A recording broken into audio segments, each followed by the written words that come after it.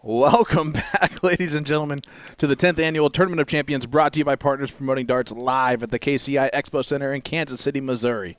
I'm Sean Green, your play-by-play commentator, and I'm pleased to be joined in the booth by the gambler, Mr. Danny Baggish. Danny, this is going to be a great evening of doubles action. Yeah, if it's going to be anything like it was earlier, it's going to be unbelievable again. Yeah, absolutely. Let's talk about earlier real quick. We had the triples early this morning. All the way into about 2 p.m. Eastern time, local time. Recap the finals there. That was a crazy ending. Yeah, it was. It came down to the two teams on paper we thought were the favorites, and it lived up to everything. It had some great moments. It had some tense moments, some struggling moments, but all in all, it was a great match. And Leonard Gates, Jeremiah Millar, and Jesse Gore. The winning darts from Jesse. I think that 9 mark was huge by him, and he wins the game. And yeah, it was a great match. Yeah, went all the way to the very last double dip scenario of one game of cricket. And here is a fantastic shot from Wisconsin. That's Garrett Rakowski. And that's what I mean by a fantastic shot. That's it. Boom goes the dynamite there for Garrett Rakowski. Yeah, we're fresh back. Usually you get the first one, so. No, only if it's an 8 mark, and I consider it a 9. Yeah, Garrett, we've talked about his throw, and it's gonna be fun to watch these two guys for sure. Well, I was watching Chris Watson play earlier while we were waiting to do the commentary, and Chris and Bradley, it's not going to be an easy match, that's for sure. Yeah, absolutely. Chris Watson, a fan favorite in the CSC Challenger Series, known as the bar darter. As we zoom in a little bit more on the beautiful face that is Steve Hilger, a.k.a. Porky. And he is throwing the bar darts right now. Yeah, I didn't know who you were referring to. So what do you mean by the bar darter? Well, the bar darter is Chris Watson. Okay. But confusingly, Steve Hilger throws bar darts. Yeah. That's what I thought you were referring to. Which I tried to throw those darts, and it was impossible for me. Oh, I'm sure. They're probably 12-gram actual bar darts that you could only pick up, like the cheap variety kind. Yeah. I played Millar with him earlier, and we won't talk about it. Garrett's up next, and let's see if he can back up that 9 with another big shot. It's going to stay on the 20 point. Nope. Switch to the 17. So who's the favorite in this bracket? This is the bracket number 1, if I'm not mistaken. Because they have 2 full brackets, is that correct? Yes, for the no cap. Division 1 and Division 2 of the no cap is what they're referred to as. This is the Division 1. In this one, in the Final Four, you have Leonard Gates and Mike Maloney taking on Jeremiah Millar and Jesse Gore right now. And then on the top half of the bracket is Joey Mann and Jake Smith taking on Ryan Sofa and Kevin Schmitz, a couple of Wisconsinites as well. Nice. What a match that is between Gates, Maloney, and Millar and Gore. That would be some fireworks, that's for sure. And then in the Division 2 of the no cap, Jules Van Dongen and Mike Carter are waiting on the winner of Brandon Pritz, Chris Alexander, and Bob Anderson, Scuba Steve Diker. That's going to be a good match. But Jules and Mike Carter, probably the favorite there. I haven't seen the full bracket, but obviously going to be playing for the king seat, would say that they are the favorites. Yeah, absolutely.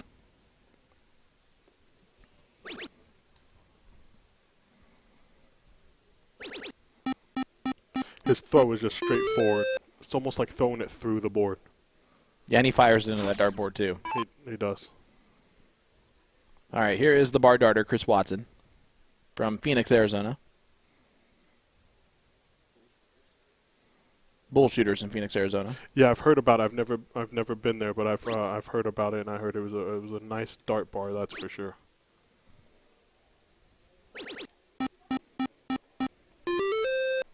Yeah, I actually did a Dateline with bull shooters and interviewed them and everything. It was awesome. Wow, did they?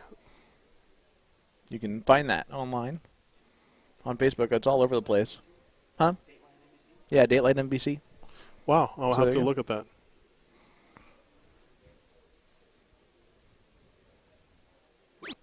Porky here just struggling a little bit. I don't know if it's just a struggle or if he's thinking about what's he going to eat next. Well, you know he's thinking about barbecue. Here is Bradley Bryce from Houston, Texas.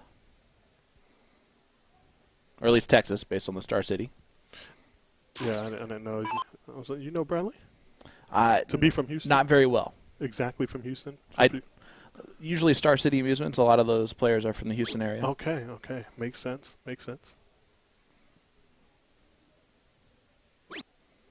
Ooh, Garrett went for the close there.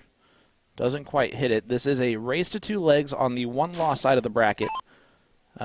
So leg number 2 is going to be 501 open and open out, full bowl, which really does favor the player 1 team, or whoever goes first. Yeah, no. If you're in the open bracket and you're playing 501, I would say it's 12 darters almost every time. Yeah, it should be. It has to be 12 or less every time, right? And if you go in second, then you got to go for the 9. Well, at Whammo a couple years ago, we saw Garrett hit 4 or 5 perfect 10 darters in 501. So you don't put it past them to go perfect if they happen to lose leg number 1. Or if they win it, they might be in a position to get past this team in 2. That's exactly right. Bradley Bryce is from the Houston, Pasadena area.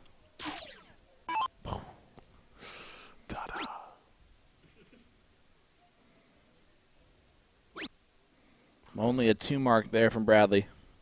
Yeah, if Garrett and Porky win this leg, then I definitely see Garrett starting off with a hat. And does he tell Porky to shoot the 180? I don't know. How many teams do you think actually think that? I feel like you have to. Yeah, right? In the open. Yeah, no absolutely you do. You have to know better than that. The scoreboard is a little bit messed up. It should say Bradley, not Brandon and Chris. Yeah, he tunes me out when I'm just trying to make it nice and not obvious. It's Bradley and Chris. That's okay. That's what we have Will for. That's the GOAT right there, guys. Sorry about that. Yeah, that is the... Yes. Wrong team.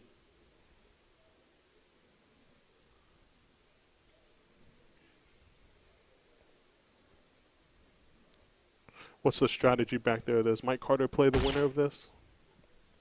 That is a great question, and I will look that up right this second. No, they're in a separate bracket, I believe.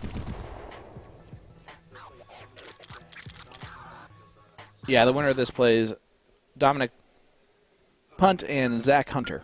I didn't know the strategy there while Mike was talking to them while they were playing. Oh, okay. Yeah. I think he's just talking to his friends. Yeah, just chatting it up while you're playing a big doubles event. Mike, I don't blame you, buddy. He's bored. It's something I would pull. He's waiting to see who he has to play on the winner's side still. He has Jules as his partner, so he just gets to put on the straps of his backpack and just let Jules carry him. Oh, yeah. I mean, that's what I do when I play with Gates. So it's that's a really smart strategy. Well,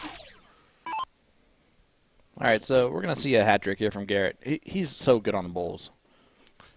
The commentary curse as he misses the 3rd one. Why would you do that? You're Never a doubt. Never a doubt. All right, so you saw the low ton there from Chris Watson, so pressure here on Bradley to not miss. Yeah, that's the thing. Like you said, this full bull, he can still hit 2 bulls here and be okay to have a shot at the help. Well, he's going to need it. Yeah, because a hat trick here leaves 126, which is very doable and open out. Absolutely. At the level that these guys are at. Visualize the barbecue, Porky. So the answer is no.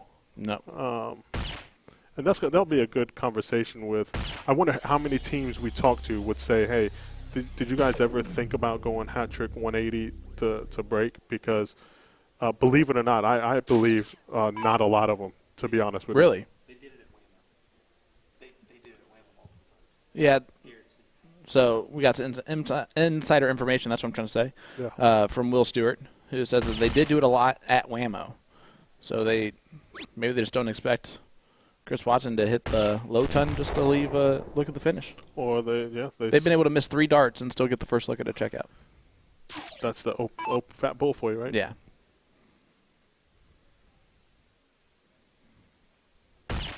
Garrett's hitting the hat trick, obviously, right? I mean, for sure. Yeah, it's automatic at this point. Well, that was your fault. 0 for 15. I tried to agree with you just to make you feel better about it. Yeah, I was staring at you to make sure you agreed with me. And that's not going to go from Bradley. So Steve's going to get a look at this 130. Again, should be very doable in this level to go bullseye, double 15. I like the bullseye trip 20 shot, but bullseye, double 15 likely from Steve. Only because you expect yourself to hit 420s with, for sure, with 2 darts, with at least 1 triple with 2 darts. But you also expect yourself to hit the bullseye there on that first dart. Fat 13 here. Yeah, it's Chris Watson, 42 left, so trip 14. And this is to tie it up 1 apiece to go to a last leg decider, what will be cricket. And they will shoot the bull there for who starts off the last leg. This is the 1 loss side of the bracket. He gets the trip 14 on the first dart. 13 darter. I believe that everyone is just proving me wrong with everything I'm saying. Elliot Milk asking who won the triples. That was Jeremiah Millar, Leonard Gates, and Jesse Gore. That it was, and it was a great match. Great match to start off a great week. Oh, absolutely. I mean, we haven't even talked about the men's CSI that's tomorrow. Cannot wait for that. Cannot wait. Starting at 10 a.m. local time. That is singles cricket invitational. Top 32 in the top 1,000 All-Star rank list get invited to this bad boy. The lowest average player that's playing in the CSI is Johnny Lackey at a 4.689. And that is not a terrible average at all. It's not terrible. And to believe it or not, it was a better showing from him today all day, I think. Absolutely. He shot well over a 5 up until the last leg or 2. So Chris better hurry. Whew. It's tough to react after that first start. I almost felt rushed. He was taking his time for a minute there.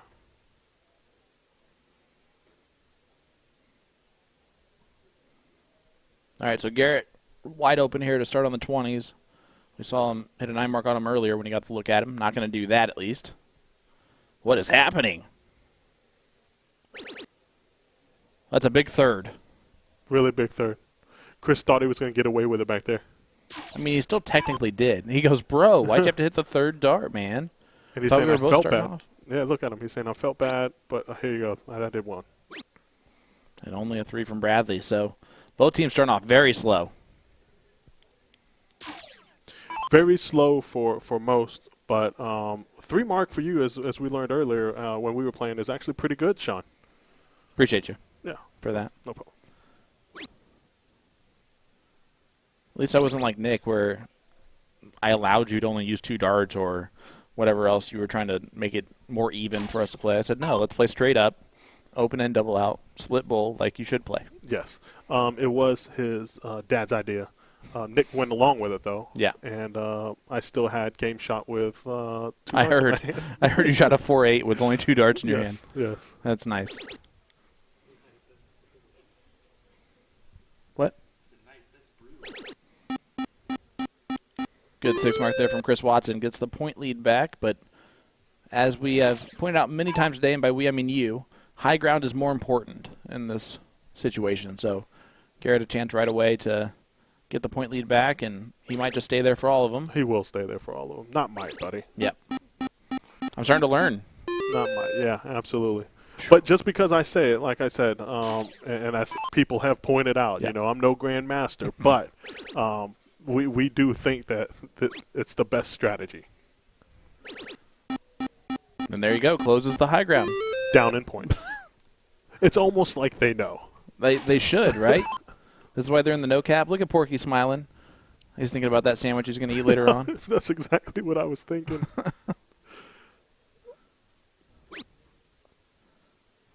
A.K.A. poor man's Devin Peterson.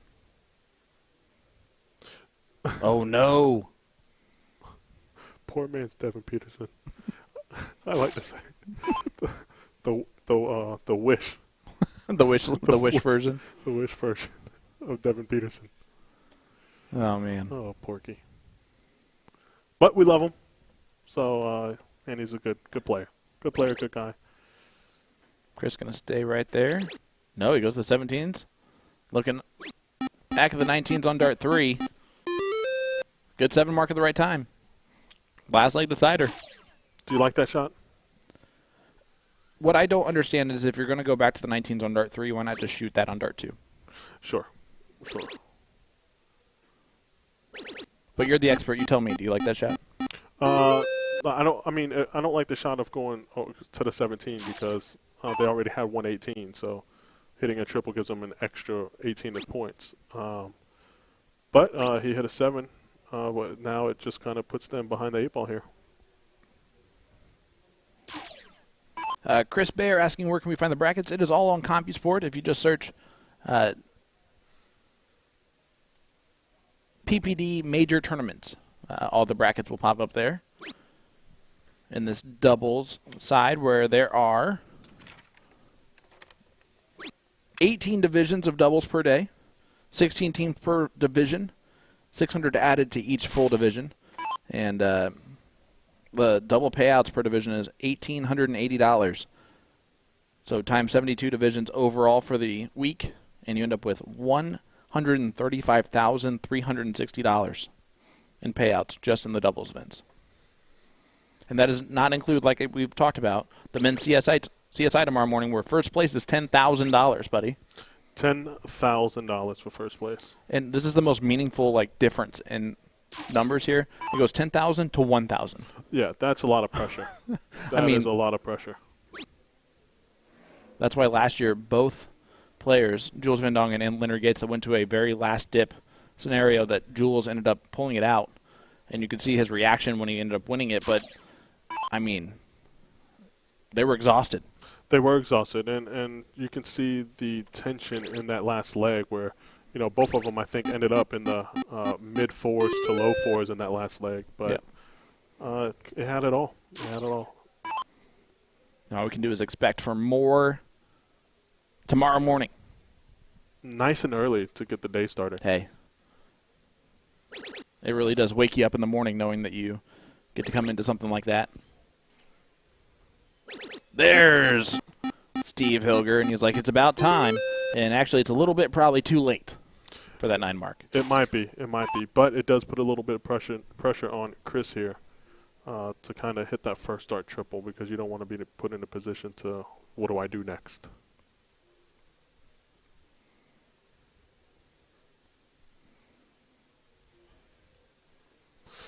They won their first match, David, Mark, and Chrissy, but I don't know. We'll double check on where they're at in the bracket.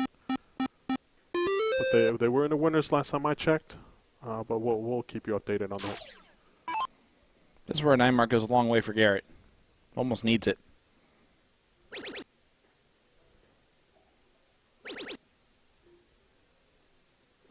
Boom goes the Wisconsinite. You're getting good at this, Sean. This is good stuff from you. This is really good stuff from you. Again, it's so easy just to call the right shot when it's this talented a player. Obviously, it's not because I'm 1 for 16, as David has pointed out in the chat. So it's not that easy. And also, I honestly believe it was the Whataburger you had. It was so good. Listen, I don't care about the reviews that anyone else has done. Will Stewart's insane. Listen, there's nothing wrong with that patty melt, to say the least. And the fries are good. And that spicy ketchup, Yeah, that's it's great. I love it. I love Whataburger. Love it. Love it. Yeah, I mean, it's very above average of a fast food restaurant. It's not your fast food normal. Yep. You know what? What else isn't normal? What? That 1 mark from Porky in a tense situation. See if Chris can take advantage of it.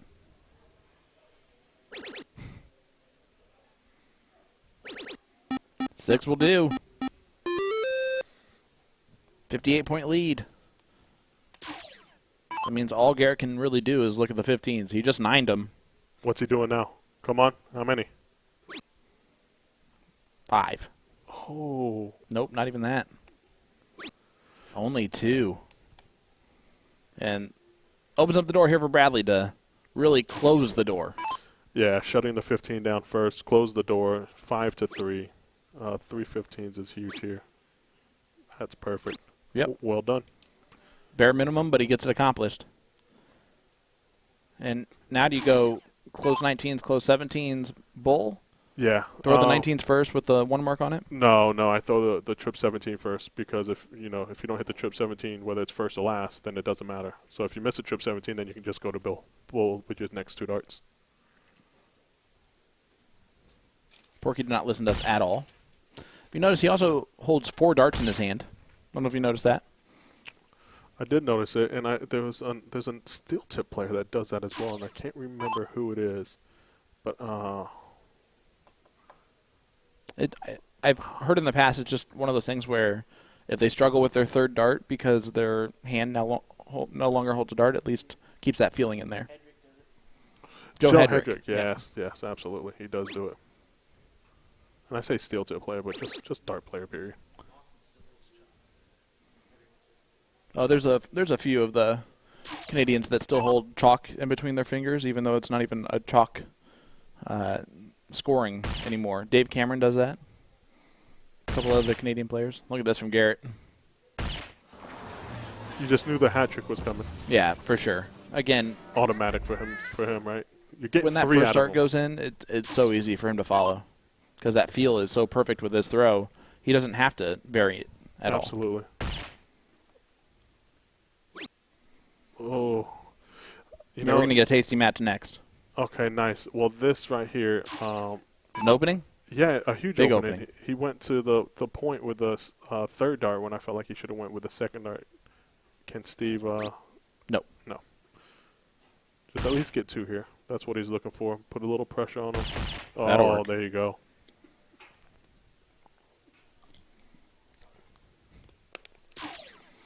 Well, the next match up on stream, buddy, is going to be Jules and Mike Carter taking on Bob Anderson and Scuba Steve Diker in the king seat, which is Division 2 of the no-cap bracket. Nice. Yep, that's going to be a good match. It's the only time that Jules, Mike, Bob, and Steve are going to be in a Division 2 of something. Yeah, you're absolutely right about that. Yeah, good shot. Smart shot to stay there as well. No hero dart. Last leg. No hero dart needed. No, especially because this is getting scrappy. It's also round 15 of 20. That it is. Another 4 bowls ties it on up, but it really gives the free reign here for Bradley to go for the win. Do you go for the win? Yeah. He just needs 2 bowls. He just doesn't want to miss the first one because it's going to put pressure on the last one. Just like that. Now, very doable winning darts here for Garrett and Steve, and that would be a huge steal. He doesn't even look at the bull here. He Nope. can't look at the bull. Just go 19, go 17. No matter how many darts it takes you shoot for the win. There's the close on the 19, 17s. There it is. Boom goes the Wisconsinites, and they steal this. Unfortunately, Bradley only hitting 1 bull there, and he's gonna really be thinking about that.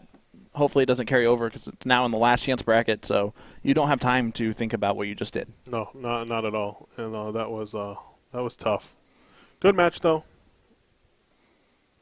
Well, look at this good-looking person right here, Jules Van Dongen, JVD, getting us started in the king seat match of Division 2 of the no cap, taking on Scuba Steve Diker and Bob Anderson. Jules playing with Mike Carter. Jules and Mike are out for a little bit of redemption tonight too, because they ended up getting triple dipped in the finals of the triples earlier. Yeah, they're going to look for some fire here because they want the first win underneath their belt, especially if they're in that prize pool. Absolutely.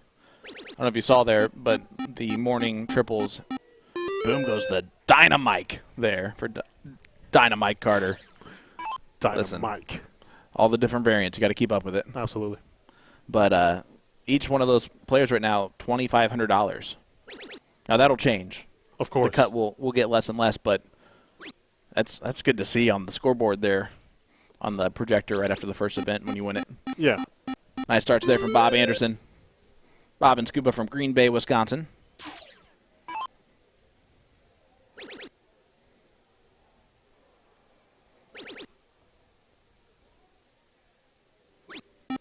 So smooth. Yep. And it looks like it is already a 1-0 score line here for Jules and Mike. I'm going to be honest with you. It can't be. You know what I mean? It can't be 1-0 with them going first. That's very true. Yeah. So. It's game 2, so it's actually 1-0 Scuba and Bob, which is not Kevin and Ryan. Will is on fire. Oh, he's about to be on fire. He's about to be upset with us for calling him out twice in like a half an hour time period. Yeah, I think this is the most mistakes I've ever seen Will do in the commentary. Yeah, it really was my fault because he wrote down the king seat match of the Division 1 of the no cap for me to say on air, and then he just happened to write those names instead. Gotcha. Happens to the best of us. Kind of like when you know you need something from the other room and you round the corner and you immediately forgot what you were going over there to do. Yes, I do that a lot being 40. So You are the old man of the group. Thank you so much for joining our team because I have felt like the old person for so long, and I'm only 35. anyways, and game shot by Jules. So 1-1 score line now. We'll change that subject real quick. Race to 4 here in the king seat match. Does that change it? Does that put it in favor of Jules and Mike if you really, like, based on averages alone? Yeah, of course, because you're thinking in your head, like, even if you go down 1-0, 2-0, it should most of the time it's going to play out to where they're going to, steal a leg and so forth and then hold. So Scuba looks really smart when he wears glasses. I like it. I don't know what you mean by that, but like smart means Like intelligent? intelligent, and Yeah. like in England they say, "Oh man, you look smart." Yeah. Like means like best, like good dressed, well dressed. Yeah, absolutely. It's like good dressed, well dressed is what I meant there. Yeah, what you said.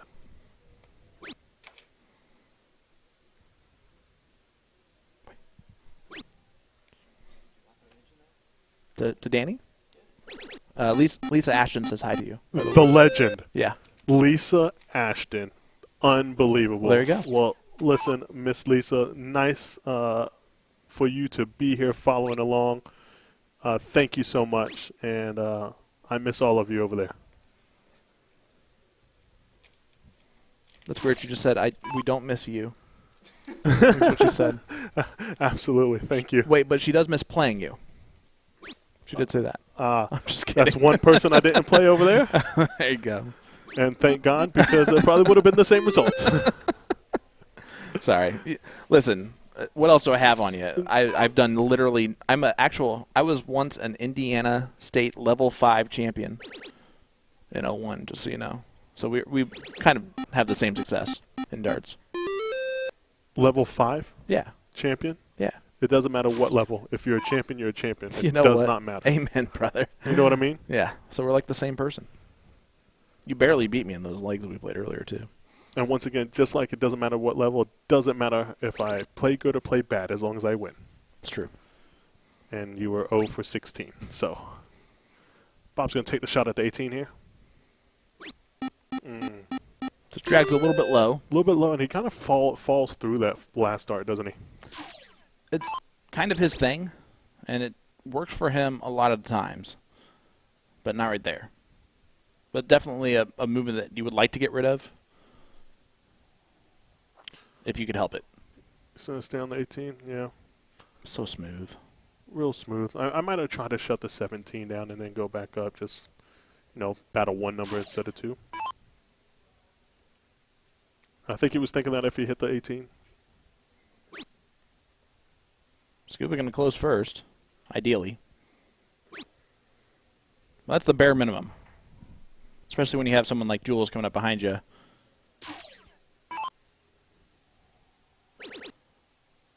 Does he close?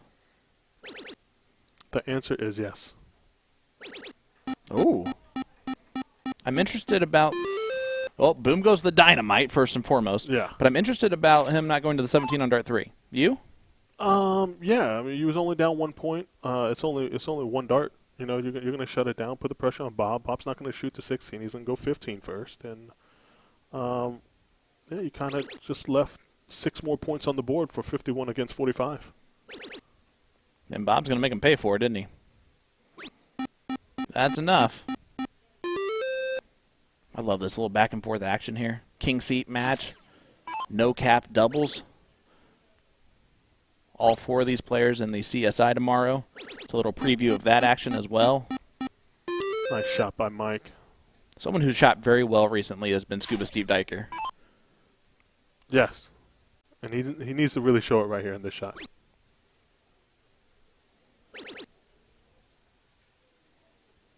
Oh, that's an unlucky third. Really unlucky. Just deflected right into the 10. Yeah, I figured Jules was going to make this look a little bit too easy, you know? He usually does. And he'll go back to the 16. Boom goes the dynamite. Back-to-back for Jules Van Dongen. Gone 9 mark in his last 2 rounds, and what a time to do it. Against the throw in the king seat of open doubles, no cap. Yeah, and it's against the throw, but Bob and Steve are going to be able to regroup. And you don't when it's tied 1-1 and you lose your throw, you really don't lose much, right? Because it's going to be 2-1, and you just still start the next leg. For sure. So that's what they'll be looking forward to as Mike wins this game, and it's 2-1. 2-1 in favor of Jules and Mike, and I will argue that at no point in time do you just want to be down to Jules and Mike. That's always a bad feeling. Absolutely.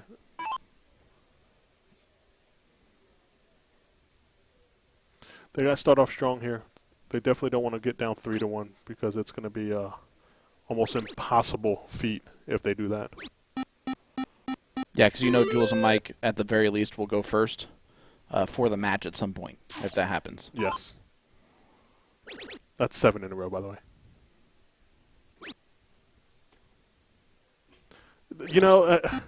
Listen, And then he misses the very next one. It's not like they can hear me. That's true. But I feel like they can hear me. And it's only you. Like when I say it, no one bats an eye and misses. They all still hit the 9 mark. But as soon as you say it, it's like the nervous nature. The curse just runs out of the room. No, I don't think it's a curse. I think it's and punches him in the face on that It's second. the nervous nature of hearing Danny Baggish say that, something positive of 6 marks, 6 9 marks in a row, 7 9 marks, and then boom, you just miss. Happens to everybody. Listen, not me. Well, all right, here we go. You got to hit 1 9 mark for us to start talking about that shot. I can hit a 9 mark every once in a while. Mike Carter, good third. But Scuba's going to have a little bit of an opening here. And this is almost a must-win leg for them. Would you call it that? Oh, it is a must-win because the odds are stacked against them if they go down 3-1. I can't see them winning the match down 3-1. Scuba has a little bit of a rock to his throw. Remember, also these gentlemen have been playing all day today. But Jules is looking locked in. Yeah. Can I state the obvious? Sure. I am upset that Jules and Mike and Gates and Maloney aren't in the same bracket. That's absolutely an obvious statement because you're dead right. Now we don't get to see them play each other in the finals. That's what they should do. They should just gamble the winnings on that final match and play against each other. I will suggest that. Both teams have to triple dip each other. They start off with 0 losses. I like it. I love it. Do you want some more of it? I want some more of it. Just figure we should finish the song if you're going to do that. Yeah, that was a big shot by Bob. Mike is looking to match with a 7 mark of his own, and he does. I'm Sean Green, joined by Danny Baggish, the gambler. Buddy, it's been an absolute pleasure to have you here so far. You make me smarter, which I don't say very often. Actually, you've made yourself smarter. Actually, you've proven that time after time, and I'm 1 for 17, like 2 for 17, but you know. Well, you're wrong on like the shots they hit, like Jules 9 mark right here. Like that's easy to say, you know. Jules, I swear to you. Oh, yeah, see? You got heard so it. lucky. That's what I'm talking about. You Yeah. said it. He hit the 2 But triples. as soon as I I say something, hey, listen. boom. It just doesn't happen. All right. Bob Anderson's got a lot of work to do on the 17s. And already not going to do enough.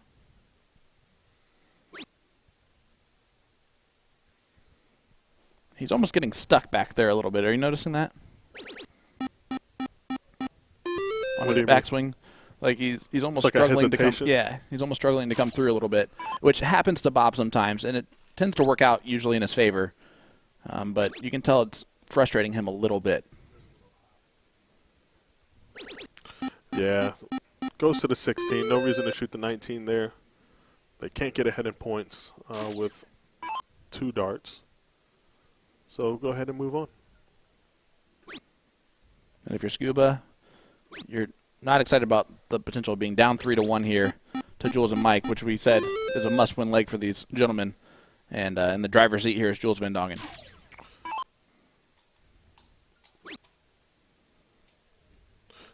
Do we have the number of legs Jules and Double. Mike have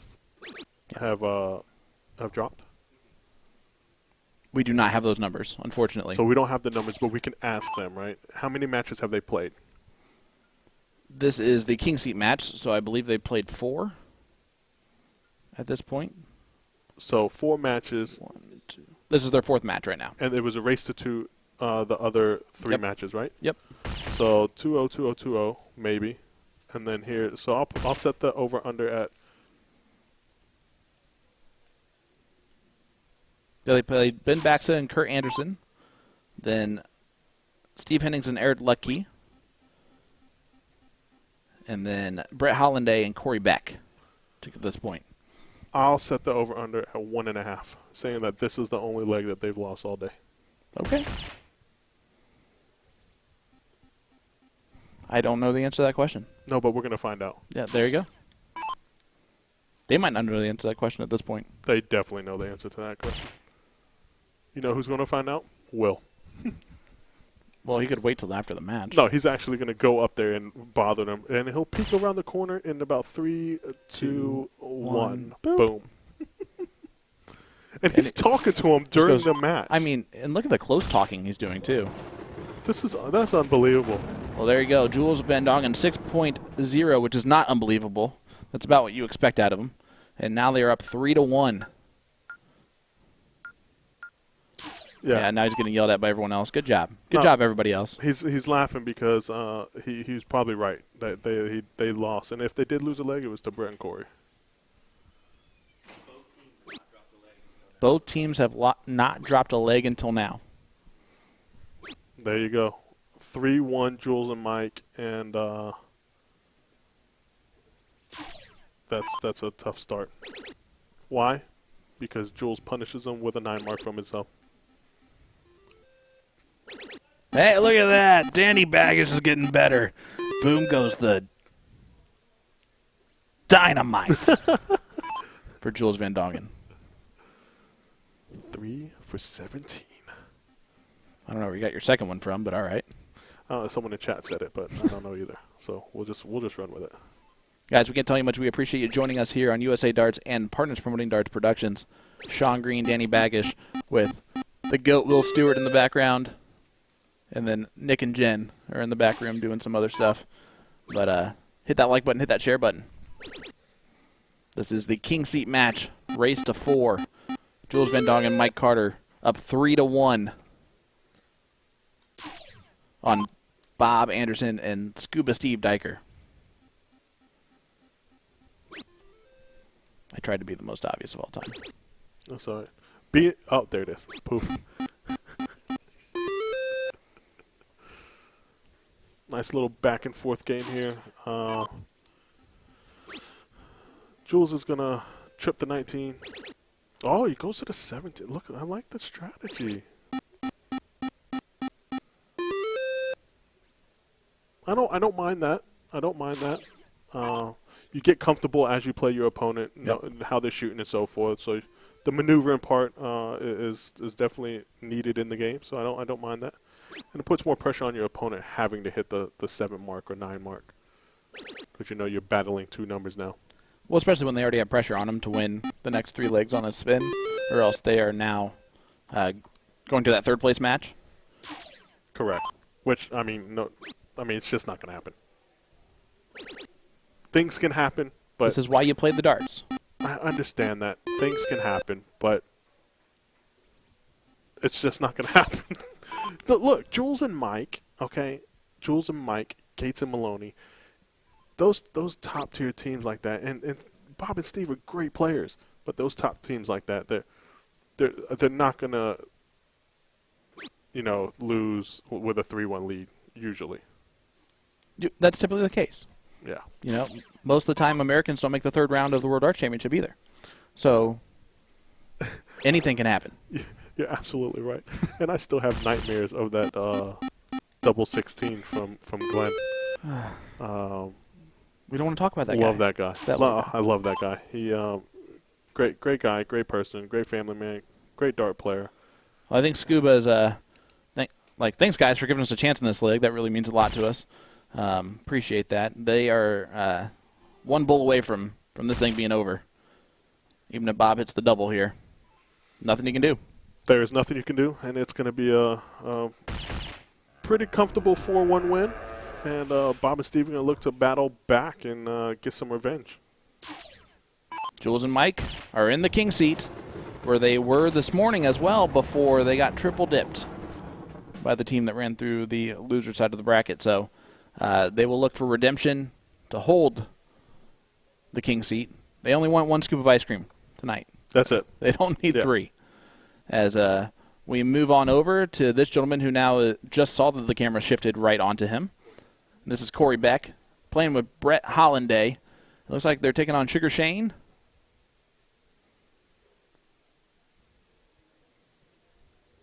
And JC Martinez. So our first look at JC this weekend. Sugar Shane and JC. That's a good team. They are in the 1-loss side of the bracket for the bracket 2, Division 2 of the No Cap.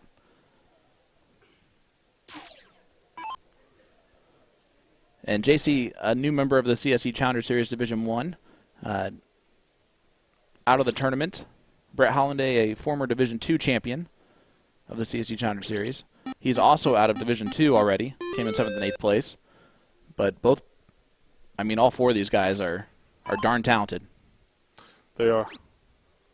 JC coming off the Booyah Cup win is playing really well. You see it right there, and look at this. The pointing is outrageous. Already up over 1,000 points. This is leg number 1, so the scoreline will be 0-0. That's how that works. Yeah, well done again, Sean. This is round 12 already. Corey only 2 opens up the door for Shane to close the door on the 18s, but how about this? It's round 12, and they're only on the 19s and 18s. Yeah, and he's probably going to go back to the 19. Mm-hmm. Yeah. This is also only 20 rounds? 20 rounds, yeah. I love that, actually, with the CSI, the CDC, or the CSE Challenger Series. When those roundouts do happen, they're rare, first of all. But then when they do, it really is a strategic move to think to yourself early enough on to, all right, it's points only. And usually the first team to think that tends to win those type of roundouts. Absolutely. I will tell you this. Last year at TOC, we did hear in the women's CSI of and the women's elite finale, that there are actual teams that were their whole strategy going into each match was to round out. Which I don't know. I've never heard of that being an actual thing, but until last year at TOC. But it paid off for them. Did they end up winning? No. But okay. But that's because you had the team of Abby Spot and Hunter Smith draw each other. Oh, yeah. It would have taken a lot to beat that dynamic duo. Oh, absolutely. And I forgot they actually ended up winning. All right, here's Brett Hollanday from Minnesota. His wife, Gina, good dart player as well.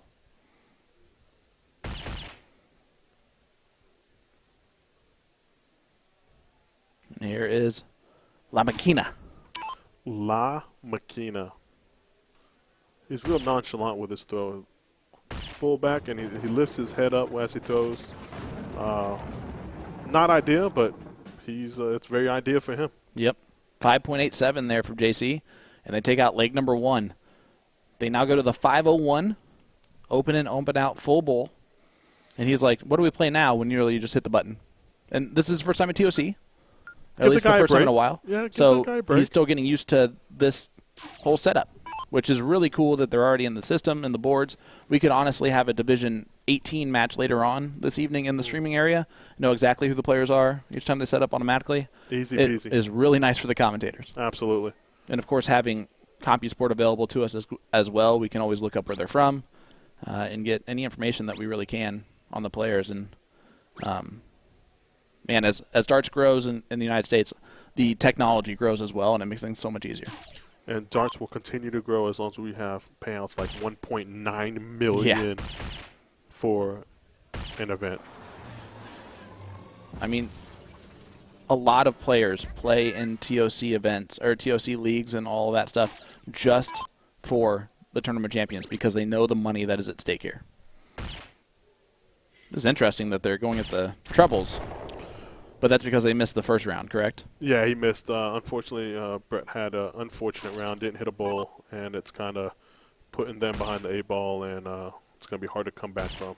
Especially with a team like Sugar Shane and JC who, he gets rid of the Trip 17 real early. That he does. That's a bold move, Cotton, but it's going to pay off for him there. It will. It will. And I would have loved to see Corey still throw the bulls because, a big shot by Brett, Corey would have had a shot at the out.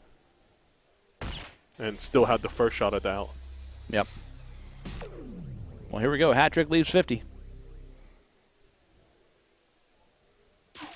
This is from behind for the match. Yeah, I don't know how many times I have that and then miss a dart. When you have 4 bulls, you're just so relaxed and just go hat trick. No, we miss a dart. We've all been there, JC. Don't worry about it, buddy. Shake that one off. I don't know. The one time I was in that position, I hit a hat trick. Sean, I don't think I've ever seen you in that position. Well, not here, Yeah, I gotcha. Well, there's a finish left for Brett if he comes back. But Shane on 84, this should go 9 times out of 10. Yes, inside double 17. Just like that. Yep. There it is. There you go. And the open out, those pros are going to hit it 99 times out of 100 there with the single dart left. And they win it in leg number 2.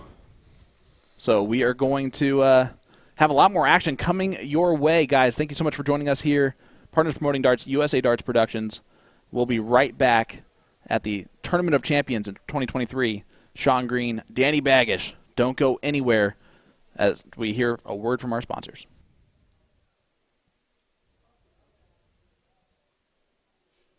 Blah, blah, blah, blah, blah, blah, blah, blah.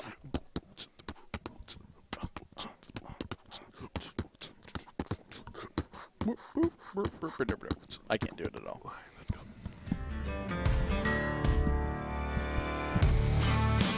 I'm telling you, they're going to be sore after 4 days, but that's all right. Benny Dirt says I do miss this besides this. Oh, that's great.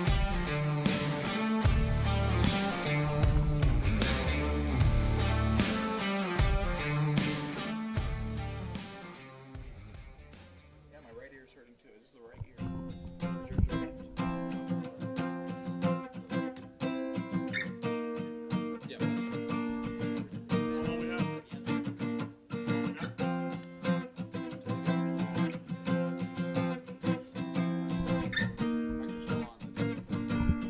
the mic still on? Check, check, check. Hello, hello, hello. Check, 1, 2. We came into this world as a reject. That's still on.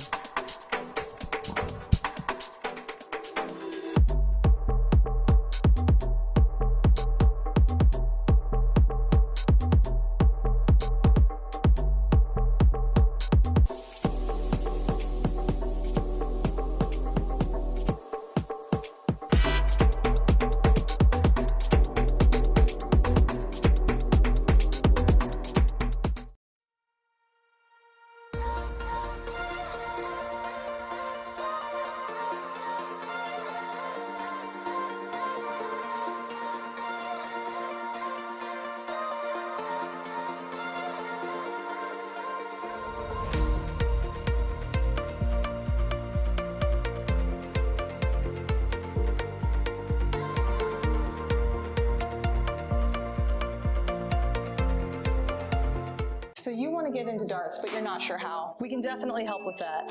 We're A2ZDarts.com, and we've been a darts specialty store for over 30 years.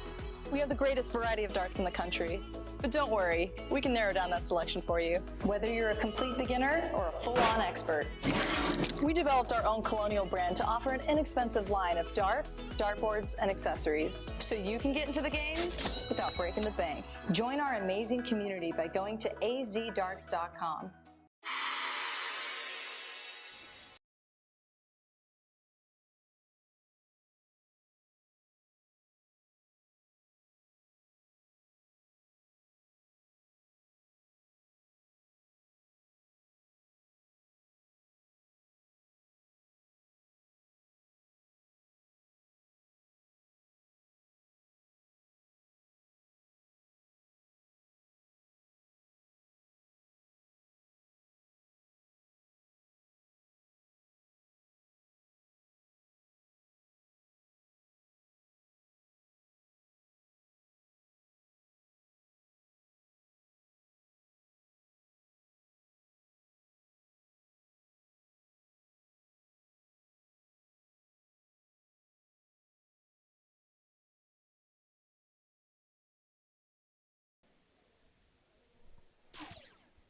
Well, welcome back to the Tournament of Champions 2023 live at the KCI Expo Center in Kansas City, Missouri. I'm Sean Green, joined by Danny Baggish. Danny, are we live? We might be live. Are we live right now? I think we've been live the whole time, mate. I would like you guys to know that the good beatboxing was done by me. The bad beatboxing was definitely Danny. And thank you to everyone for telling us that the headsets were still on a little bit late. Hopefully you didn't hear any of what Will was saying, because that'd be awful. Look at this diddle. They're round the outside, round the outside. Go ahead, Eminem.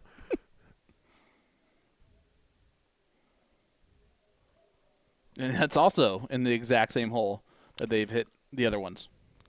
Step to the right here, yeah. He's going to want to put it, I like the right side. Put it just in the second or third hole on the right side. Austin is growing out his James Edwards beard, who is the King Seeded Division II of the CSE Challenger Series from Indy. Just don't deflect up out of it. And that one's out. Which was really tough, right? It was. When you have 5 darts in the outer ring of the bowl. I don't know how you fit a 6th in there. But look at this. The best-dressed man in darts himself, Mr. Brandon Neal, throwing with Austin Braswell as they take on the Hensies. The dad is Rick. The son is Tyler. Tyler's the taller one. He does look a bit younger than his dad. But 18 years old. Yeah. He's a good kid, nice young man, and an even better dart player. Yeah. Well, and he's humble, too. You would never know that he's 18 years old. And that's probably the best compliment I can give someone. Oh, especially after that age. At that age. Well, you want to know how tough this bracket was, bud? Go ahead. In last place in this Division I no cap, Kenny Doyle and Nick Selepic. And I don't think anyone would ever have chosen that team to be in last place. They had to play Rick Hensey and Tyler Hensey for that 15th, 16th place spot. I'm not gonna lie, Kenny gets in these moments when he plays a match, and if he does lose, they were probably just like, you know what, let's go to the casino. and rest up for the CSI tomorrow. Absolutely. I wouldn't put it past them at all. Good darts there from the man from Central Florida, Austin Braswell, from the Kissimmee area. Here is the young 18-year-old, 6'7", Tyler Hensey. Is he really 6'7"? Yes. Oh, my goodness. With the fake sarcastic fist pump there, he's not happy with that throw. No. 3 singles. Brandon's going to look to pounce on that. Well, this is a race to 1 here in the last chance bracket, too. We failed to mention that. It's just one leg of cricket for all of the marbles. So that diddle was so important to go to a last dart of the diddle. And once again, just like before, it's going to be real important to see at what point in time are they going to try to take away the big number, right? So, especially with Rick. You can't leave Rick Hensey or on that 20 for long, can you? No, you can't leave the Henseys on anything. They honestly, they might get last, or they almost got last place in this match. They might get third or second or first. Yeah. They could run all the way back through it if they get hot. They have that talent. The same can be said for the team of Austin Braswell.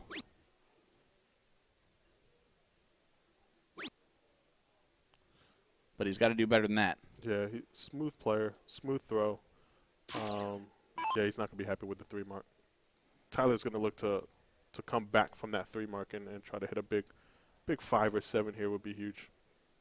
So do you want to know why I don't play darts competitively very much anymore? You don't have to tell me. I played you earlier. I know you saw me. Yeah, I so mean, that's part know of why. it. But the other part of that is I've been playing darts for about 13 years, right? Okay. There are 2 guys playing in this match who've been playing for 3 or 4 years. Austin Braswell's only been playing for like 3 or 4 years too.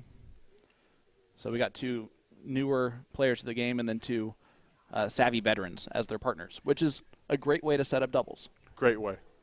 Do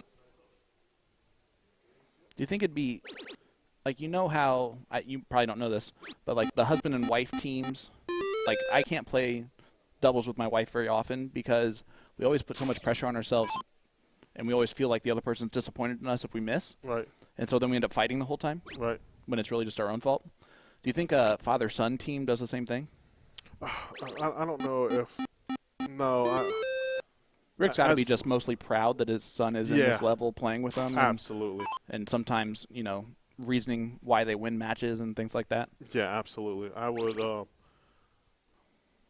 think that's Rick's mentality and mindset.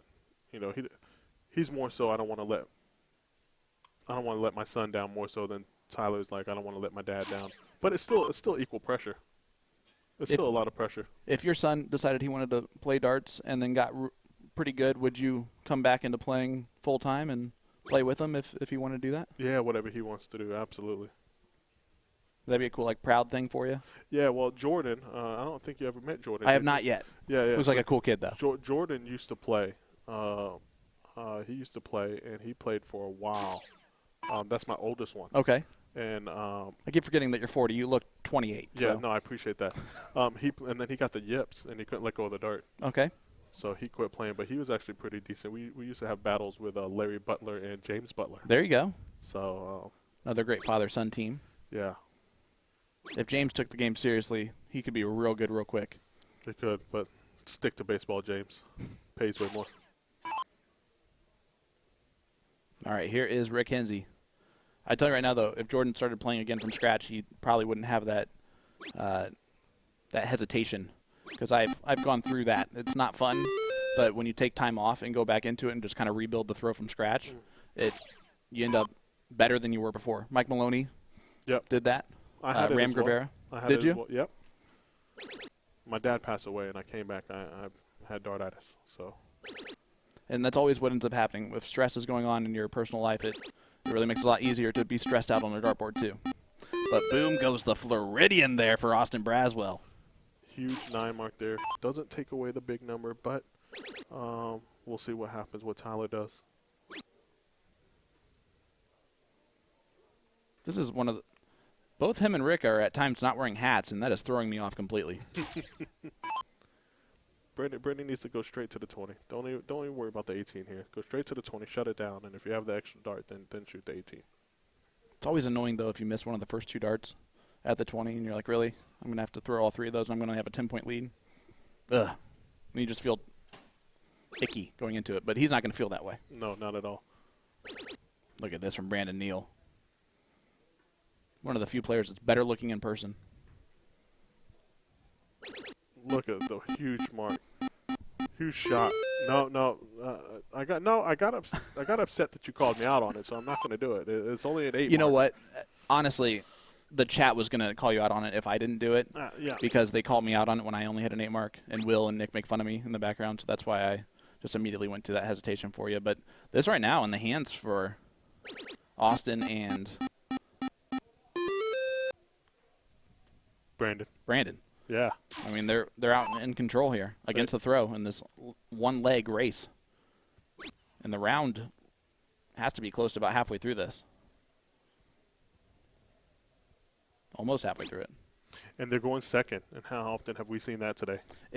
It's been about 50-50, which has been way against the norm of what you would think would happen. But it's cricket. That's why this game is the typical game chosen in a Chicago type of format of blind draw. Usually you'd pick to go first, and the other team will pick cricket automatically. It's because that is the one chance that you have to maybe miss 1 or 2 throws and still be in it. Agreed. And I like that little fist pump back there by Rick. Mm-hmm. Proud papa when he sees Tyler do that. Because that was a big moment, and he needed it. And Brandon needs a couple triples here to get ahead. Maybe try to shut down the 17. But we are halfway through. This is round 10 going into round 11 when Rick steps up. Man, I wish Brandon threw there at all time because you got to see the hand go back and the dart fly straight at the dartboard from that angle. It's a good one. View. All right, here's the juggernaut, a.k.a. Big Easy, Rick Hensey. He's like, all right, great. Now back to the 17. Scoots over to try and hit a treble. Oh, no. Bit unlucky there on dart 3. Very unlucky. Look at Austin. What a gentleman.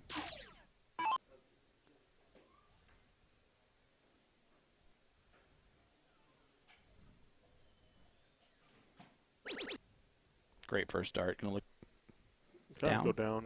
I was about to say, he took his eyes down and then went back up. He tried to go for a Maloney double there.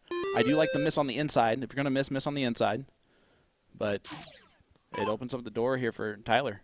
Yeah, whether he misses on the inside, outside, I don't like the shot at all. But, that's another story. Mike Maloney effect. The way I was explaining it is there's only like 3 or 4 dart players that should shoot at doubles in cricket because the talent there is they know already, like they're aiming for the inside wire of that double. It is very rare that they're going to go outside the double and not make the dart count. Like you're one of those players that if you wanted to shoot at doubles, you absolutely have the right to shoot at doubles. But 98% of players cannot aim at that exact wire, and so it's not worth it for you to look at the doubles when you've been aiming at triples the entire match. Here's the thing, Sean. Right? Here's the thing. Out of 100 people, there's only one person in the country that should be shooting at doubles, right? And that's Mike Maloney because he thinks it's the right thing to do, which he's absolutely wrong. So my thing is as a dart player, just misses just low. As a dart player, no matter your caliber, you should be shooting the triple because you don't need to be aiming at one wire. You need to be aiming at 50-something holes or however many holes is in the triple. For sure. Right? So if you miss high, miss low, or you hit it dead center, you're good either way. Just can't miss left or right. Sorry, that was a little sensitive subject for me. No, listen. The Mike Maloney effect is real with people because I've seen more and more people shoot more doubles ever since people start watching Mike shoot, and it really breaks my heart to be honest with you because it's really not the right thing to do. Yeah. Is this where Tyler looks up at the 18 here? Would you? You would, right? 56 points down. No, not in the last. I mean, this is only got 2 wedges. Yeah, this is only one game. Only because 50 points there, it's 894, right? So that's still 6 bulls, and they're around 14. That's true. You got the You got to be thinking points there, but it does close their ability to – it puts a pressure on them to hit a 6 mark, I guess. You're right. You're right. But I see exactly what you're saying there. I just think that goes against what you would typically say there. 100%. Which is weird for you to say that no matter if it's a race to 1 or a race to 3. If you think that's the right way to play, wouldn't you play that in a race to 1 too? Yeah. To be honest with you, I answered it really quickly because we were talking fair. about something else. That's fair. Sorry about that. I changed subject on you. Yeah, something that had me riled up for a minute. But, no, you're absolutely right because they're just going to sit there and pound it. So, same scenario. At one point in time, you're going to close the 18, which you're going to do. Yeah.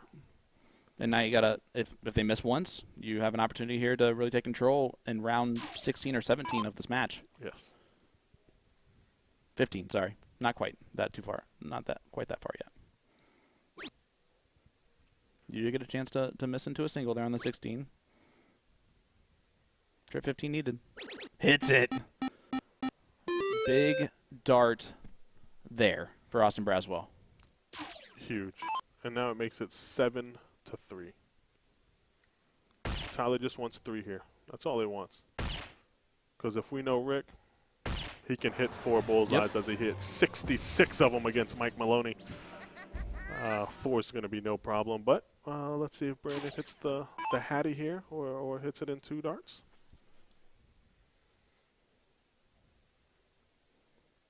If it was only on looks, he would hit this. That's a great start. That'll do it. Look at that. Double bull. No doubt whatsoever in that one. And Rick Hensey and Tyler Hensey are out of this tournament. How about that? Yeah, that's another juggernaut of a team out, and but that's what this tournament brings. Yep. Some top teams, some top players, and anyone can win a race to 1. Anyone. Yep. First or second, as we can see there. Look at this, Jesse Gore going to look for it. Trip 16. Oh, just on the outside of the triple. So this is for the match then. It is for the match. Going second. And that's Jeremiah and Jesse. So Garrett and Porky might pull this one out. This is for a perfect leg. Yep. Trip 17 needed. You ruined that, but you only need 3. That last start's the hardest start to hit. Absolutely. But that'll do it. And Jeremiah and Jesse Gore now move to the last chance bracket. And Jesse Porky doesn't and look happy, does he? Garrett move on. Jeremiah and Jesse both don't look very happy. They don't want to be in this position this early. See the Yinzer there. Chris Alexander, who's, well, he's close to getting yelled at by PPD with that outfit he's got on. All right, here's John Edwards.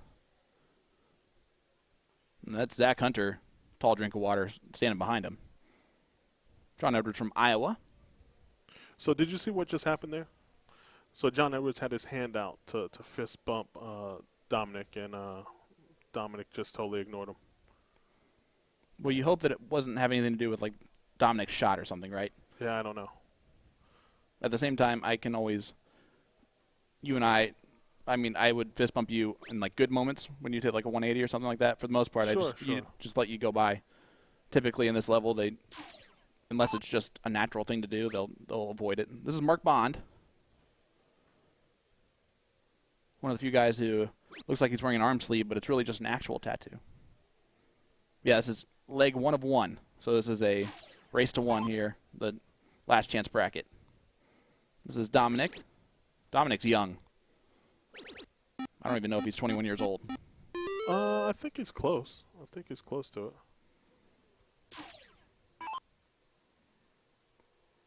He looks like he could be 16 or 27. Well, not 16 because of the beard.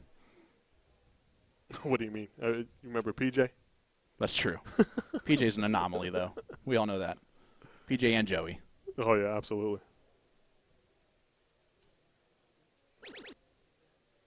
John Edwards gets the point lead there. Looking at the 16th now. Almost. So the team from Texas has a little bit of work to do in this leg. Zach Hunter, a fantastic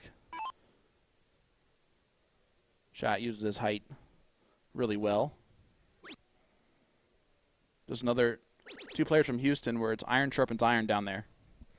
Isn't that a great place to live with all that talent?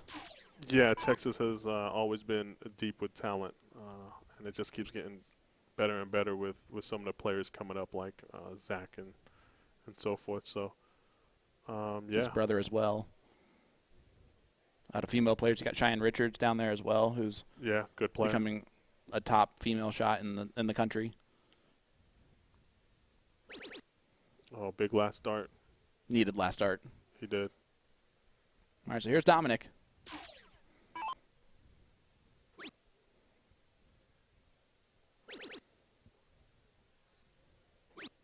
I like his throw. It's a nice, smooth throw. It is a smooth throw, and he's always been that way. And I think that the more he plays in this, the more he plays against the top-level competition, the better he's going to get as a player. Yeah, coming up, he played a lot with the youth coming up, and then I don't know if he took a break or what, but he took up bowling. Hey, that can be one of those sports that is another. He looks like a bowler, doesn't he? A little bit, yeah. I used to babysit a kid who looks very similar to Dominic in like size-wise. Yeah, but look at this. And He that grew kid, up to be, that kid was a PBA bowler for a little bit. Yeah, he grew up to be a great young man in Will, didn't he?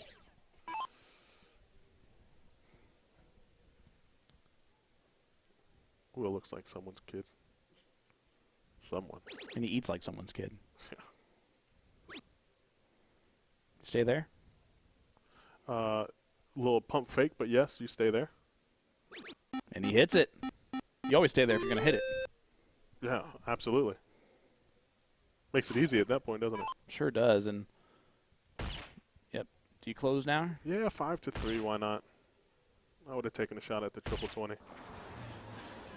Yeah, he knows 3 bowls isn't even enough, which is why it's better to close there, right? You feel happy if you go bullseye, close, close, because that leaves you with a good feeling. If you only hit 3 bullseyes there, you saw he was still upset about that. Yeah, it leaves you with a chance, you know.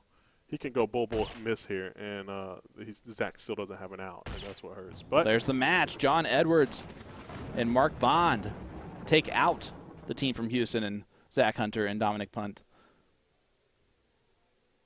Good match, and you guys are seeing it here. It's rapid-fire action now that we are deep into this tournament with the 1-loss bracket, the 2-loss bracket going on, trying to get back up to the king seat to play the king seat matches.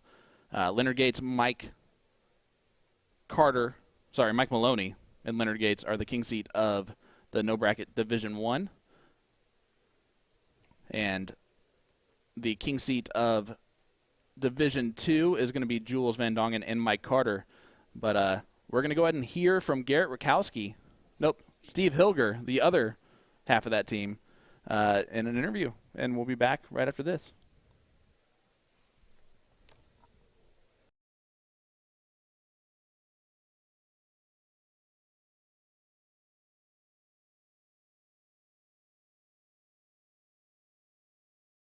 Porky or Steve Hilger? Which one do you prefer? Porky in the dart world. It's got to be. You know, there's too many Steves, and you know, I'm done playing. Hey, it's Steve. You know, and 10 people turn around. Porky. That's it. I'm surprised you didn't say Devin. You know, he's younger. He's the younger version of me. But you know, I'm getting old. I got too much gray to be Devin anymore. Second time here, Porky. How you feeling? I'm excited. I mean, I was hoping it would come back. You know, last year I didn't do it just because it wasn't guaranteed it was going to be in person. You know, everybody hears me talk about how much I hate online play. You know, it's a different energy when it's in person. You know, I feed off my opponent's energy, I feed off the crowd's energy, and you can't do that online. So I'm extremely excited. No problem, Porky. Without saying you're a favorite over Mike Maloney, with saying you're a favorite over Mike Maloney, you just did it just then. No, absolutely. So I heard about the Kansas City barbecue. I haven't been here. This is my first time. What are the expectations? Where do I need to go? Anywhere. I like barbecue, like second best barbecue in the country. Sorry, Nashville takes it. But, you know, Kansas City, there you got LC's, Jack Stacks, which is more, it's pretty good. It's good if you don't, like, you know, have like your regular Dickies and all that from whatever area you're from. But yeah, there's a couple other ones I want to try out. Lakeside is one of them that I've never been to. I've heard nothing but good things. But more importantly, Whataburger has that chili burger this month, man. So my room is right next to the bathroom at this B&B, and I'm gonna put it to the test. So I didn't even know there was a Whataburger here. man, you need to hang out with me more. So PPD is putting on a great event, obviously, and it's unbelievable here. The Expo Center is unbelievable.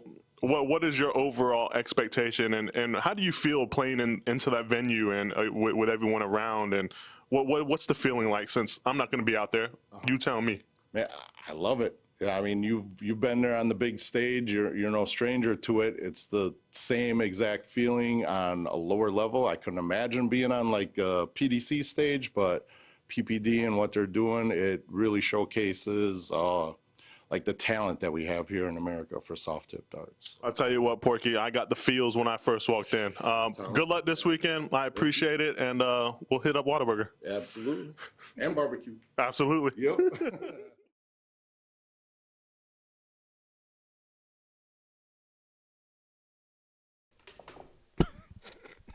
He is on it tonight. Take another one, Will. 0 for 5. All right, Mark Mears and Chris Grimmel. This is a race to 1. I'm Sean Green, joined by Danny Baggish. We are live at the Tournament of Champions 2023. Sorry, Will right away just threw me off from actually giving a real intro. This is David Bailey. And you see it right here. This is the no cap. And we see Chrissy Grimmel, arguably the best female soft tip player in the country. Would you agree with that? Oh, yeah, absolutely. Absolutely. I love her tenacity. I love her throw. And I love her reactions when she hits something big. And she is a rocker. And the more that she walks that third dart, the better she is feeling and throwing. I have been on the wrong side of that sideways fist pump leg kick too many times. So Yep. I know she can bring it at any time. Chrissy's partner is Mark Mears, which we're getting that figured out here real quick. And here is Mark Mears. Another Floridian. And this is for the match. Well, if you blinked, you would have missed it, folks. We almost did. One leg, and that is it. And they do take out Sharon Wimburn and David Bailey. So 1-0 victory. And see some spankings being given there to Mark Mears from Devin Hunter. And look at that. That's Brandon Kessler, who just shot at the line there. And this tall drink of water is Jesse Gore. And this is the last chance as well. Yeah, one game here as well.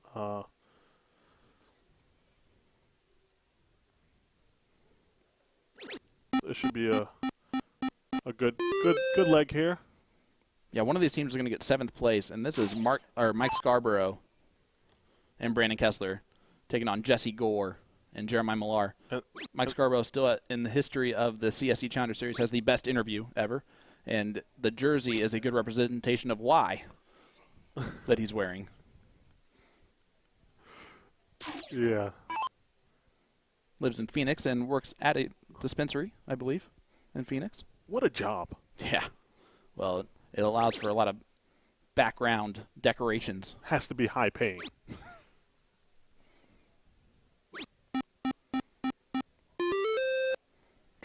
Jeremiah Millar, the Beast, who had a tough match in the CSC Challenger Series on Monday night, losing that match. So he is out of the CSC Challenger Series before he really wanted to be.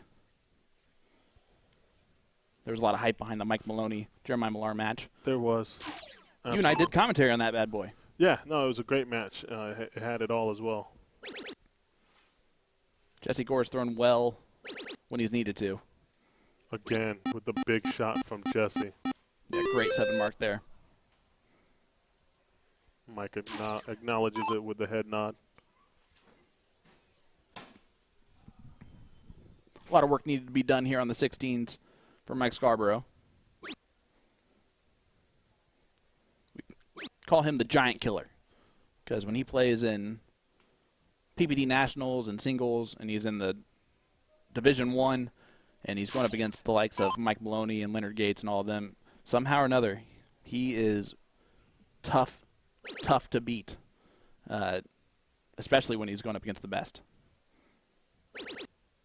But look at this from Jeremiah Millar. Tough to beat this team going second, that's for sure. They did have a window there early, but Jesse shut that down pretty quickly. And this one game going second against Jeremiah and Jesse, you can't let them back in it.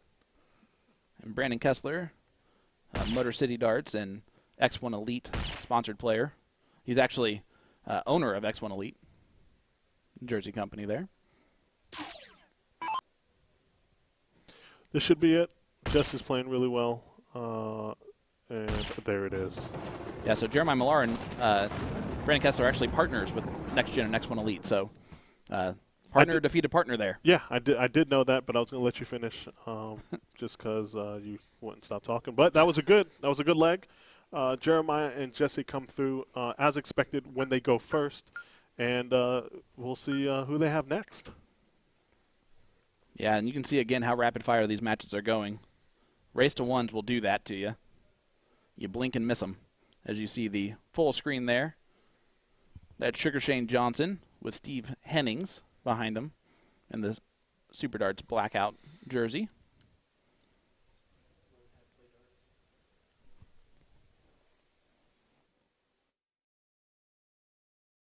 All right, so guys, stay with us here. Hit that like button, hit that share button, because we're going to learn how to play darts with Callie West while we take the short break. Don't go anywhere. So today we're going to learn how to throw a dart. In each turn of darts, you get 3 darts to throw. So with all 3 darts in your non-throwing hand, step up to the toe line. If you're right-handed, put your right foot on the line. Lefties, left foot. This isn't baseball, so you want the same foot forward as your throwing arm, not the opposite. Usually the toe line is set so that your foot will be right up to the front edge of the line, not behind it. This toe line is also known as the Aki. The position of your front foot is usually at an angle to the line, to some degree. Your back foot should be a little bit wider than shoulder width away from the front. Put 1 dart in your throwing hand while holding on to the other 2 darts in your other hand. Looking at the dartboard, focus in on a spot you want to hit. To start, let's look right at the bullseye. As you stare at your target, lean forward, bring the dart up and draw it back towards your eye. Throw the dart by moving your hand and forearm towards your target, keeping everything else as still as possible. Hold your position while transferring the second dart to your throwing hand and repeat your throw. Once you've thrown all 3 darts, your turn is complete and you can retrieve your darts from the board. And yes, it will take some practice to get the dart to go where you're aiming. It's not as easy as the pros make it look. But with practice, I guarantee your accuracy will get better, and I tell you, there's nothing better than having 3 darts go exactly where you wanted them to. If you've already been throwing darts and have had success with something slightly different than what I've just explained, great, fantastic. As long as it works for you, no problem. Just keep in mind that any extra movement in your throw will make it harder for you to hit your target consistently. As a beginner, just try to get all 3 darts to land in the same area. As you build your confidence, you can narrow down your target, getting all 3 darts to land in one number, say, like the 20s.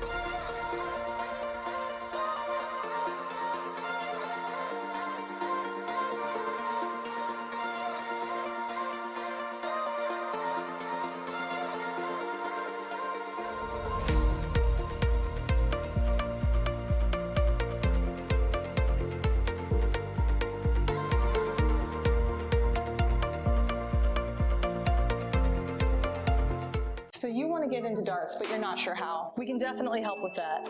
We're A2ZDarts.com, and we've been a darts specialty store for over 30 years. We have the greatest variety of darts in the country. But don't worry, we can narrow down that selection for you, whether you're a complete beginner or a full-on expert. We developed our own Colonial brand to offer an inexpensive line of darts, dartboards, and accessories, so you can get into the game without breaking the bank. Join our amazing community by going to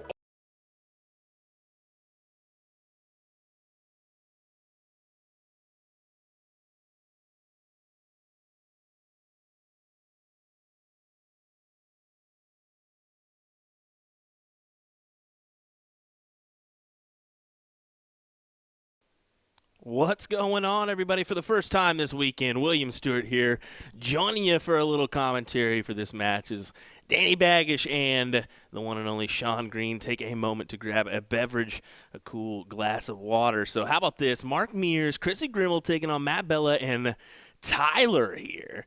Should be fantastic. Best of one. Yeah, that's right. One leg shootout here, our last back end of the bracket here.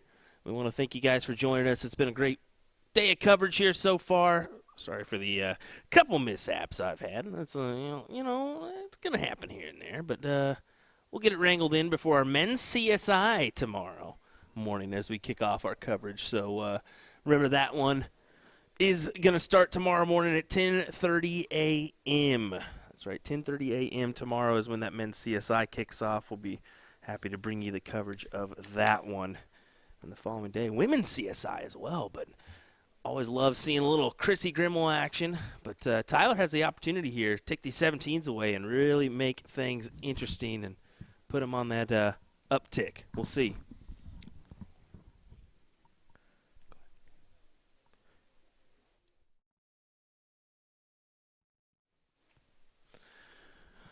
So here we go. Mark Mears got to attack these 17s. He does so with a big triple there.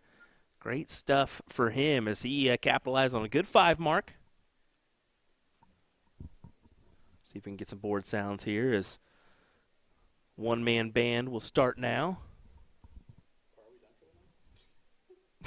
As Sean and Danny say, we're done? Wait, what? No, sir, you're not done yet. Calm down, guys. Calm down.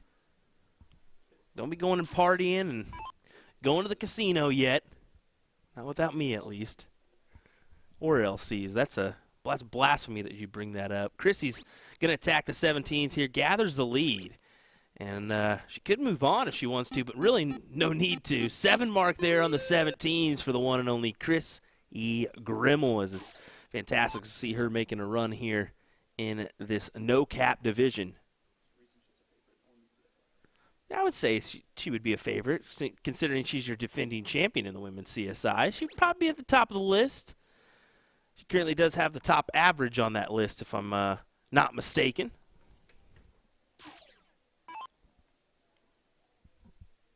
She does. A 4.29 to the following competitor, Lisa Yee, with a 3.85. My goodness. It's a little bit of a spread there, ladies and gentlemen.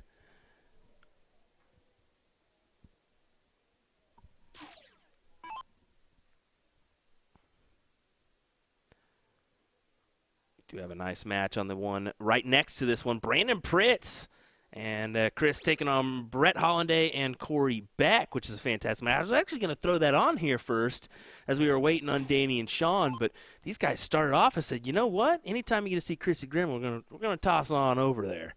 As the Kraken gets going here. 15s all day here is what I'd look at, but she's choosing the 17s here. Extending that lead. I mean, last leg or only leg, you're going to have to extend that lead. And you say that one more time for me? Winners play each other, too, of the 2 matches that you just mentioned. Oh, so the winners of the 2 matches I just mentioned, Chris Alexander, Brandon Pritz, Corey Beck, and Brett Hollanday will play each other. Play the winner of this one. And Mark is coming up to win this game with 3 darts here, maybe even 2. Glad I was able to come in and finalize this game. It's what you guys were waiting on. Congratulations to Mark and Chrissy. Moving on to the next match. Don't worry, everybody. We're going to make sure that I get Sean Green back here shortly. Maybe. I mean, he's like, nah, Will, you just take the reins. Well, that's just rude, sir, that I got to double duty this like I do on the CSC channel. No, I don't really do that. That's all Nick. Come on now. Let me get this board view set up here for this one. We are rocking the four boards this year once again at TOC, so pretty cool that we've been able to do that. Yep, it's just one leg here in this shootout.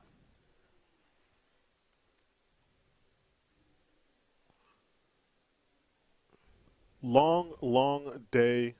Some people probably went out for the break, maybe took a nap, maybe they just continued to play some darts. And but Corey Beck, I seen him playing, and he's playing really well. He's a good player. Well, how about this? So a couple fun facts. When you really think of normal tournament life, and then you think of this tournament, you get that nice break in between. You're really not here till the wee hours of the morning. You're getting done pretty early. You can enjoy a dinner if you want to. But not only that, if you want to keep playing darts, they had a nice little blind draw in the middle of these two triples and doubles events. They didn't just have one. I believe they had a couple. Oh, my goodness. I believe they ran it like they do these, and just first 16 players we're going to run a bracket. But next time Brandon gets up there and throw, Will, I know you're commentating with me, and I know you're running the technology over there as well. If you could do me a favor and just zoom in on Brandon's setup. It's a beautiful setup. He throws really good. It's nice and smooth, and yeah, it's going to be good.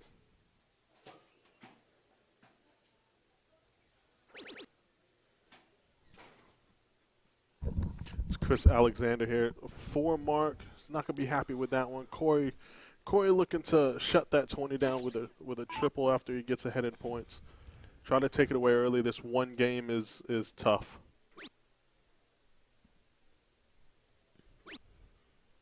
Oh, he doesn't get ahead, so he's got to stay there. Tie ball game as Brandon comes up next. He's been playing really well. Up-and-comer from Florida. A lot of good things to say about him. He's getting better as a player. He's getting better with his the way he carries himself, and he's just overall good player. We featured him on one of our weekend coverage. That's all right. We'll get him on the next one. But I'm just saying he's throwing the Danny Baggish darts in flights. Oh, he's throwing the. It'll be pretty tough to pull that good view of there. But he's throwing the Danny Baggishes. Yeah, we actually got a good view of him on one of our. It wasn't All-Star. It was the TOC qualifier. My apologies. And he really played well there at his bar. He really ran the table, winning the king seat, and then really just winning it outright in dominant fashion. So he's got a smooth throw, smooth release. I'd be anxious to see, how he continues to grow in this game. Yeah, we've had a couple conversations, and as long as he keeps learning and keeps playing the game the right way, as we had a big 7 mark by Chris, he's just going to keep getting better. Controls his nerves really well. His first one, he got nervous there in the CSC, but I look him to be a force to be reckoned with in the next few years for sure.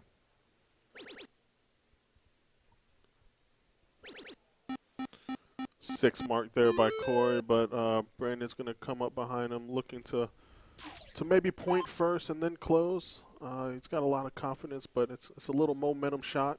I think he'll take the 20 shot. Does he go ahead and take the look here? He'll stay there. Didn't hit the triple, so he's a little blocked. He might try to shut it down. That's what I'm saying. I think he may take a look here, but he's not going to. He's going to stay up there. And detrimental dart there as he puts it outside, maybe just a little bit too blocked. Yeah. Single there would have been big. Even a single there puts the 9 mark out of reach, so.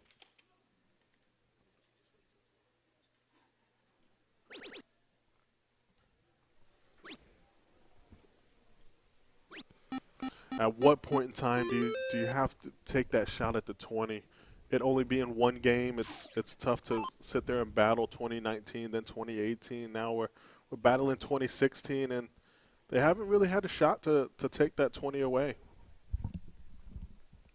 That's just showing that Chris and Brandon are actually playing this very, very well and pointing first. Chris kind of taking his time here, composing himself. Oh, that was a little snatchy. Oh, and he pushed that one to the left. And this could be the time, Will. This could be the opening to where Corey hits the triple and immediately takes the shot at the 20 and shut it down. Could be a game changer. We'll see. We'll see if it comes out to be the case here. Corey Beck looking for an opportunity. Oh, my goodness. A neighbor job on that one. Finds it with the last. Does he just go ahead and stay there? No, he'll take his opportunity. You got to. You got to. Yeah, you got to at least take your shot when you can. Yeah, it played out good there. If he hits it, 4-15s doesn't put him ahead, so he would have had to hit the 9. Brandon would have. But here, he's going to load up these 20s. Even if he hits a triple, I see him staying there. Hit 6 or 7 for sure.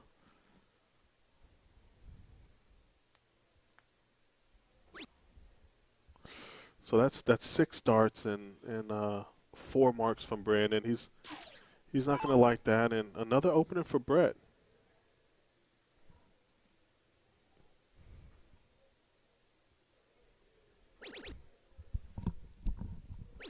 Yeah, there it is. There's the shot.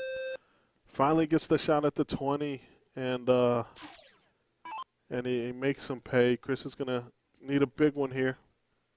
6 15s here, and then take the shot at the 16 to close. Would be the shot. He is only one ball down, so I wouldn't be surprised if he did trip the 15 to take the shot at the 16. Oh my goodness. Okay, so if you're Corey, do you take the look early?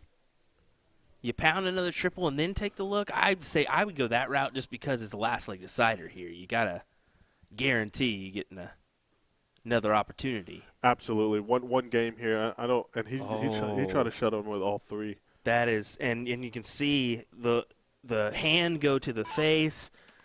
Detrimental round there from Corey Beck, and Brandon Pritt should be all over this. Yeah. Compose himself here. If he hits the first triple, I like him closing the 16. I still think he'll take a shot. No matter what dart that is, he's taking the shot at the 16 as he laughs about it. You might not get another shot, so if you have it, take it. Oh, he did just low. One hole outside, Danny. I want to tell you something, man. We're starting to fill up here in this room as we get closer and closer to finals time in our no-cap divisions here. That's right, I said divisions. We got 2 brackets filled up with competitors here. The Tournament of Champions in Kansas City, Missouri. I like the emphasis on that. You're welcome. No, that was good. I feel like commentating with you right now that obviously they know what they get with Danny Baggish now, right? I mean, but now, trash. Yeah, whatever. Whether it's trash or good, they know what they're getting. But with you, it's like the emphasis, like you're trying to outdo Sean, and I love it. It's like a battle because that's as loud as I've ever heard you on the mic, and it's good as Chris Alexander nails a big 7 mark. Corey's 1 bull down. Brandon has been struggling.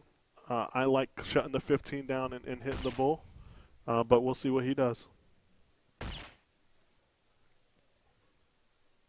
See, at this point, you just got to stay on the bull. You can't force yourself to shoot the 15 now. Yep. Proving you right there, sir. He just hat tricks it up. But Brandon needing just the 1, 2, 3. Just don't go bull, bull, miss. We see that too many times. Do not go bull, bull, miss, because we see it all the time. He's going to have to step over here on this one, too. So where do you go? Where do you go? Just fill it in. He can't miss with them Danny Baggish flights, baby. It's in there. Oh, he can. Way to go. 3 for 18, Danny. Way to go. Yeah, he just can't buy a correct one here. As he's been attempting, as I believe Brett Hollanday thought this one was over and wasn't going to get a look, but now he just needs 1 single bull and 2 15s. The single bull. Oh, do things get interesting? Oh, he hits it with the last star. By the hair on his chinny chin, folks. Brett Hollanday and Corey Beck will advance on the loser's side. And by loser's side, I mean that last chance bracket. So you got to keep fighting and clawing there as we continue on in our bracket. We'll see what we got coming up next. I believe it's going to be a Jeremiah Millar, Jesse Gore, Austin Braswell, Brandon matchup. So, Brandon Neal. It's going to be a good one. Good one indeed. We'll switch on over to that one. We'll be right back here in just a second, folks. I mean, like, literally just a second. Let me switch on over to this one.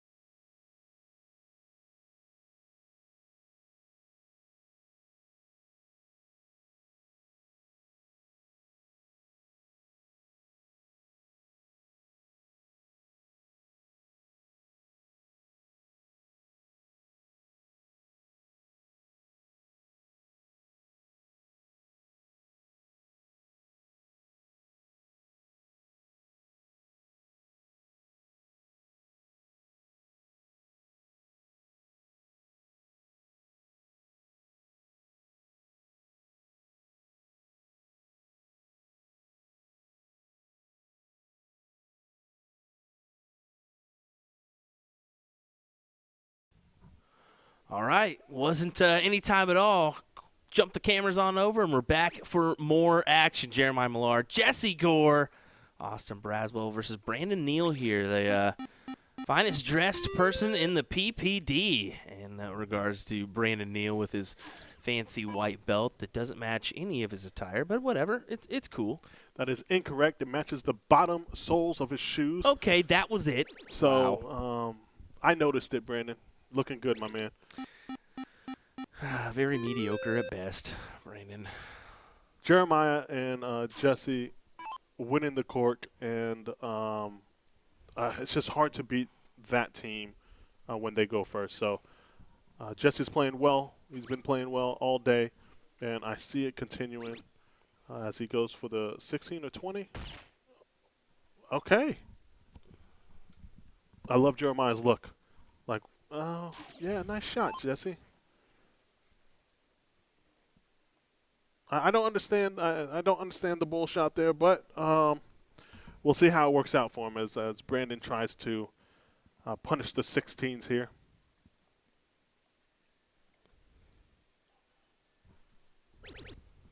Big last dart, a savior dart, just to have a little bit of hope, just a little bit. I don't know why Jesse did that, to give Jeremiah this shot right here. That's why Jesse did it.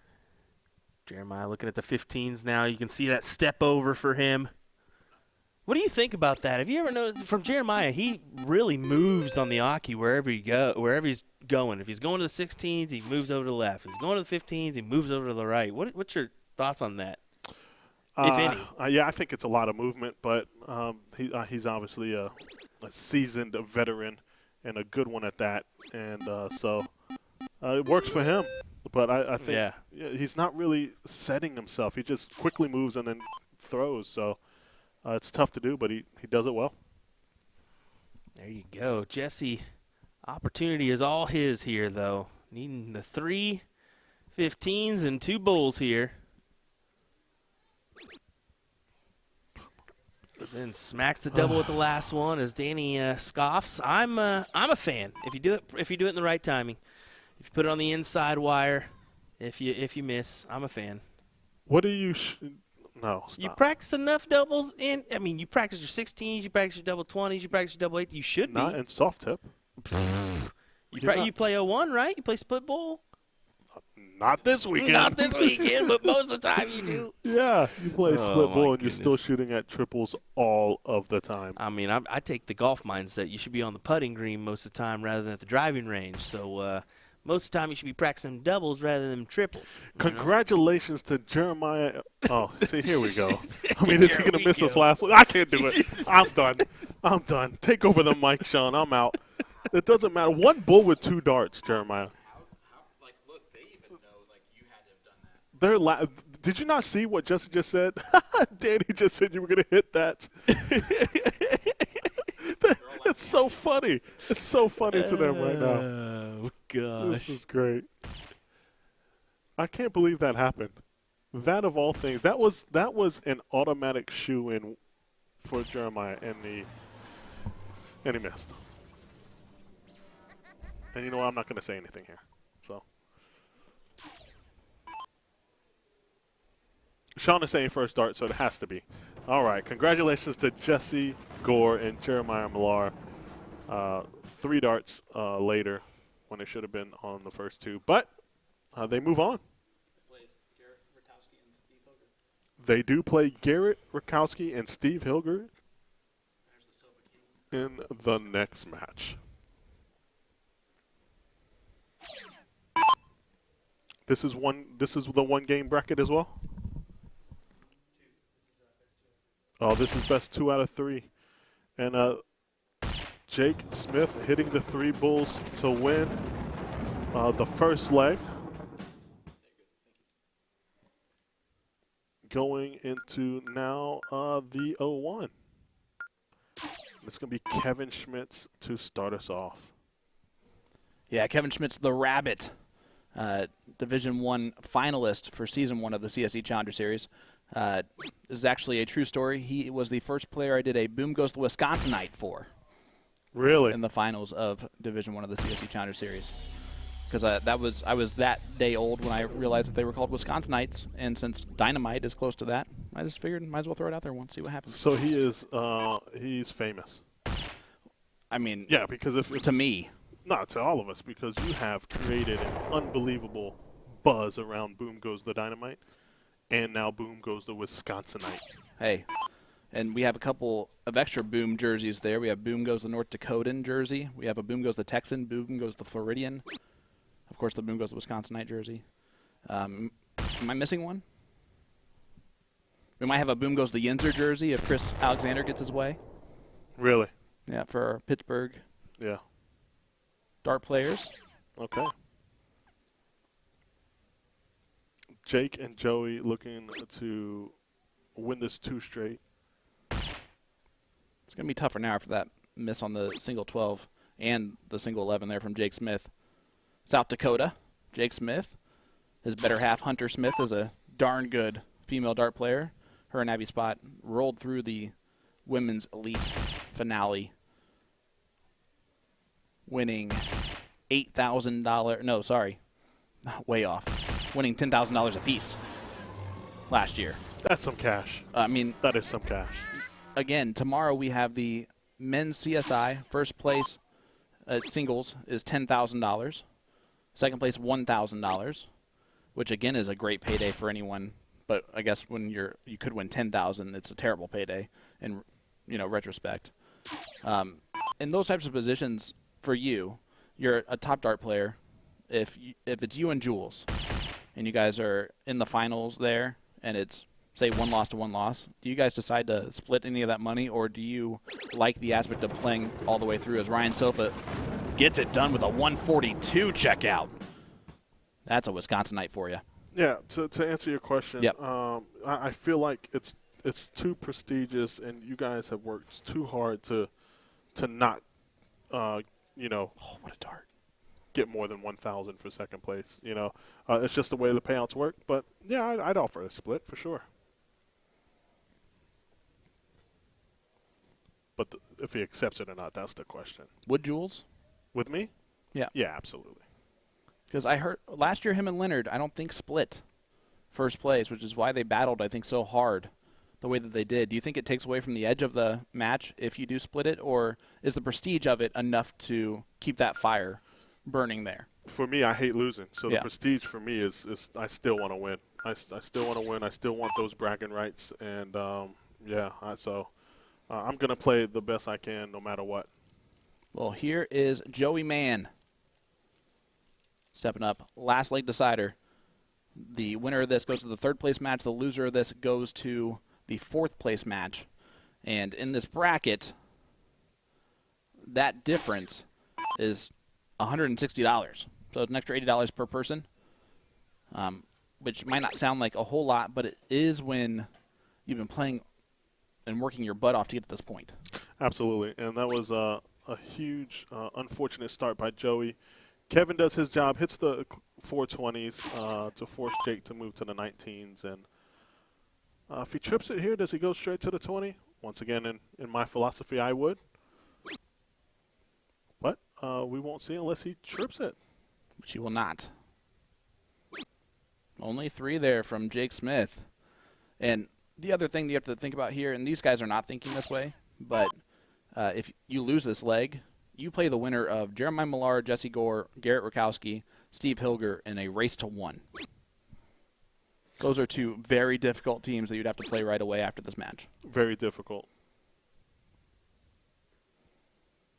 That last start was Dikembe Mutombo. I haven't heard that name in a while. Dikembe Mutombo. No. It rejected that bad boy right away. What team did he play for? The Hawks. I'm surprised it took you that long to answer that. Well, I mean, I'm a bit younger than you, not a whole lot.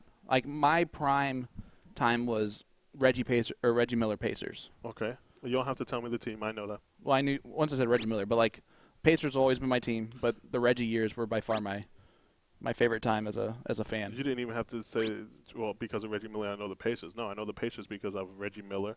I know the Pacers because of Mark Jackson. Well, of course. Chris Mullin. Yep. All on the same team, too. Yeah, Rick Smits. Jalen Rose. Jalen Rose. Travis Best. Travis Best. And what about the brothers? Oh, yeah, Dale and Antonio. Come on. So that's the Davis brothers? You want to know why I knew it was the Pacers? Because I'm a fan And that team never of sports. won a finals. Yeah, way to go. Why? They only made it once. Thanks a lot, Chicago. Come on, Michael Jordan. The GOAT. Well, yeah, once he finally figured out how to work through contact, Bulls were solid. Absolutely. Can't tell me that 30 for 30 or the So good. Yeah, the series with the Chicago Bulls is It was great. unbelievable, wasn't it? Oh, it was wonderful. Absolutely fantastic. I mean, the insight that you get there and just how to be the GOAT and the attitude and perspective you have to take every single day to drive your team, because he made the team, right? He made every player on that team so much better. He didn't need to bring in his own superstars or whatever. Now, of course, they had Scottie Pippen, who was in his own regard.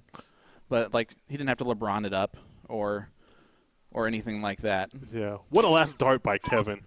Oh, did we talk about basketball for too long? You got us on this. It's not my fault. That's Danny's fault. I'll talk about anything. Absolutely. Let's go with the flow. Yeah. Only 3 again from Jake Smith as we start to pay attention again. Probably he threw great when we weren't looking, by the way. We were looking, but, you know. How do you know he threw great if we weren't looking? Averages. Okay. Well done. Even though it's not on the screen. All right, the Sofa King of Wisconsin.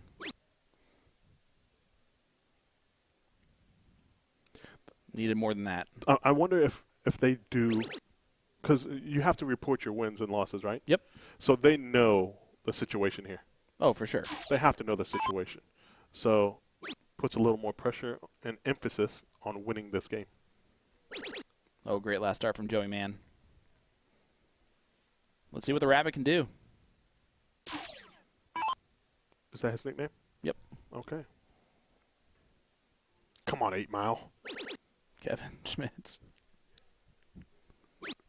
It's not B-Rabbit. Sorry. It's just the Rabbit. There's the 16s, closes them out. Down still 4 points. And That's the shot, though, isn't it? if you're Jake, do you close the 17s, 15s here? Absolutely. Hope to get them done in 2 darts so you can at least get a bowl out of it, too. Absolutely. Goes bowl first.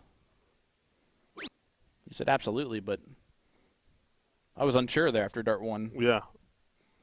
And that was not the time to do that round. He only needed two out of 3 triples, but by going bull, he needed 2 perfect darts. So, I would have liked to waste all 3 darts to try to close both the numbers. Because if he hits a 7 here, then it's over, right? It's basically over. But because I'm so good at commentary and jinxing everyone, we know it's not going to happen, don't we? Well, it's because you said it. So Joey Mann also looking at the bulls first instead of the close. Does close the bulls, but Kevin Schmitz, if I'm Kevin Schmitz, first of all, he's an extremely talented dart player. He should just go right at the bull here and expect to hit them. That's what he does, so now he'll maybe bail on it. Oh, he should bail on it. Oh, never mind. What a great second dart. Well, I guess if you have confidence, it doesn't matter. And the rabbit sure does. 4.20 on that last leg decider for Kevin Schmitz, but that'll do it for it. They are guaranteed third place and $360 and are now in the driver's seat. They have to be beat twice by either Jeremiah Millar, Jesse Gore, Garrett Rakowski, Steve Hilger, or the team that they just defeated. So here we go. Here's Porky. This is a race to 1. This is for 5th place. Race to 1. So one of these two teams is going to get 5th place and 1 out of the money. This is the bubble. Tough matchup too. Tough matchup for a 1-leg decider to kind of give you boost throughout the rest of the tournament too, and also be 1 out of the money. As Jesse is going to go for the hero shot, of course. Why? Because he's been hitting it all day, Sean. Well, and they have the freedom, right? Because they already won a tournament today. They won the triples, triple dipped, a very, very, very talented team to do so. So their week's already started off with confidence. I think there's a little bit more pressure on Garrett and Steve, who did not make the money in triples this morning. They don't want to go 0 for 2 on not making money here. They're too good of players. Absolutely. When they play at Whammo every year, they are the team. It's going to scoot over a little bit. Yeah, there it is. Should go right back to the right to the 15 here. Yeah. Great darts from Jeremiah Millar. Now this is obviously a different situation, as we've been telling people basically to close here. You're 5 bulls down, so you need 8 to 3. I would just go bull here.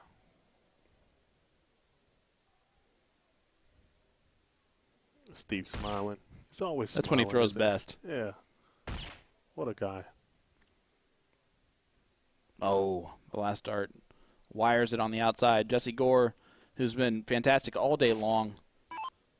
I mean, he's such a talented dart player anyway, but I'm not going to say he's going to hit this. So there's no way he hits this. As you say, 2 darts. Oh, well, look, 4 for 18? Remember, I didn't say it out loud. As soon as you say it out loud, that's when you ruin it. Look at that. I finally got one right. That last dart registered a 4, and that was at the bottom right-hand corner of the bowl. Registered a 4 because it was a 4, Sean. Board don't lie. Garrett a chance here to put a little bit of pressure. How about a lot of pressure? Needs another one of those, though, to get the lead. Doesn't quite do it.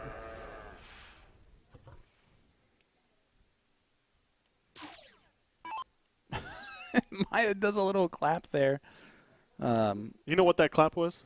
Man, that was a great shot. It was unfortunate. I only need 2. So close. Man, you guys are still going to lose by 5, but great look at it. Absolutely. That was a little snatchy, but it worked. There it is. Jeremiah Millar gets it done. 5.18 there in that race to 1.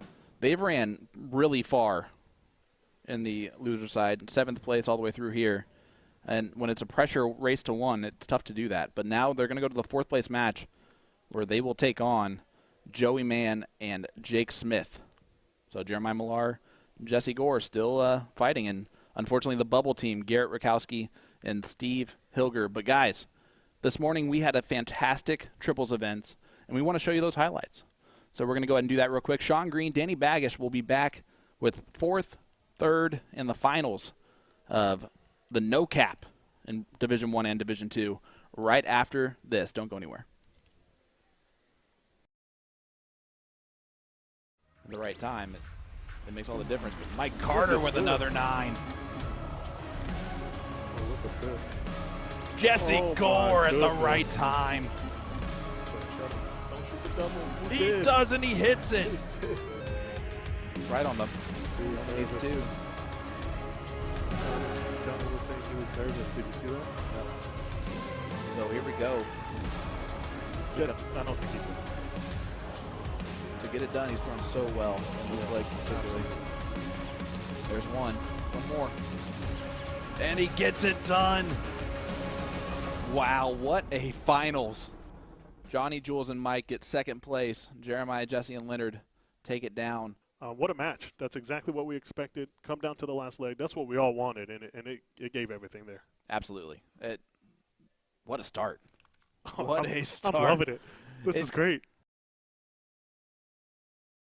Hey, I'm Travis Kelsey. And I'm Taylor Swift, and you're watching the 10th annual Tournament of Champions. Boom! Knocked it out of the water.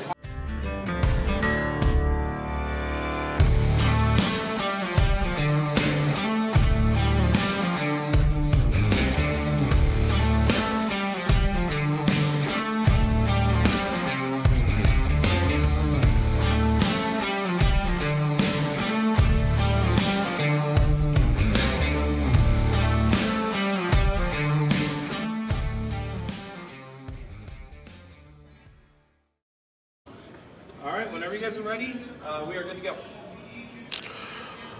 Danny Baggish here with the one and only Mike, a.k.a. Online Phenom Maloney. How you feeling, bud? Feeling good. Just walked in the door, and I gotta hold it higher. No, just to you, yeah, so that we can. No, I just walked in the door about 2 hours ago. We got food, we got the room, and back in here trying to get the game right. Awesome, awesome. Obviously, you've won the last 2 events online with PPD, the CSI or CSC events, right? Yeah. Beating Gates, who people had as a huge favorite. As he should be, yeah, right. But you have shown that you are actually probably the hands-down favorite in those events because it is online. How does that make you feel? It feels good. I don't care if it's online in my own bathroom, in my own basement. Coming out on top that's where I want to be. So. That's awesome. How do you feel about the competition this weekend? Obviously, you have yourself, you have Gates, you have Henze, you have Millar, and there's we don't need any more. It's good. It's good. There's so many more. But to be honest with you, hold on one second. To be honest with you, the one person they're not talking about, who I think and I picked as the winner, is Jules. He's playing unbelievable in the PDC. How do you think, or what do you think is going to be the deciding factor in maybe a match like that? I think that anybody watching Jules is kind of been in awe lately of what he's doing on the board. And that's a steel tip board. So if you want to go back and forth with statistic-wise, it's hard to keep up with him on a soft tip board for what he's putting up on a steel tip. So it's going to be hard to overcome that. I'm up for the challenge. I'm not saying I can't win, but it's definitely a tall task. Now, a lot of people would say that when you were playing Jeremiah Millar, you guys built that matchup. The people will say overhype it, underhype, whatever the case may be. But you did something great for darts.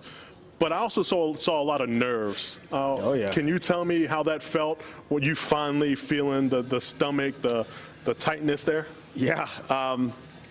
It's hard no matter who's throwing it. I always said no matter how well you're playing, if somebody else is hitting darts in front of you, it's hard to keep up.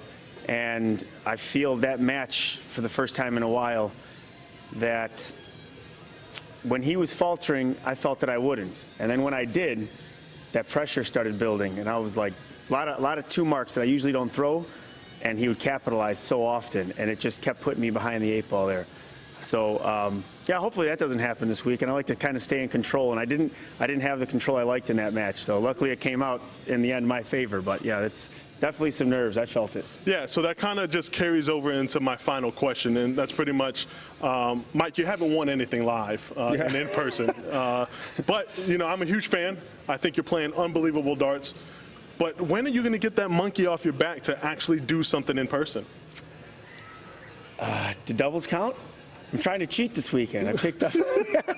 So, yeah, I don't know. Hopefully this weekend, like I said, tomorrow is the CSI.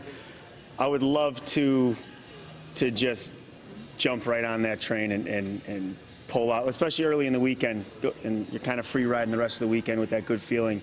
And you know, I feel I have a target on my back anyways, so it's a little harder. You get that format's a little shorter, so I don't get to be as comfortable. I have to take advantage right out of the gate. So yeah, I'm hoping this weekend does it, and I'm gonna come right to you, buddy. I promise you, once you get the first one off your back, I feel like there's going to be many more. One of the favorites, Mike Maloney. We're going to enjoy watching you, and we can't wait for the action. Thank you, guys.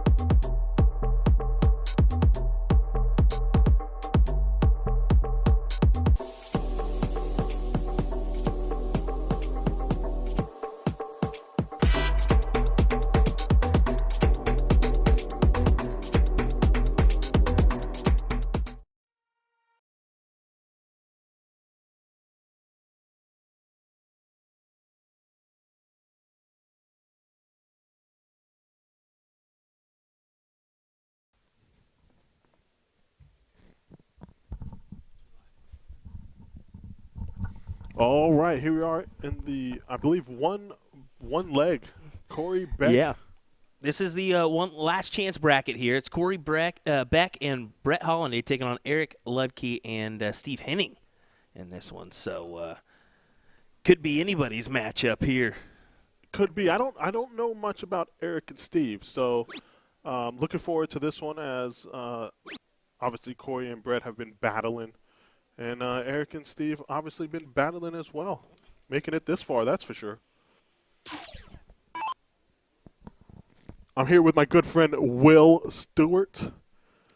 Yeah, it's been nice to have you in the booth here. We've been knocking it out of the park here at the Tournament of Champions 2023. First day of coverage here in Kansas City, Missouri. We got, 4 more days of action, including some big paychecks we're handing out in $10,000 and then $12,000 for that CDI, which is going to be a nice mixed doubles event. Looking forward to that one. But, yeah, man, start off with triples today, doubles tonight. Man, it's just darts all around, huh? Yeah, it's been some great matches as well. It's been an honor to join you guys, and just really loving it. It's had everything. It's going to continue to have everything, the good, the tense moments, and some big checks given out. That's for sure. What's a big shot by Corey?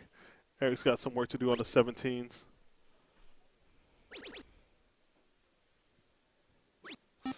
Nice little 5 mark, but Brett's going to feel a little bit comfortable here. Shut the 17 down. Move on with if you hit it with the first dart. If not, just make sure you shut it down. Yeah, Eric and Steve, Brett and Corey, we should be 0-0 here. That should hopefully kick on over any time now as we wait for that score line to pop on over. There we go. Good stuff. So where's Steve Hennings? Where's he from? Oh, good question. I can't remember off the top of my head. I'm going to take a whim here and know that I'm probably crash and burn. I think he's from South Dakota. Let me actually check out the old book face, as they call it. And is Eric from the same area? Great question. We're going to do our homework here, but he's actually from Davenport, Iowa, so my mistake on that one. As that's just the state south of South Dakota, isn't it? I mean, kind of close. Yeah, not at all. Not at all. My mean, apologies. South Dakota, Iowa, same difference. Terrible. Absolutely terrible. I'm sure that Eric is from Iowa as well. Then, as my phone just immediately gets 3 messages about the mistake I just made. So that's okay. We've been making mistakes all day. Guys, we only got what? How many players do we have this weekend? That is a good question. That's a great question. You know who should find out? Sean, since he's not doing anything. Yeah, you're dang right. He's just taking it. No, I'm just kidding. No, I'm just kidding. That is great. We'll find that actually out for all you folks here in just a second if we can.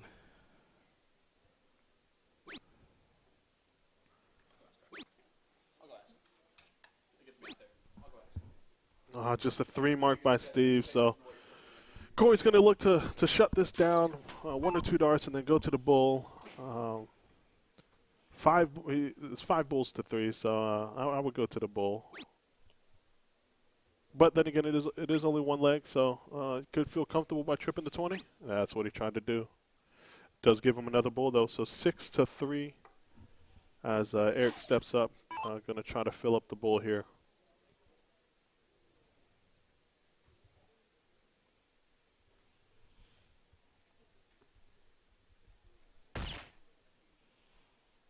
Got a Leonard Gates sighting on one of our cameras. Maybe potentially getting him and Mike Maloney up on the stream as they prepare for their final. So we will get them. It's just when we get them as we round out our coverage this evening. Looks like we got Jeremiah Millar, Jesse Gore taking on Joey Mann and Jake Smith on the other board. So that's where we're actually going to head as Brett Hollanday and Corey Beck pull off the W here in this last leg decider. Yeah, Mike was asking me earlier, if I win the doubles, does that count as like a face-to-face tournament? I said, no, buddy. I've rode Gates' coattail to many of first places, but it doesn't count until you win your own. Oh, my goodness. It's got to be in person and by yourself, Mike, for it to count, as we just got a massive 9 mark from Joey Mann. Sorry we missed out on that one as I transferred the old scoreboard on over here.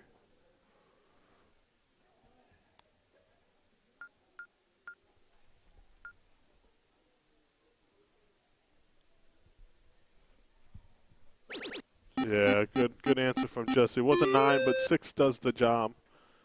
Forcing Jake here to. You can see Millar's dying about something back there. They're having a good laugh. Yeah, it was the way Jesse came back to the. He grabbed his darts, stepped to the side, then walked by Jake. It was like, I don't know. Inside joke there, I guess. I don't know. Yeah, there it is, taking the big number early. A nice shot by Jake, and said this before. Jeremiah doesn't like the 18s as much as he does the 17s, so I see him go 17s here.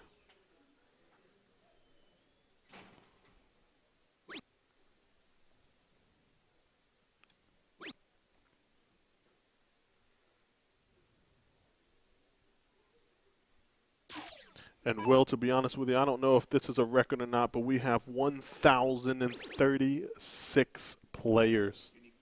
Unique players. Say that number one more time for me. 1,036. Okay, all righty. That's not too bad for this weekend. And just so you all at home know, they're making arrangements to extend and get a little bit more players. They're gonna do some haul. They're gonna kind of shrink those sections a little bit, kind of create some more space and more boards. Well, I guess I should say more space for more boards, and then we should have more players involved as well. So, looking forward to that one. I don't know what is going on here, but Gates is what is he playing here? Flip? Gates is playing some flip to warm up here, it looks like. I've never seen that one before, but love that. Solid little 3 mark from Jake. That's just enough to keep him going here. They got the house lead now and a 67-point advantage, so forcing the hand of Jeremiah to hit another triple here, and even that's going to not be enough. Yeah, Jeremiah's we just seen him out there. He's tired. He has a headache. He's been at it all day, and he's very angry player when he's hungry. So he is hangry. But he doesn't give up. He still gives it 100%, and would love to win this, and wouldn't be upset if he didn't, though. As Jesse said, you can wait because, oh my gosh, 7 mark. It's the Danny Baggish curse today. It just when he believes you got one, you just miss the last.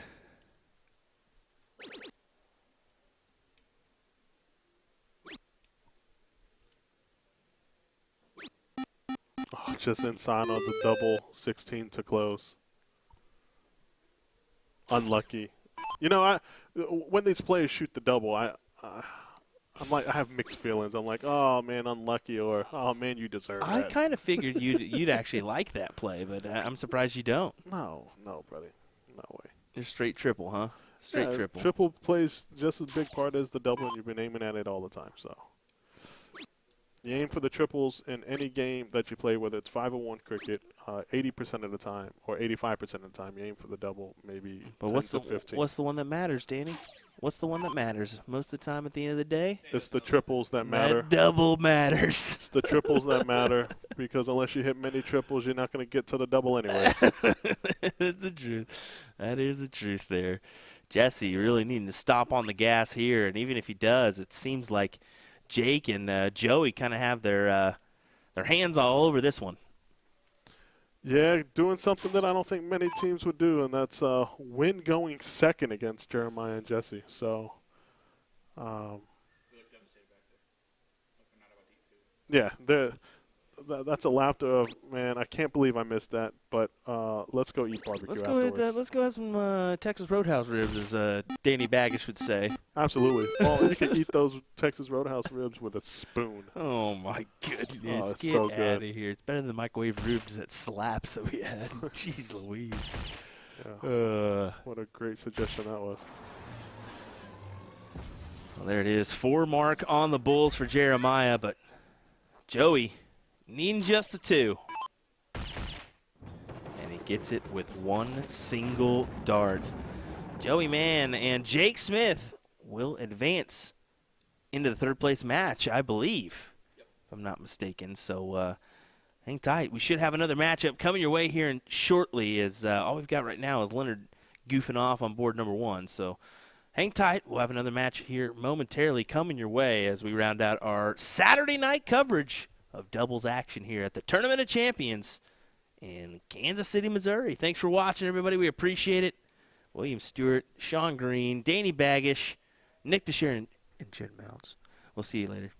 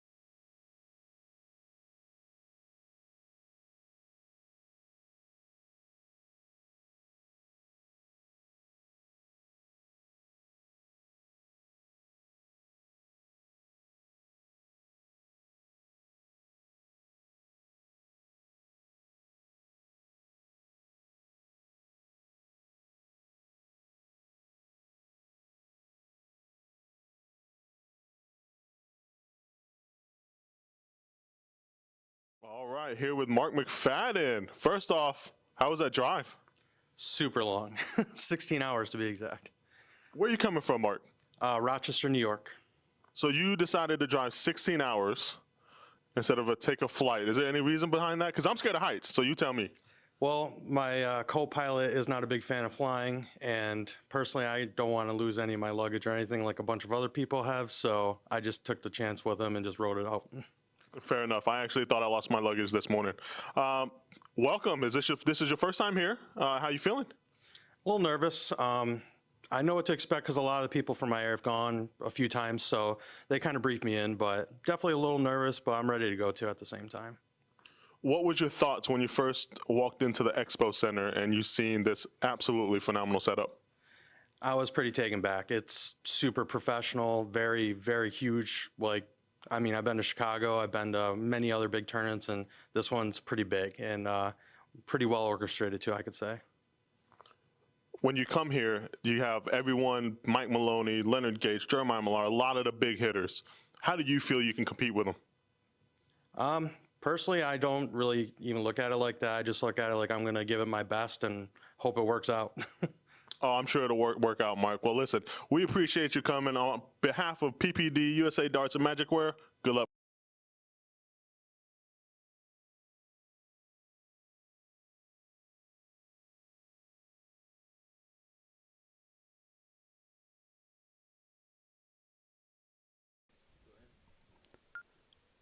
Welcome back, ladies and gentlemen, to the Tournament of Champions 2023, brought to you by Partners Proning Darts, live at the KCI Expo Center in Kansas City, Missouri.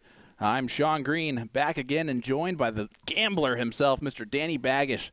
Danny, this is the fourth place match in Division 2 of the No Cap. It looks like we got Scuba Steve Diker and Bob Anderson taking on Corey Beck and Brett Hollanday. It's going to be a good one. Yeah, it is going to be a good one. Corey Beck and Brett Hollanday, they have fought through this bracket. It seems like they've been fighting 2, 3, 4 matches now on the loser side. So it's a matter of are they going to run out of gas, or are they just going to keep trucking and get through Steve and Bob? Well, the winner of this plays J.C. Martinez and Sugar Shane Johnson, where they will have to double dip to get past them at that point in time. So tough matchup coming. The good news for both these teams, they're in the money. That is the first goal. Yep. Make the money and then see what happens from there. Unfortunate, the bubble team there was Steve Hennings and Eric Ledke. So here we go. Race to one. So far, Brett and Corey have been great in these race to one formats. But now they're going up against a very talented Wisconsinite team, Scuba Steve Diker and Bob Anderson. They are, but they've been sitting a long time. So does that come into play? It might, and you can't take time warming up. The longer you take to warm up, the quicker this match is over with, because it's just a race to one. You don't have that luxury. That's it. And going second here, wide open for Brett. Just wants to do the job, shut the 20 down, get some points is a plus. Oh, and here we go. That's just like we're at the beginning.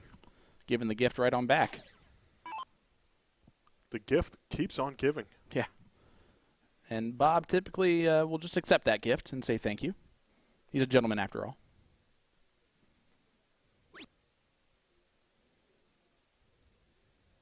Veteran of the game. The adjusting part he should feel comfortable with. Always in his Milwaukee Brewers hat. Go Brew Crew. Does the bare minimum there. Closes and points. Yeah, how quickly will Corey close the 20s? That's the minute he hits the trip 19, like now. As he realizes, oh, I only need 120? Yeah, let me just shut this down. No reason for me to leave it open so they can just keep pounding it. So you know what? I'm going to shut the 20 down. He's looking down. He is looking down. Why would why? It's because you said what you said. Why would they do what I say? You know what I mean? He would have definitely closed those 20s if you did not harp on it the whole time. Well, Scuba Steve's going to point the heck out of this, and he might get a 9 mark here. Oh. That's one of those times where he can kind of run ahead. Brett, another player that is more than capable of, in the right time, hitting a big score. He is, and I think he's going to shut the 20 down. Well, I don't know. Maybe not. He's been There it is. He's been a little bit off so far in this leg, but again, it's been a long day, right? They had triples this morning, and now they are here this evening. It is approaching 8:40 in the evening. Yeah, and I think they're having the conversation there. I think Brett was expecting Corey to shut the 20 down. They would have only been down 2 points, and now they're down 43. Big difference.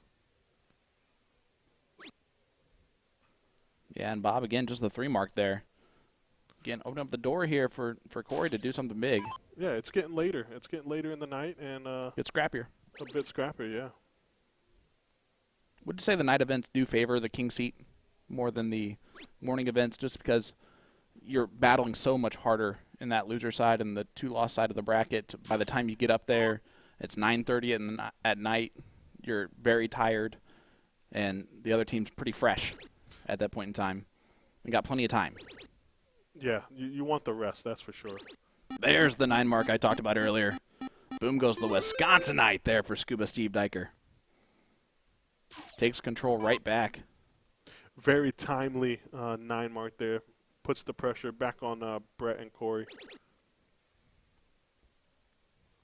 It's a rhythm breaker. Nope, not for Brett, though. Why? Because I said it was a rhythm breaker. That's why, Sean. You're really good at everything commentary-wise except for any futuristic predictions that you make. Well, you know what? I'm here to commentate, not predict the future, obviously. Yeah, don't ask Danny to tell you your fortune. He will be wrong. Especially if if he tells you a positive fortune for your future, you are, just screwed. You're in bad shape. You are in bad shape. That lifeline is half as long as he says it is. That is for sure.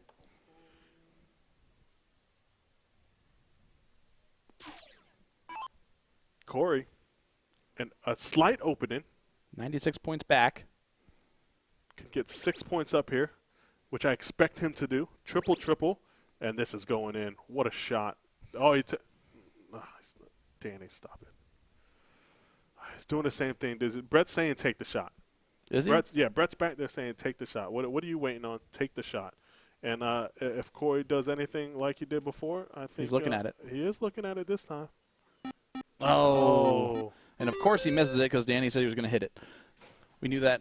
Well, I don't know what you expect. About 30 seconds earlier. Scuba just went 9 mark. There's the point lead back. And that'll work. But, again, that single 17 leaves the door open. And now it's a little bit of a less lead for the Wisconsinites. Great first start from Brett. Staying down. Yeah, it's this one game. It just the game of chess, and it's even more so when it's just one game. And at what point in time do you take the shot to close? At what point in time do you just continue pointing? Well, it just puts a little extra pressure on every single dart that you throw. Absolutely. And Bob great backs it up. 7. Yeah, great follow from Bob Anderson. So they've each had 1 dart to shut the opponent's number down. Staying down. 7-7-7. This is 7-7 this is right. the no cap here. 4th place match. You expect the top level.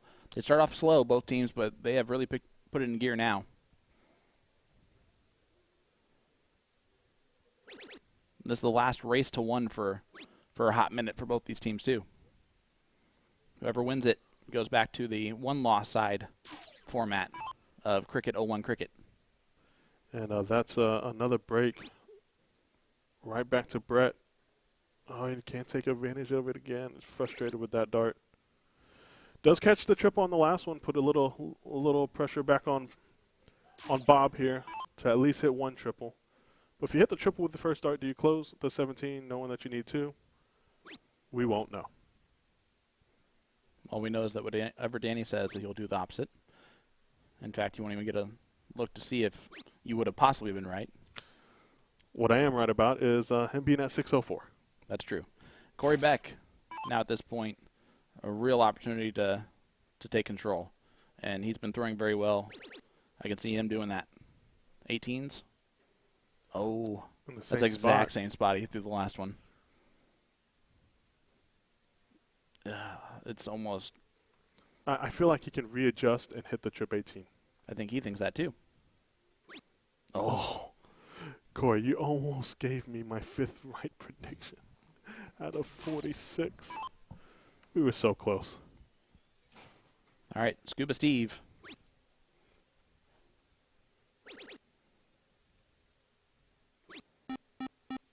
I mean, a wire away from a great round. Instead, it's just a good round.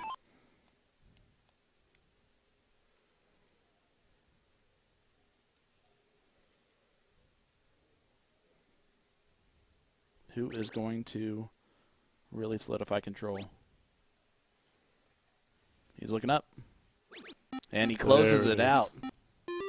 Brett Hollanday, the first one to hit the hero dart. Yeah, that was a big shot. Big shot by Brett, and once again right back to Bob, but Close 17? yeah, at some point. Might as well now. Veteran of the game, he's going to shut it down. See, this is where, in my opinion, if you're going to always go at the 17, might as well just do a dart 2. Because now you're not thinking about dart 3. I totally agree. I saw him earlier. Good. I totally agree. The 16 did give him pulled him within that one bowl. Yep. But either way. Yeah, you're going to go back there anyway on dart 3. Absolutely. He's going to take a shot. Oh, now what does he do? He's going to stay there. And he hits it. And you know what he does? He hits it with a triple. Yep. Attaboy, Corey. Mike Maloney was right there. Wasn't even paying attention to that. Yeah. Well, he needs to be. All right, the Wisconsinites find themselves down. 4-3. Get rid of the 15. That would have been a big dart to hit that trip 15. It would have been, but if you're going to take a shot to close, just do it with the first dart. Yep.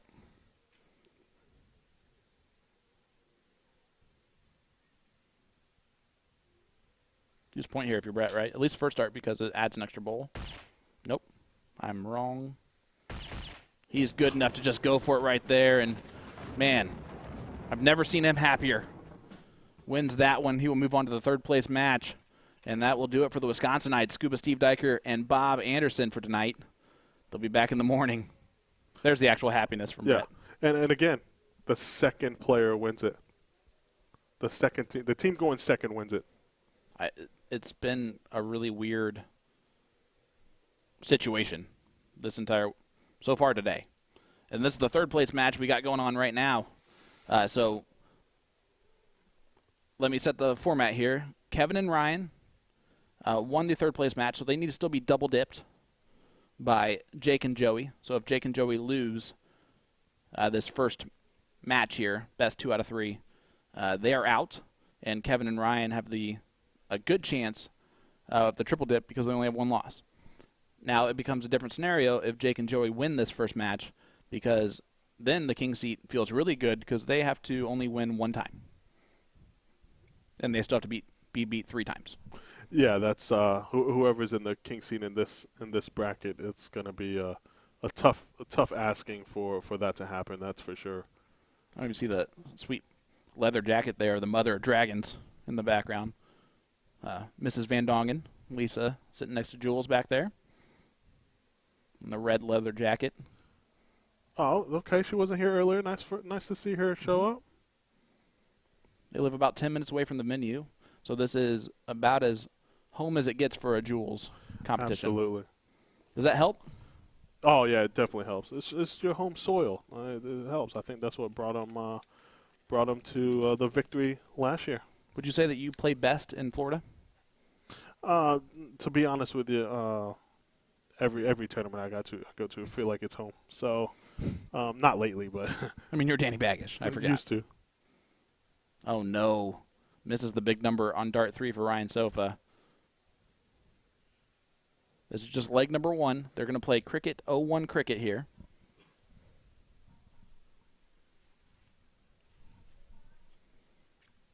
There is Lisa Van Dongen and Jules.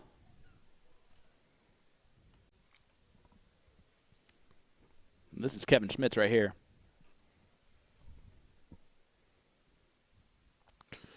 Yeah, shut the 16 down. There you go, Kev. But, I mean, It's not Jake that Smith. it matters. It's Jake Yeah. Smith. I don't see him missing. Oh, there you go, Danny. He's not going to miss this. He's not. No, he's not.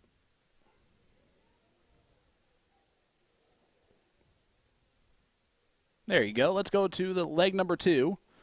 Sometimes it's not a commentator's curse, although we did both hold our breath at the same time. But, hey, look at that. That's Jules' dad. What a guy. The real Dutch Dragon. The real Dutch Dragon. Will the real Dutch Dragon... Oh, what happened? It went back Okay. to All right, no problem. the actual darts. You know what we're actually supposed to be watching overall. All right, open and open out, 501. Team that goes first typically will win this. And Kevin making that a little bit harder on his opponents with the with a hat trick start. Typically, meaning 12 darts or less. Yep. But once again, we've seen that not happen when I say so. That'll work. We've talked about this. If Ryan Sofa does hit a hat trick here, it is better math-wise to throw that first dart at least at the triple 20. Even if you if hit it, then stay there. Yeah, even if he hits 2 bulls here, I think you go for the 180. But if he hits 1 bull, you know, then you're like, what do? You know what I mean? Yeah. So here I go 180. Well, I try, obviously. Yeah. It's an ideal shot. Yeah. Shoot the 180 and see what happens from there. And that's what he's doing because he's taking this serious.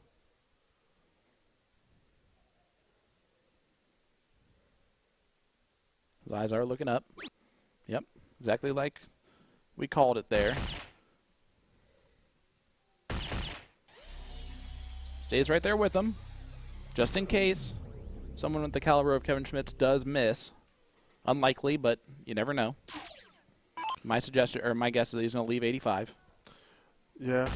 That's just 1 hole in. That means it's more open to follow with the It does. second 2. 85 left for Kevin Schmitz. He's gone hat trick, done his job going first. Yeah, Joey can put pressure on him, leaving 81. Oh, my gosh, Danny. As he leaves 156. That's an out. It is an out. It is a 2 trouble finish, though, even in soft tip. It is a 2 triple finish, even in soft tip. I like what you did there. Sorry, I went steel tip on you there for a second. That's okay. Tops. Hey, Nice. let's go to leg number 3. Great finish there from Ryan Sofa.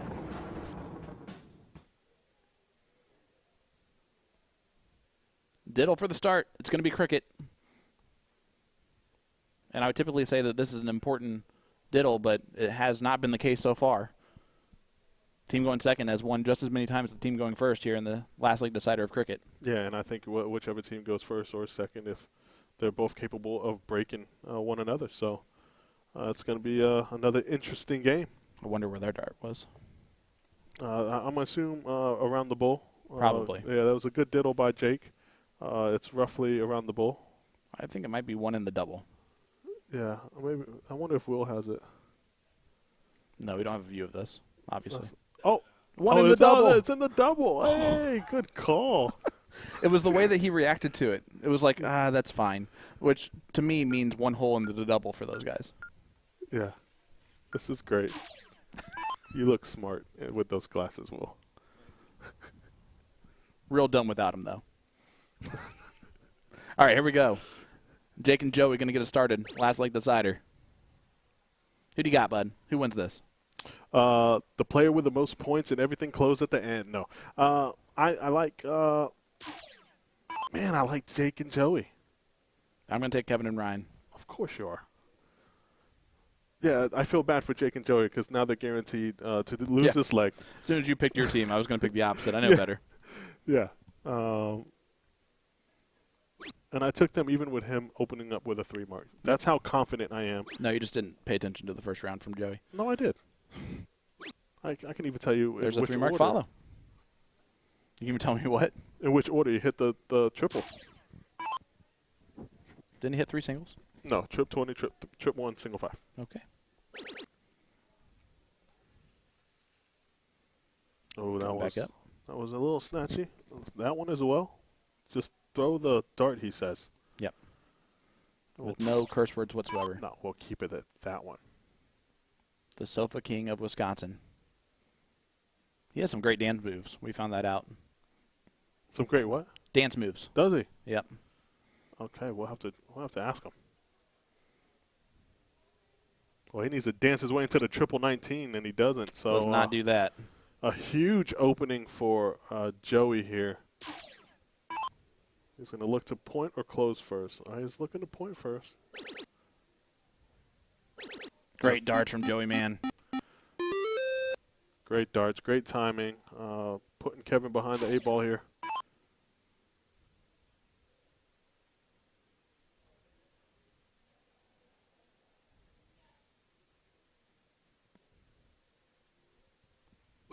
Yeah, that's a way off dart on dart number 1 for Kevin Schmitz. It's hard to adjust when you're that far off on the first one. It is. It is. And he proves that there. And this is going to relax Jake here. It's you know, I'm not going to be surprised here if he does end up tripping the 18, tripping the 17, and tripping the 16. Well, there's a wide horse there from Jake Smith. Boom goes the dynamite. Danny Baggish, man, to the first of many right predictions. It's about time. Well, when you make so many wrong ones, a right one has to hit sooner or later. Unfortunately, Ryan and Kevin have not done what they have needed to do to be necessary to win against the throw. And at the reverse of that, Joey and Jake have taken advantage of that. You may be right twice before this leg's over. That's real.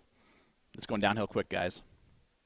That is correct. And like you said, if Jake and Joey win this, the King Seat team just looks a lot more comfortable, doesn't it? Yep, because it still goes to a last chance bracket of one leg of cricket between these two teams. So this is not over with yet, especially if Jake and Joey win this. Themselves again. No, who's in the King Seat in this bracket? Oh. Bracket number 1 is going to be Leonard and Mike, which is going to be a real tough team to beat 3 times when they only have to beat you once. How many legs do you think Leonard and Mike has dropped today? 1. I'll take the over. Yeah? Yeah, I think they've dropped more than 1, but I don't think they've dropped any cricket legs.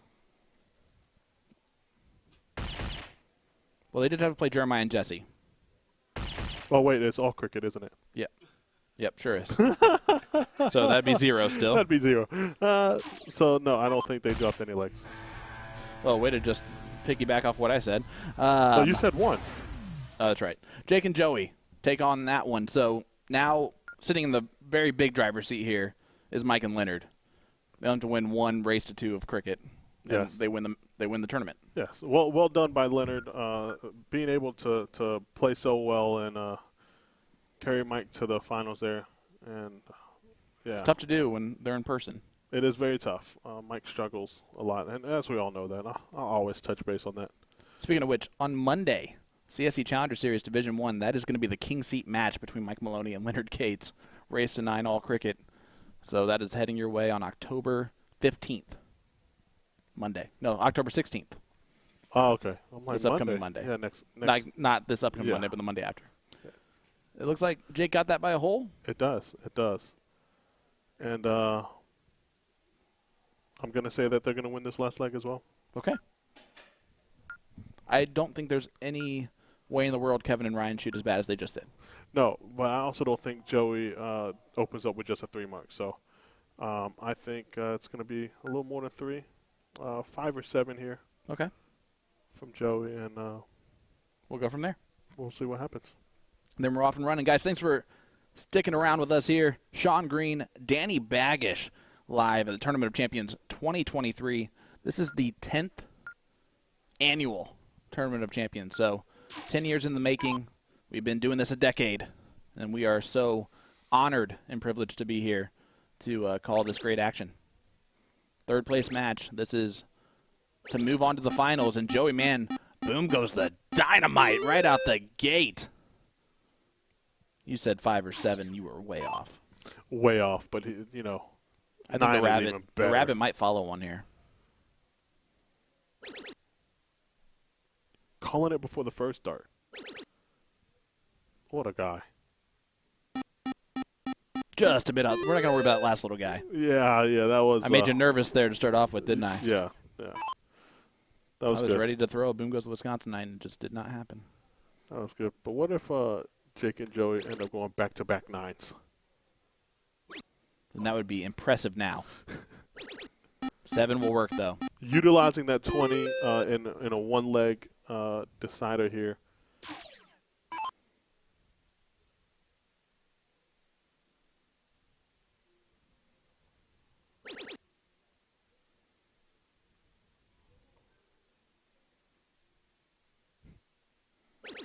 Tito Martinez saying, "What's up, brother?" What is going on? I love Tito. Tito, yeah, absolutely.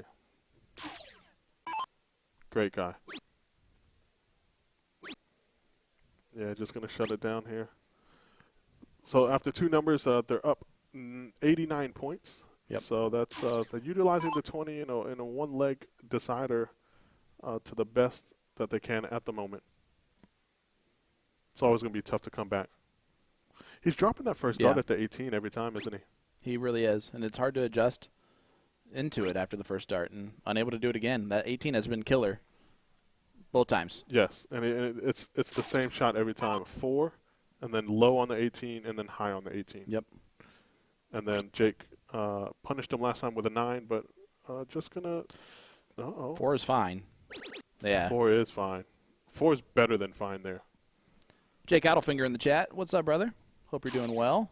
Another fantastic, talented player. Absolutely. So here is Ryan Sofa. Gonna have to start getting going, doing a lot here. They're gonna at least need a 9 in their next 3 rounds to really have any shot. But a 7 mark here helps out tremendously. 4 does not. No, and I think when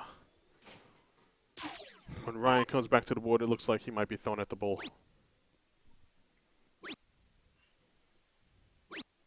Joey just doing the bare minimum there, which is really all he needed to do. Absolutely. Everyone's just saying hi to you and not me. Yes. Yeah, race to 1. Well, Sean. Oh yeah, you're famous. I forgot. The best thing about darts, right? When I'm playing doubles. Yeah.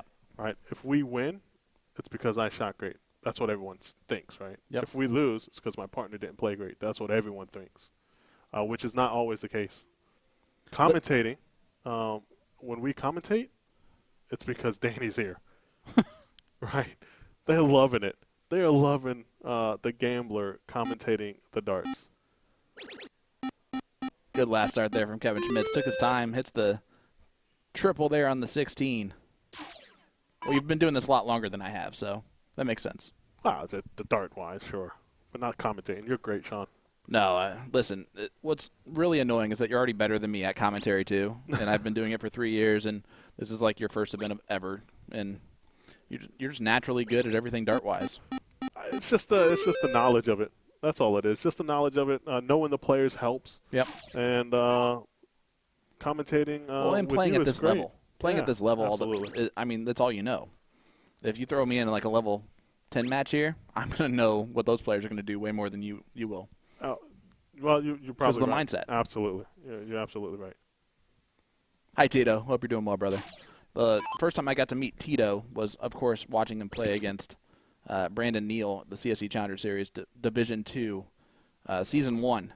And Tito got a 200-point lead, 95% of the legs that he ended up winning. I mean, it was just a demolition derby of darts for Tito. It looked like it was zero fun for Brandon Neal, and that's exactly what you want to do to your opponent, is make them have zero fun when you play them. Oh, yeah. That's daggers. Yeah. I mean, it was throwing daggers at them. And that's speaking of daggers. Yeah.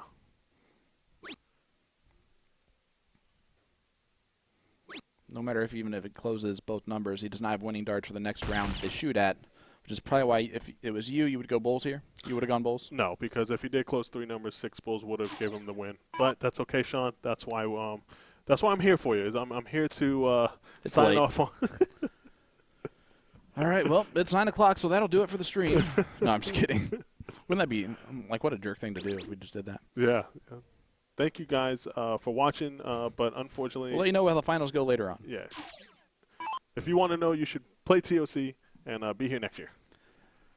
Oh, man, don't you start letting me say my script without even reading it. I will.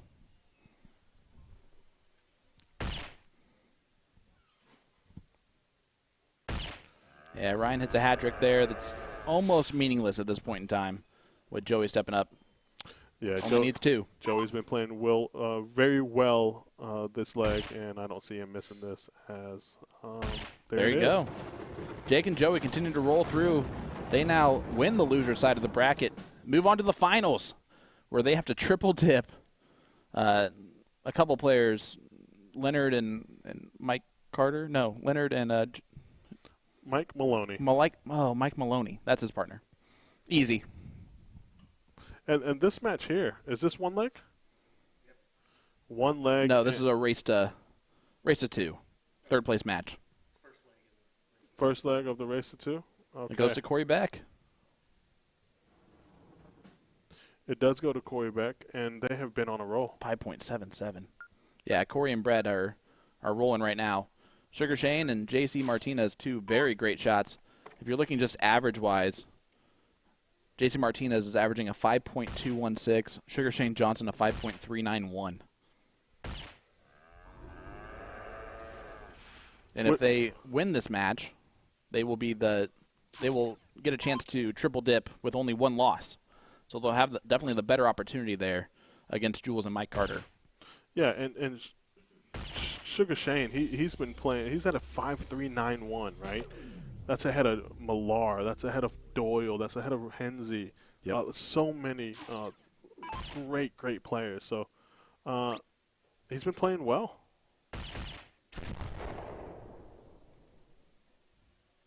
And Sugar Shane's just a big teddy bear, too. He is. Absolute sweetheart. Yeah. All right, here's Corey Beck.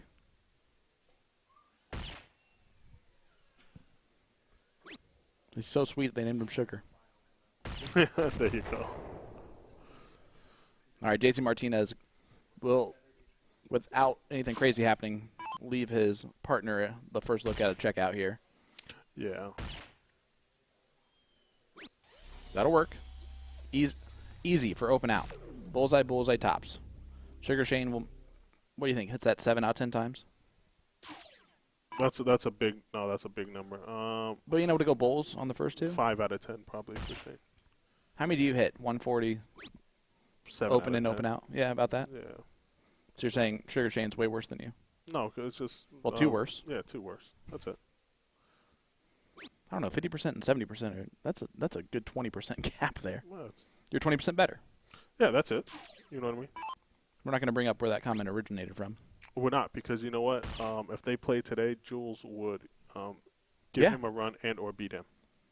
Let's put it this way. Jules has maybe brought it to 85%, 90%. Yeah, he's... Instead of 20%, you know? Yeah, he's playing unbelievable. Yeah, I just like leaving double 11 there. There's no reason not to. Yeah, I wonder why he stopped. I don't know. That's not even something that I would do, even in my level. I know what I'm shooting at there. I'm going to leave 22 if that's the last dart I'm shooting at. There's no reason to go tricky there on 72 and try and hit the 18 or the triple 18. Agreed. Just leave 22. It's the same thing as leaving anything else because it's open out.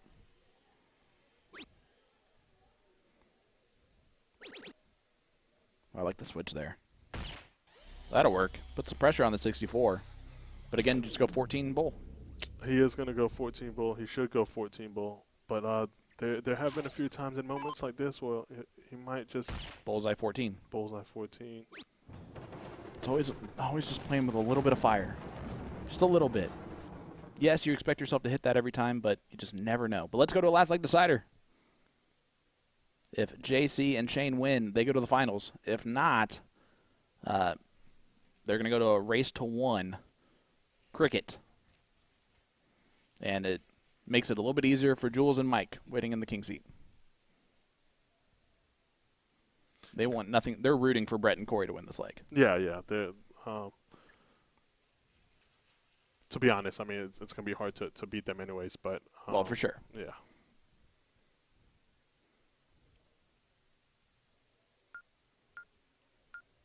They're going second, Brett and Corey are. So if they do it, it's gonna be a tough task against JC and Shane. But as we've seen time and time again, it has happened numerous of times. So not counting them out, but I do like JC and Shane here, especially JC banging out at least 720s here to start. It's going to be huge. Well, Leska Riviera Lear says, Danny, Pappy says hi from Italy. Yes. Hello, Anthony. There you go. Would have been cooler if you would have done it in Italian, but that's fine. Oh, I do know it in Italian. Go for it. Hello, Anthony. I like your accent. Thank you. Sounds legit. Absolutely. You should have just gone, Buongiorno. You know, the Brad Pitt Yeah. accent would have been great. He twirls his dart as well, don't he? That flighted into the 18? It did. Wow, that's such a crazy flight. Yeah, he just said, I think he just cursed at us. gosh darn it, Shane. Dagnabbit. I think that's what he said, but you guys can decipher what he said. Well, that is dead center of the trip 3. Great adjustment. That'll work. Again, early in these legs, we're seeing a little bit of shakiness out of both teams, but there's going to be 7s and 9s hitting in this leg. Just who's going to do it first? Not JC. Oh, wow. Wide open. Yeah, and this is what Brett and Corey have been doing all night long, fighting back. Punishing misses. Punishing misses and shutting down the big number. No matter how many darts he's going back down. Wow.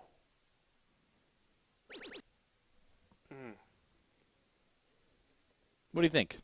No, you're up there. Just shut it down. At any point in time, they can put in a 9. Ooh, I like the switch to the 18 there on dart 3 from Sugar Shane. I do like that switch as well. I already have one there. They're both being like, man, he couldn't hit a 9 mark? 9 marks are better. When someone hits a 9 mark on me, I just go, should have hit 10. You know, you want to take their thunder away right away. No, of course not.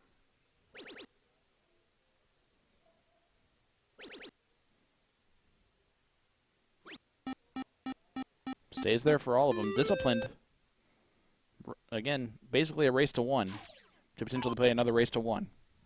That's where they're at.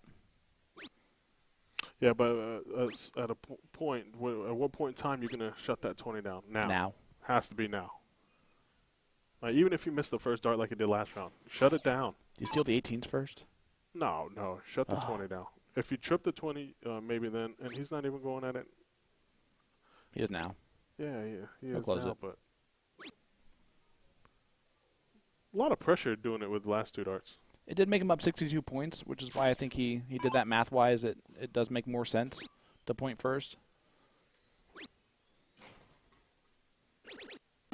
Because it's only a 10-point lead now for Sugar. So, again, it's pretty wide open here for Corey.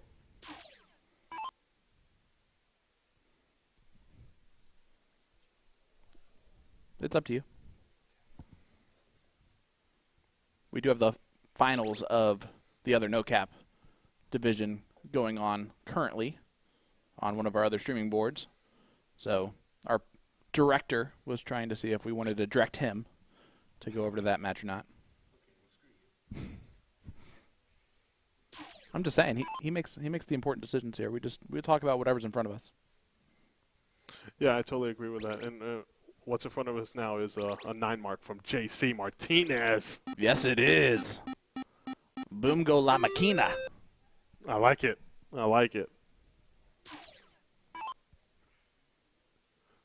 Does Brett's shirt say legend? It sure does. What a legend.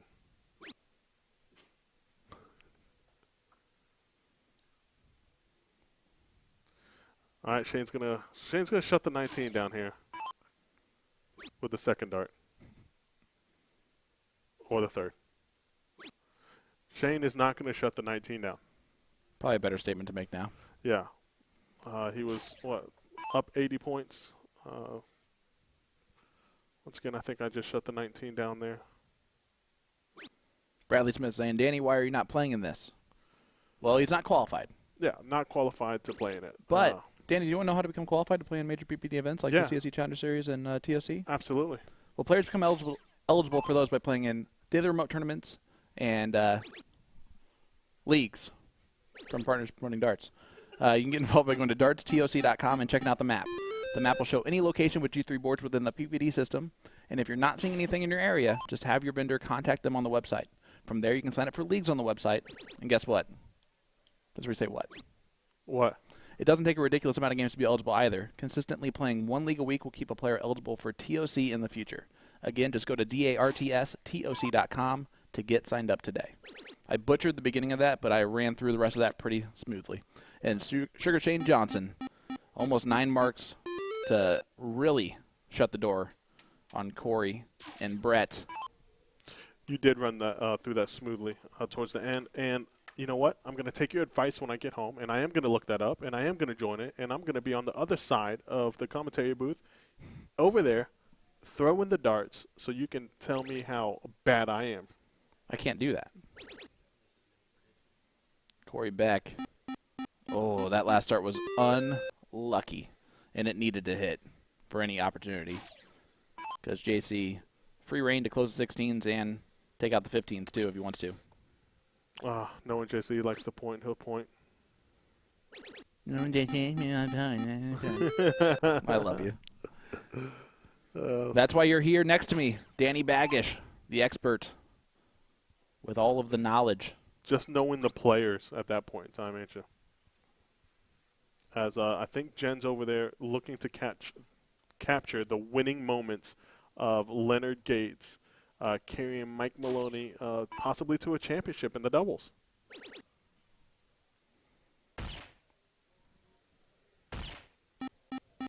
Well, Sugar Shane going to keep us right here for at least one more round for JC.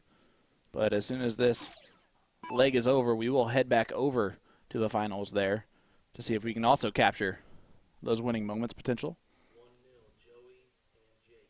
Never mind, it's 1-0 Joey and Jake in the finals. Race to 2 in the first potential dip. Wow. Okay. But they don't just need 2 scoops of ice cream, they need 3. Yeah, and getting 3 scoops. I tell you what, if they get 3 scoops there, I don't think Mike will hear the end of it from everybody. I honestly will argue that the first scoop is going to be the hardest because it's the race to 2 cricket. When it's the race to 2 and you have the 1 leg in the middle of that, it almost dictates going to a last leg decider, which anything can happen in a last leg decider. Agreed. And I do say almost dictates because you never know for sure. But here we go, finals of no cap. And, well, just in time for a boom goes the dynamite from Leonard Gates. Just what we expected here in round number 2 out of him. Yeah, and it's interesting we see Maloney going first with this team. If I'm Mike Maloney, I'm arguing, hey, I beat you in the last CSC Challenger Series, so I've earned it. Yeah, and then if I'm Gates, I argue, well, that was just the last one. And then if you're Maloney, you say, well, actually, I beat you the last 2. Yeah. Well, you beat him in the King Seat and in the finals. He's That's also been the on difference, fire. Guys. That's the difference between Mike online and Mike in person. 4 mark, guys.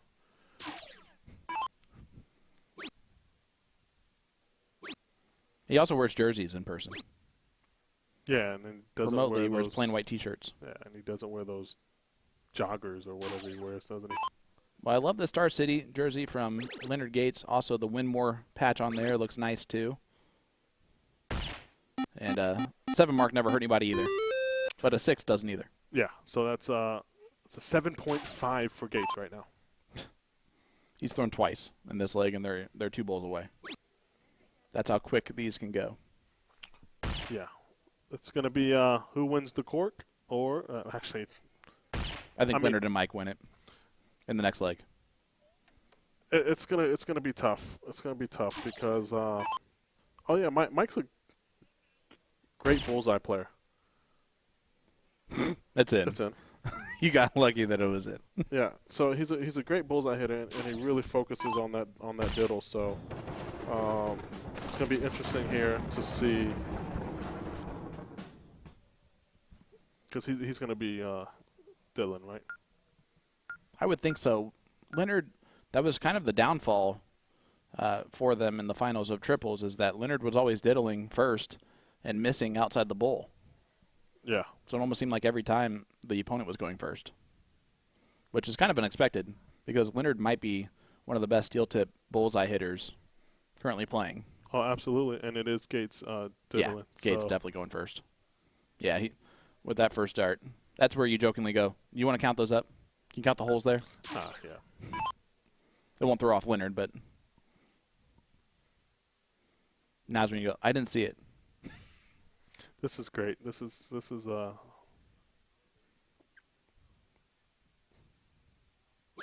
you know. Wow. I mean, it's not, you can almost open say door. Yeah, a wide open door here for Joey. But you kind of get a little excited, don't you? Look at that.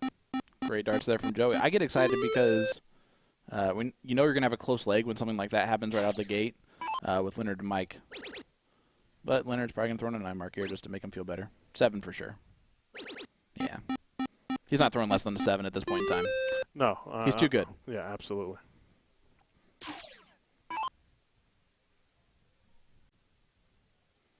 Yeah, Mike Carter and Jules are actually in the other bracket, so they are sitting on the king seat of that one. So we will never see Leonard and Mike take on Jules and Mike, and that's kind of a sad story. It is a sad story. I was hoping to see them play each other. You should still talk him into that idea of playing an actual finals. Both teams need to be triple dipped. We'll stay there for that. I'm sure all the people watching along would love that action too. Oh, I know they would. I absolutely know they would. Will would hate us for making that choice. He's going for the double there, and he still needed 3. He went for it against Mike Maloney. But double didn't do him any good there. Well, he dropped the dart is what happened. That far? Yeah. Listen, not everyone's perfect, okay? Oh, I understand. I've hit a double shooting at a triple before, at least once. I did as well when I was 13. Mine was a little bit more recent than that. Let's see, I'm 35 now. Last time I did that, I was 35. How long ago was that? Yeah, that's now. Oh. All right, cool. All right, here we go. Mike Maloney. This is where Smash can smash the competition. Well, he hits a 7. blew it. Yeah, he hits a 7's good enough. 7 there, but started out, 1-4? 1 mark, 4 mark?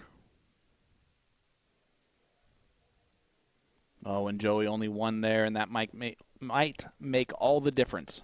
That might do it. Yeah, Leonard's not going to look at the 18s first. He's going to look at it third. That's confidence. And he hit the dead center of that triple 18. Dead center of it. He's known for that kind of around the board cricket, isn't he?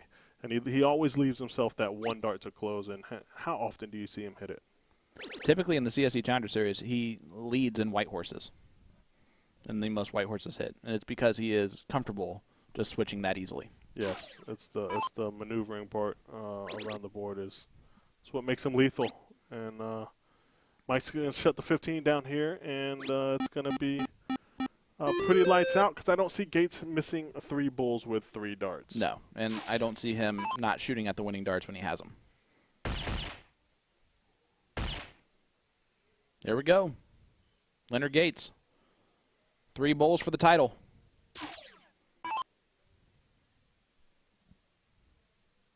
That's not 1. Oh, you can just stack right on there. Doesn't do so.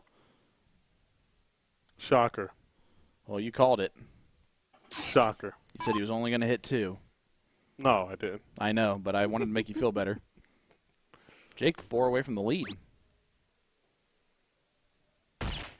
Not going to do that. So here we go. One bowl needed for Mike Maloney to smash in a victory.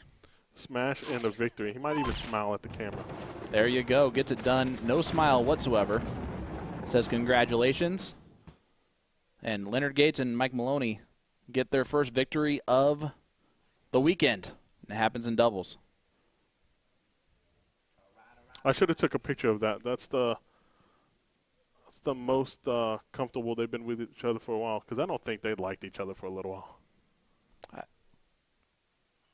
I don't know that dynamic at all. So I do, and so it's great to see them. Look at the great Nick Dichiria and Shin Mounds doing what they do best. Yeah, they get that big celebration. There's a little fist bump action. Yeah, way to go. You see Abby Spot back there, Devin Hunter. You have, is that Chelsea Ritter back there as well with Wes White? There's Sugar Shane Johnson. La Maquina, JC Martinez, and there's the finals. Again, Jules and Mike Carter have to be triple dipped. Sugar Shane and JC only need to be beat once for this match to be over. See a little bit of a unique perspective at these four players. I thought this angle does make Mike Carter look even shorter than he is. Okay, I thought Shane and JC won the third leg, and they only have one loss. Did they? Is that what happened? I don't think so. Are they the one loss or are they two losses?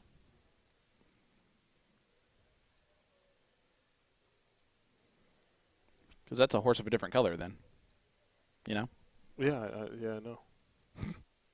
Oh, okay. Well, they didn't move forward the match no matter what.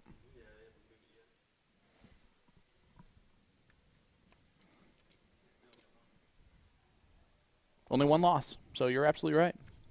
Again. Like the sixth time today. 6 out of 20. All right, so while we're waiting for them to get started, let's go to a quick ad break. So we're going to go a little side-by-side action to see what we can do, as Danny's going to start crying because Miami Hurricanes are losing right now. Don't go anywhere. Sean Green, Danny Baggish will return with the finals of doubles no cap right after this.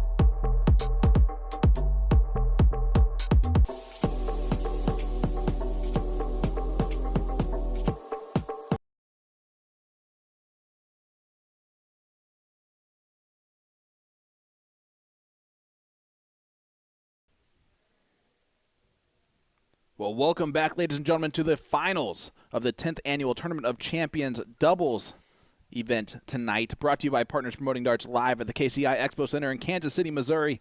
I'm Sean Green, the handsome one on the left, joined by the older one on the right, Mr. Danny Baggish. Danny, we're in store for an amazing final here.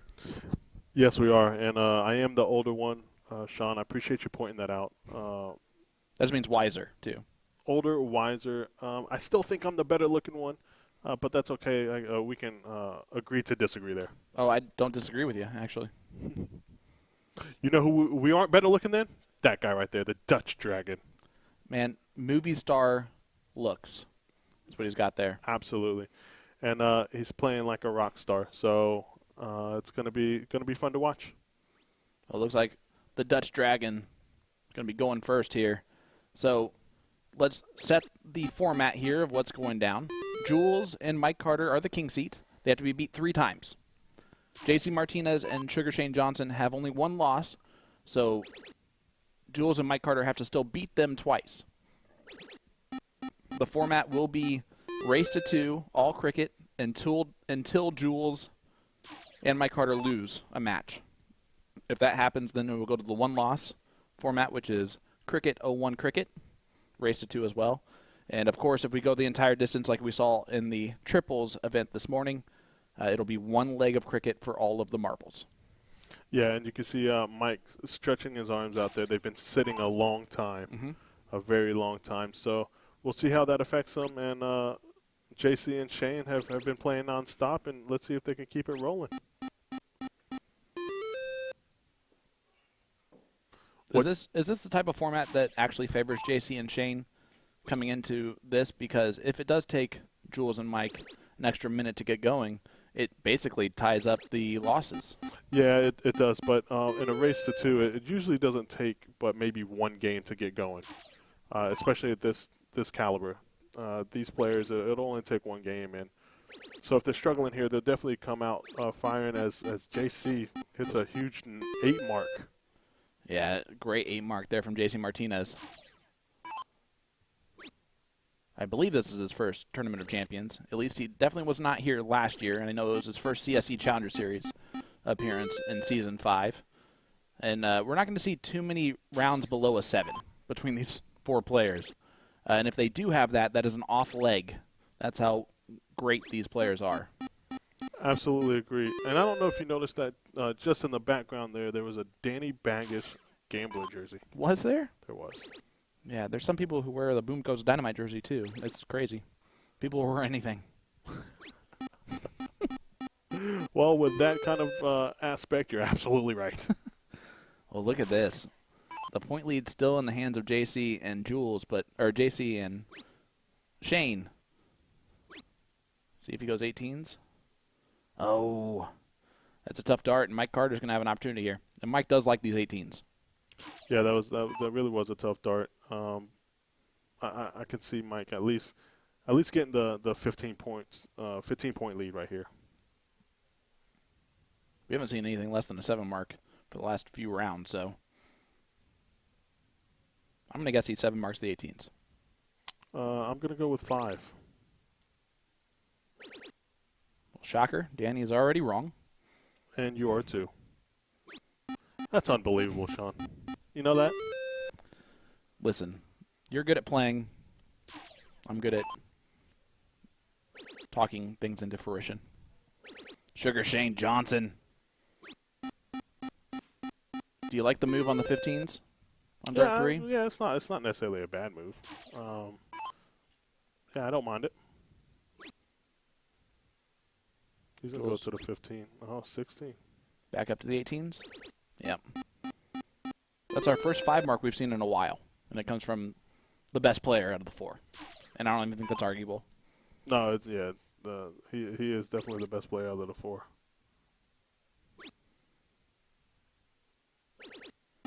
Another 7 mark from JC. Yeah, Man, these averages are nuts right now. Yeah, this is going to be an unbelievable battle, especially with JC and Shane.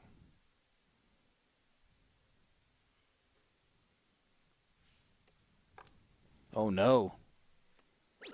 Mike Carter, good last start, but, I mean, the bare minimum point lead now.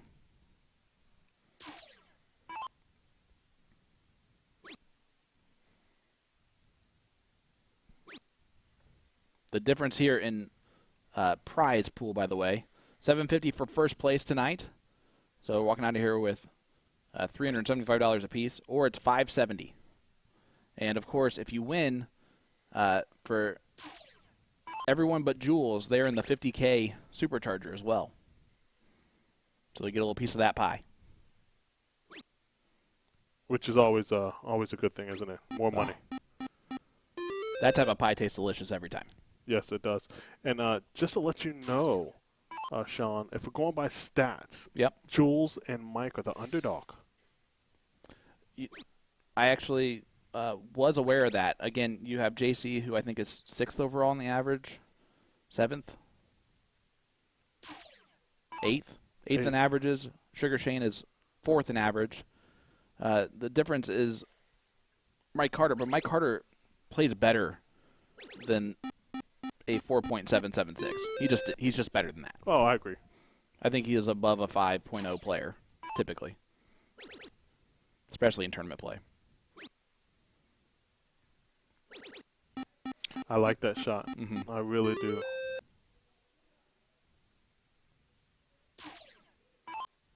So now Jules forced to start on the 18s, and how aggressive does he want to be? And he's got to go back. Wow, 2 marks from Jules Van Dongen. You're not going to get a better opportunity to break the throw of these two than right here. No, you're absolutely right.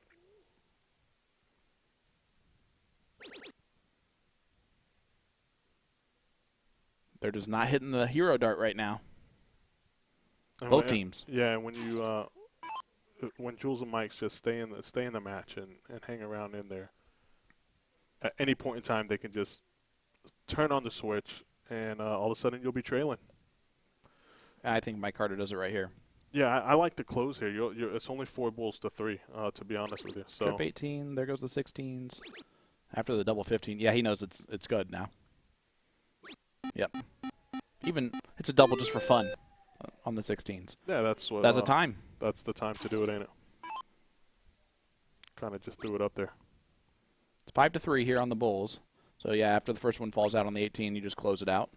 And well, you pray to the dart gods right now that Jules can't hit 3 bulls.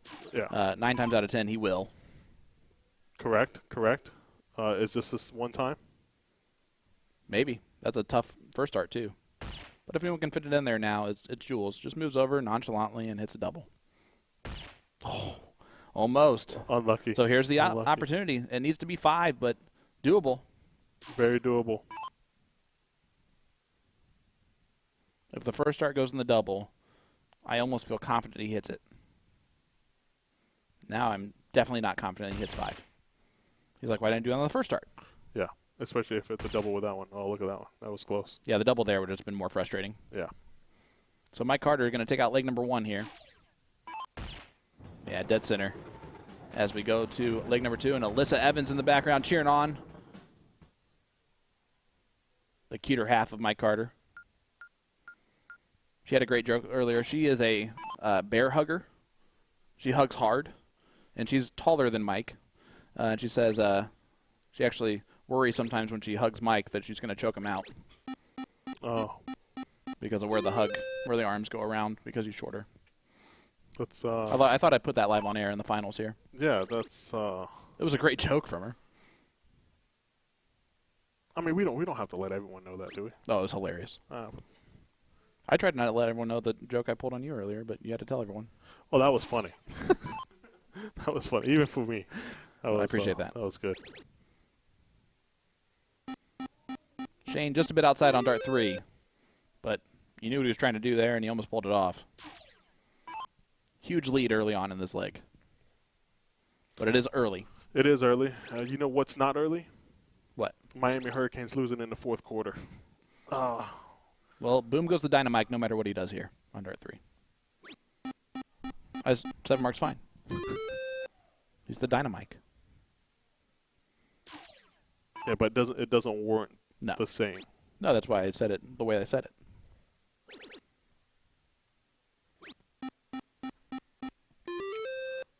I'm surprised the third darts are not falling in for these players right now. It'd be a much quicker leg if they were. You're right, but I mean, it's late. Fatigue plays into it. It's just draining at times. Jewel says, "What is fatigue?" Another 7.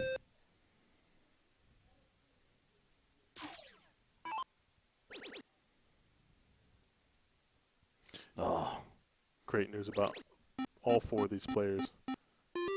Looking forward to seeing them tomorrow. All 4 playing in the CSI. To battle it out. First place, $10,000 going to one of these players. Not one of these 4 specifically. There's a lot more players playing in it, but boom goes the dynamite Carter right there.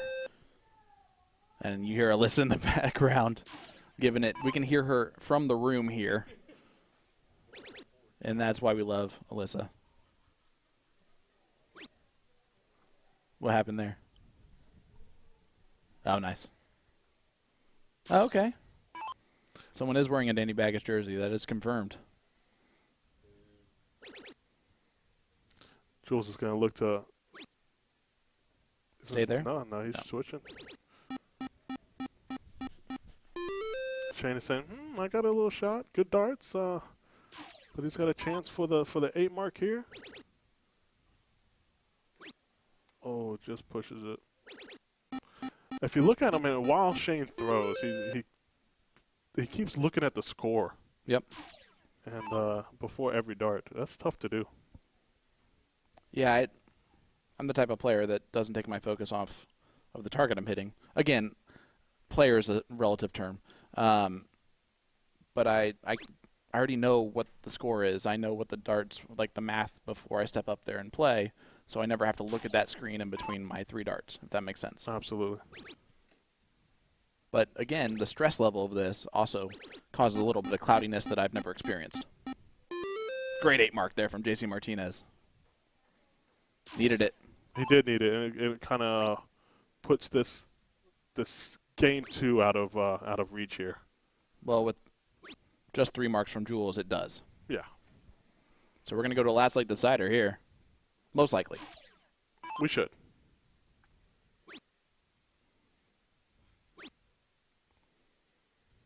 But we've seen crazier things happen, and a 7 or 9 here by Mike will put the pressure. You love how many people are standing back there watching this great match live in person as well. And everyone watching online with us. It's Danny Baggish's great voice. I'm Sean Green. This is the finals of the Open Doubles, no cap. King seed is Jules and Mike. The 1 loss is JC and Shane. Ooh. What do you do? Yeah, I would have just shut it down. Like 6 mark on the 16s, a 9 mark on the 16s, or whatever the case may be. It's going to be 9. It doesn't hurt you that bad. You know what I mean? Yeah, he's gonna use this in the trip to 18, maybe. Yep, 8 mark. Gets the 8 mark from Jules Van Dongen.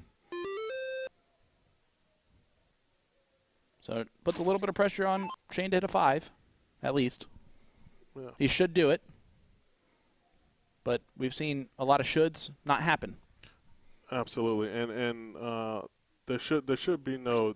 Okay, I don't know if they were talking about him going to the bull, but he has to take the shot to close. And there's the miss. And the math works out in the favor of Mike Carter if he hits a 9 mark here. Even a 7. Yep, 7's enough. Needs 2 trebles now. Not going to do it.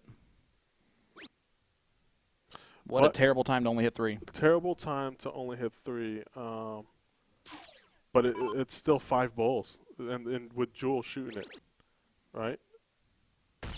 Oh, does it matter? Oh, it kind of does now. That is, listen.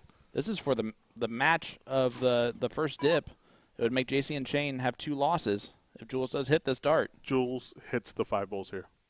Well, there's no chance he hits it now with what Danny just said.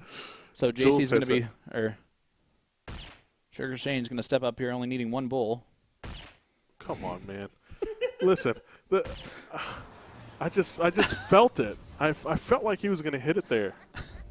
So here we go. Let's go to the last leg decider here. Shane's going to hit it in dart 2. I'm done with you, Sean. I'm done.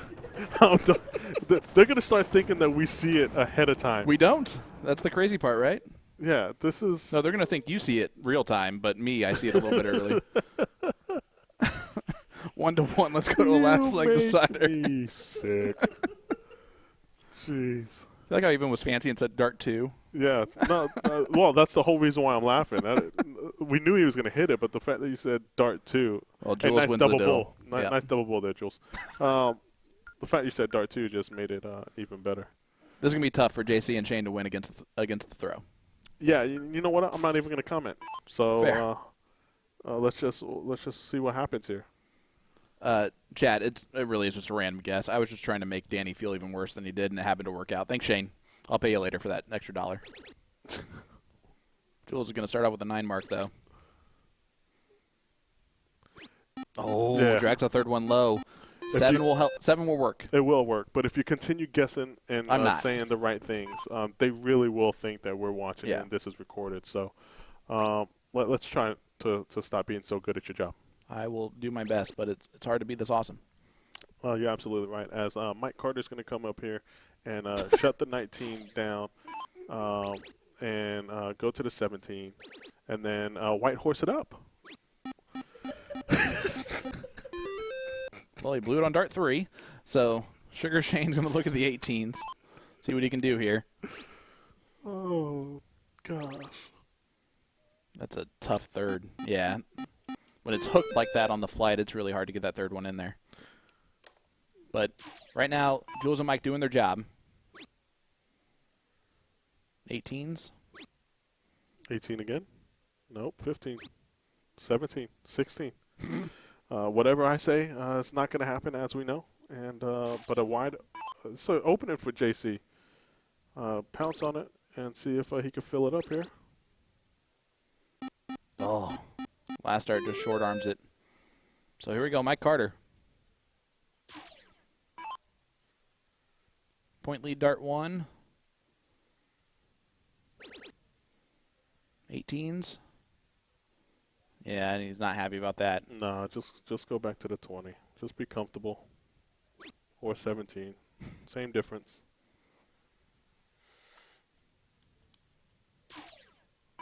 Sugar would like a sweet round here. I see what you did there. Thank you. Appreciate that. Good 6. Is that sweet enough? Sorry. Yeah, Didn't that was mean to- Get off my chair. Yeah. No, that was sweet enough. And Jules is going to want to hit at least 7 here, and he's not going to have it. He's going to go 18. Yeah. So now they're going to talk this out a little bit. Yeah, I would go 16. If you trip it, then take the shot. If not, then you just stay there and load it up. Shane's like, I don't care what you do, man. I'm not even thinking anymore. I'm just throwing my darts whenever I get up there. There you go. 17s. Big round of 9 there for JC Martinez. What a time for a white horse. The best time. As Mike will need 6 now to get ahead. Wow, what a time. Elliot Milk said trip 16, trip 20, trip 16. Well, you were wrong as well, sir. Elliot Milk, a.k.a. Phil Taylor. Every time I play him, he plays like Phil Taylor. So you're saying he beat you? Yeah, everyone plays like Phil Taylor when they play me. Oh, what a 9 back. Dynamite Carter showing where he got his nickname from. Listen to the crowd.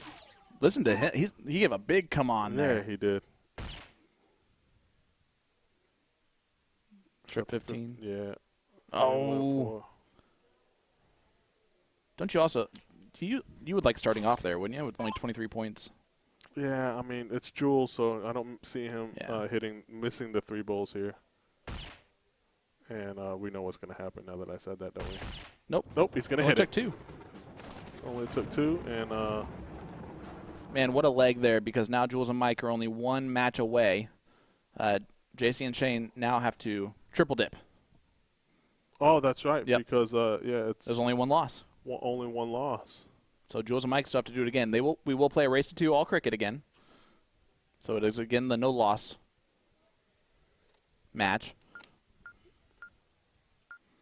And that's why the experts are out there, Nick Dichiria and Jen Mounts, to make sure they know what they should be playing here. And that's why I'm sitting here next to you, so you also know the format that we're about to play. Oh, I know. I don't know if that was agreeance with what I said or agreeance with your own that you already knew. Man, every time they get the point lead back, they just tend to lose it, huh? Well, that's outside the bowl, so Jules will go first. You want to count those holes there? I think he just gets it. You know, Jules has hit a double bowl every single time now ever since I've called him. That's not even, like, guessing. Yeah, I said he was going to hit the 5 bowls, and he doesn't hit a double, and now he's hit a double with every dart after, seems like. So, but here we go. Fresh race to 2. Jules Van Dongen and Mike Carter going first, as Shane is checking the comments in the section of the live video there. We are over 1,000 people watching live right now across our platforms. Danny Baggish, Sean Green here. Tournament of Champions 2023, the 10th annual Tournament of Champions. And this is the finals of the doubles no cap here on Saturday evening. Jules and Mike still sitting at 0 losses. J.C. Martinez and Sugar Shane Johnson. If they're beat one more time in a race to 2, it's all over. Yeah, and look. Decent start. Great start. And 10 marks would have been cooler, but he'll take 9. 10 marks would have been legendary. And I think Jules and Mike are now warmed up, and it's going to be tough to beat them. Almost back-to-back 9s to get us started. It's Mike Carter. Just so smooth. Looking down. Oh, just one hole, though. Just one hole. But the 5 mark has to be the bare minimum. Yeah, they're controlling the 20 there really well. See, I like the shot there with the last dart. Yeah, you want the shot up at the 20s? I want the shot at the 20s there, yeah. Only 10 points down. Take the shot at the 20. Take it away from this man here who usually bangs them in, but had to switch to the 18. Dave K asking who has the pink-red hair. Well, that is the famous young buck, Nick Dichiria. The famous or the infamous? Infamous. On the production team here. Mike Carter. Did something special in the last leg when he needed to the most. Whoop. Ooh. Angel Hernandez is calling a balk on that one for sure. No, he's not, because he's not with the league anymore. Finally? Yeah. Man, it's about time. He has been demoted to the Little League World Series, where they call exactly like Angel Hernandez does. 18s? Boom goes the Wisconsinite there for Sugar Shane Johnson. Finding a 9 mark. And Jules leaves a hanger Sarge after dart 1. I love the emotion in the crowd for both teams here. Just shows the importance of every event, whether it's the CSI, whether it's the triples, the doubles. A lot of excitement. It's just big. 15s? Yeah, I would. And so will he. Gets one.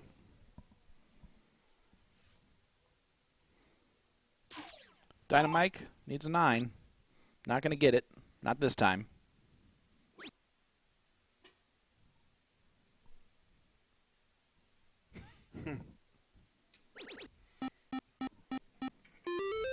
Who posted that? Yes. Nick West? Nick West. Well done on the post. Absolutely love it.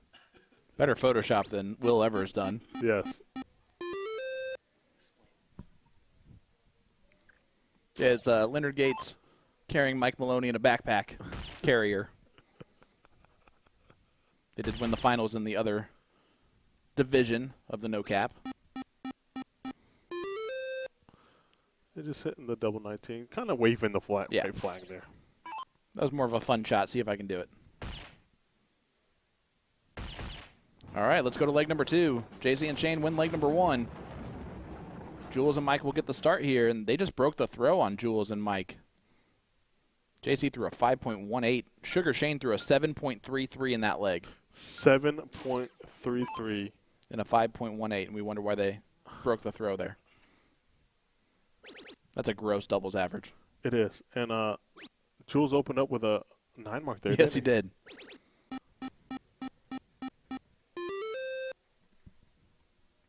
Nick West is in the chat and goes ha ha ha with laughing faces.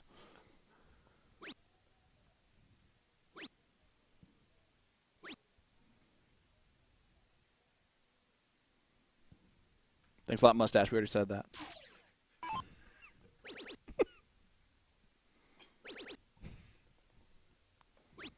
Shout out to Jeremy Byrne watching along with us. It's all out of love, brother.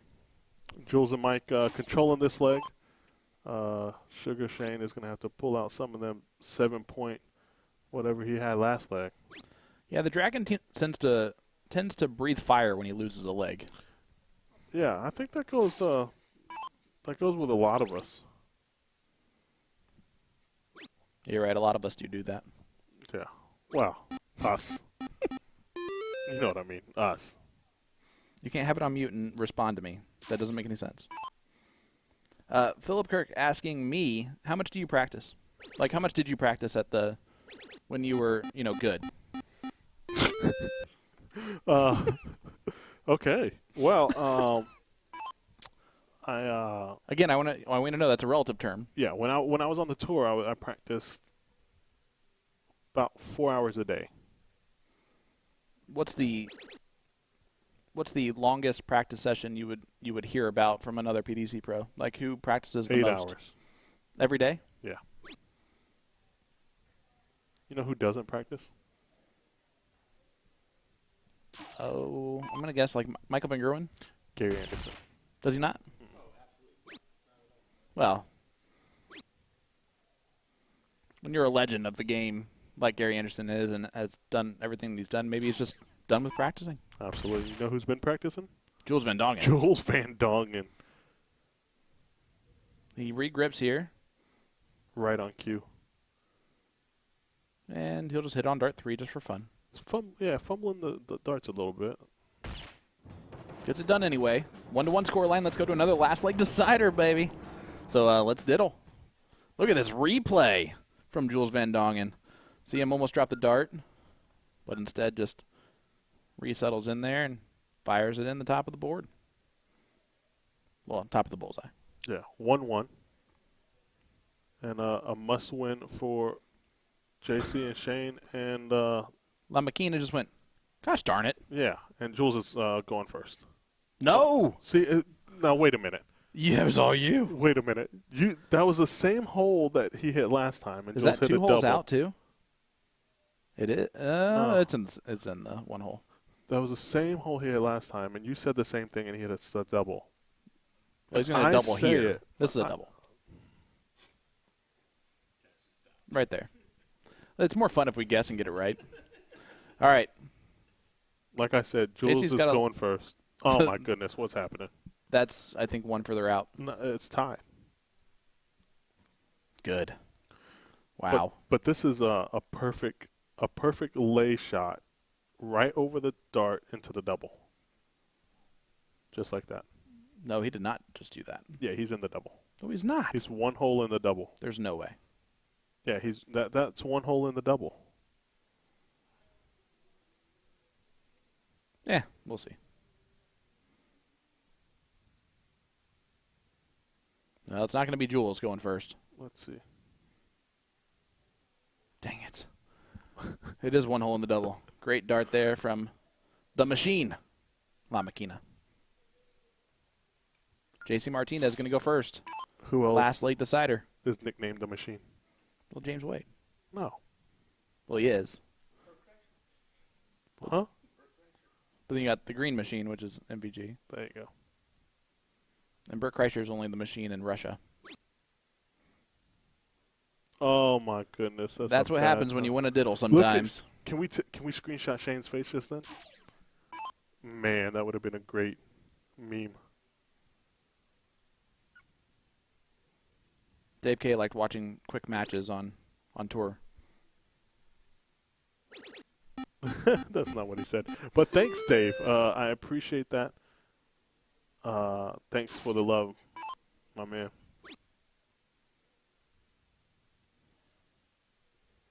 What is JC doing back there? He was upset with his first throw.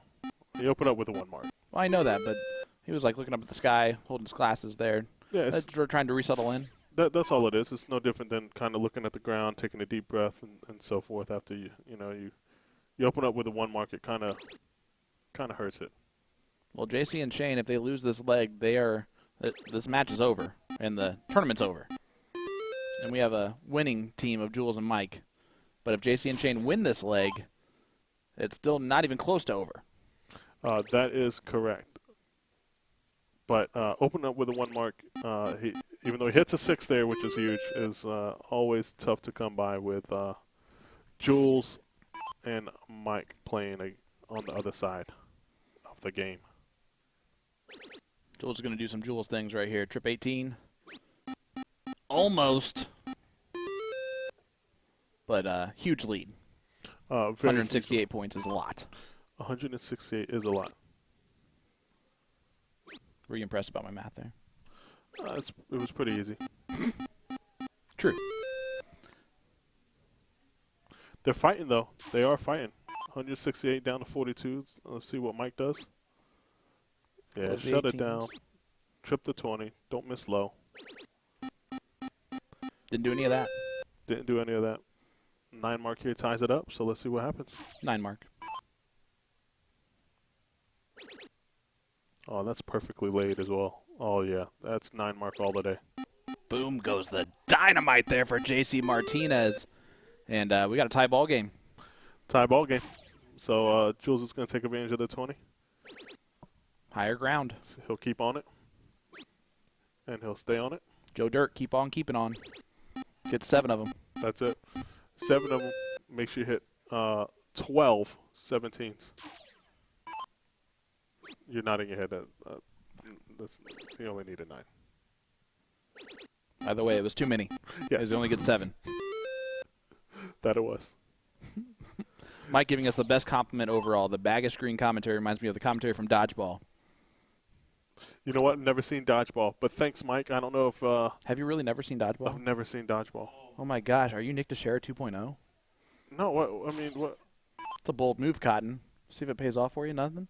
Never seen Dodgeball. Nobody makes me bleed my own blood. Do I need to watch that tonight? Yeah, we're going to watch it together. You bring the popcorn. Okay. Well, looks like we're going to be doing it as JC had an opportunity there. And he got a 41-point lead. We'll see what happens. Missed the trip 20, hit the trip 1. And Jules is going to... Uh-oh, does he go down? Yeah, he does. No, it goes over the 16s. Playing a little chess, not checkers. Yeah. Different strategy there. Well, he's zoned in on that 17, isn't he? Doesn't even want to move. Well, now a 6 mark ties up the score line.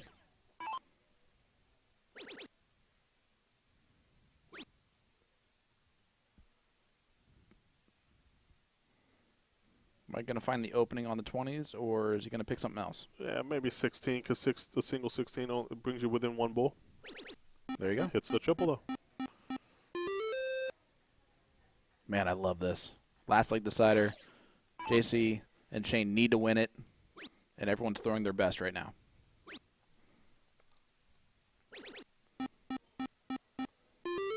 Jules hasn't hit a huge 7 or 9 mark lately on the 20, so I wouldn't be surprised if he hits 7 or 9 here. I mean, understand all of the comments right now in the chat only have to do a dodgeball.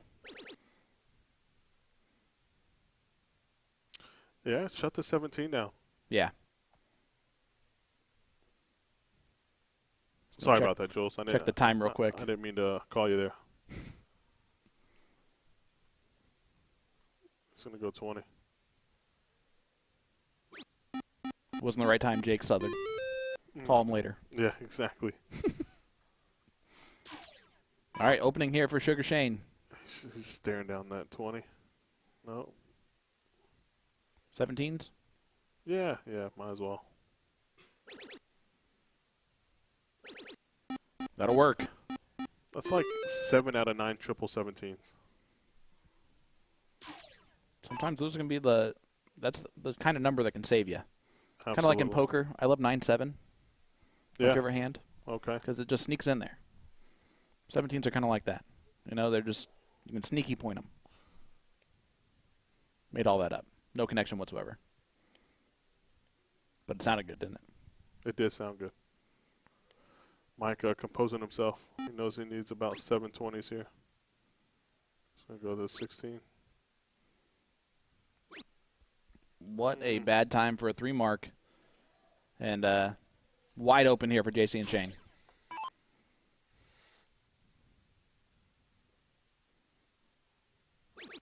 Go back to the 17. Yep. Big darts. You called it. 138-point lead. Means Jules really can't leave the 16s, but he'll probably close the 17s, right? Right here? No, I think he stays. Big 9 mark from Jules, of course. Alligator blood, these ones. Just hanging around. 9 marks at the right time to keep him in the match. Absolutely. Let's see how sweet this round can be from Sugar. I go for it. Why not? Yeah, YOLO, baby. It's a bad marker, that's for sure. Yeah, he went for it. Now he scoots over. That was an unlucky dart. And it comes at a bad time too. Here's the shot. Oh. That was arguably the most important dart of the match at that point. So far, yeah. And I think JC's going to take his shot if he trips to 17. But he doesn't, so we won't know, will we? Oh, we still know. You're always right. You've been right this entire time. Well, look at that. Miami just a little bit out front now for you. Jules stepping up. This is where Jules Van Dongen can take control. Now he's got to stay on the 16s. Oh. Trip will do it, right? Trip will do it. We'll put him up to 32. 10-32. There's no way he misses the start. He missed the dart, but he's at 1,000 points. He didn't miss miss it. We got 1,017 to 1,000. He didn't miss the target. Game 3, last leg decider, 1,017 to 1,000. Sugar Shane Johnson needs to close it. Gets it done. Big dart. Winning dart still in the hand here. Mike Carter just needs 4. And this is for the tournament. How do you like it? Do you think he hits it? It's a very, very good possibility. Yeah. He needs that double ball on dart 1 or 2. You don't want to leave that one to the last one. Double. Not going to do it. I've seen JC.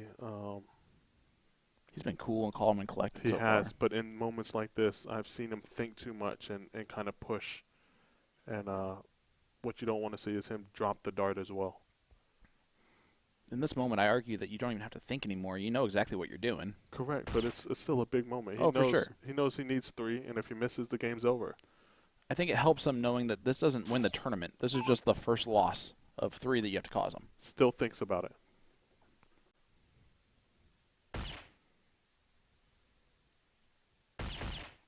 Doesn't think too much. Gets it done in 2.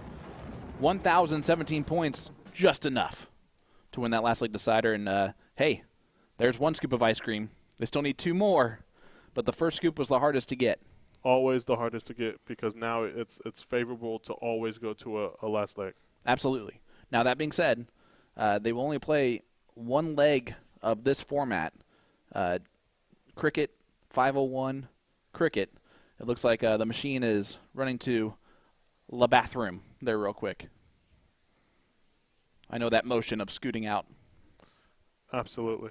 So it looks like we might head to a short ad break here real quick.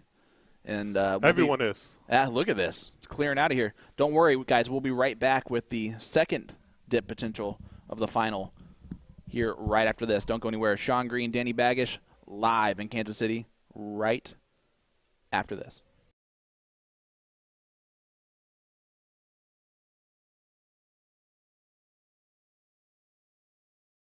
At the right time, it makes all the difference. But Mike Carter with another 9. Oh, look at this. Jesse Oh, my Gore at the goodness. right time. He's gonna shut it. Don't shoot the double. He did. does, and he hits it. He did. Right on the. He He was only needs nervous. 2. Johnny was saying he was nervous. Did you see that? Yep. So here we go. I don't think he misses this. To get it done, he's thrown so well in this leg particularly. Absolutely. There's one. One more. And he gets it done. Wow, what a finals. Johnny, Jules, and Mike get second place. Jeremiah, Jesse, and Leonard take it down. What a match. That's exactly what we expected. Come down to the last leg. That's what we all wanted, and it gave everything there. Absolutely. What a start. What a start. I'm loving it. This is great.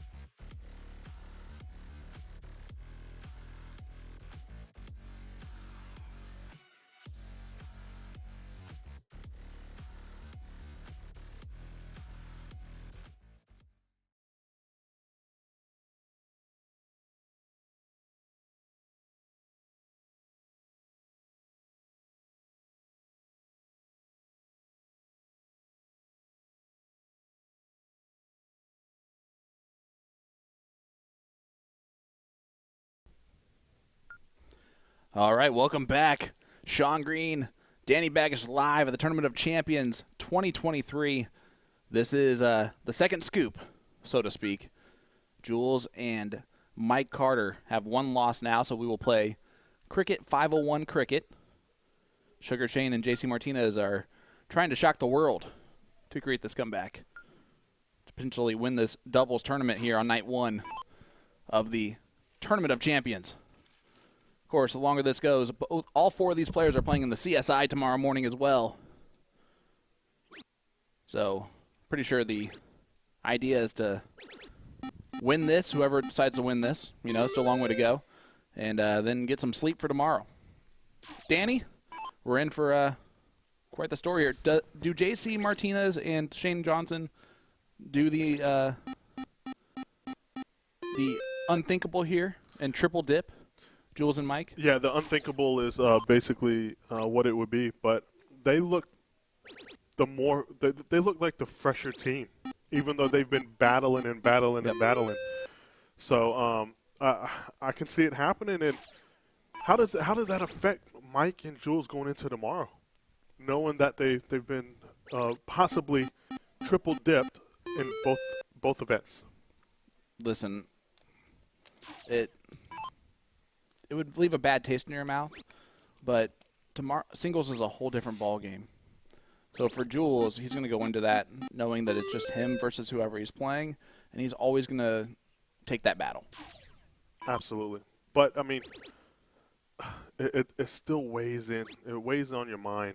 Well, we still have a long way to go till we even get to that, right? Yeah, no, absolutely. Absolutely. And they don't want to get to that, obviously. No. So we just want a great match, and we definitely having that. So it's a win-win for us. Hey, the real winners are the people watching along with us. Hit that like button, hit that share button. Let everybody know we are live here for the finals. Opening night of TOC. Man, what a venue. What a tournament so far. It has lived up to the hype and the billing. And the finals have been fantastic as well. Yeah, it's been great. And as Mike almost fills it up there. JC and Mike are from the same area in Phoenix. So I believe they do both play at Bull Shooters. It is the big dart bar there in Phoenix. And billiards bar. Jules is going to, take a shot at the 17 first. He might go point. 18s. Yeah, point first. Momentum. But he will take the shot. Going back up.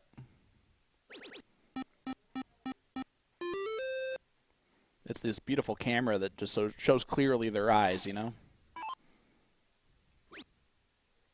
Focused. Oh, sugar, sugar. He was honey, honey. Missed it there. He was really big on them 17s previously, and only hitting 3 there. Shocking.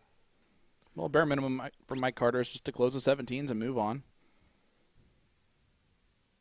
50 points down for JC. If you go trip 16, do you take a look at the 18s there? Once again, yeah. Why not at that point? Only 4, starting out slow here.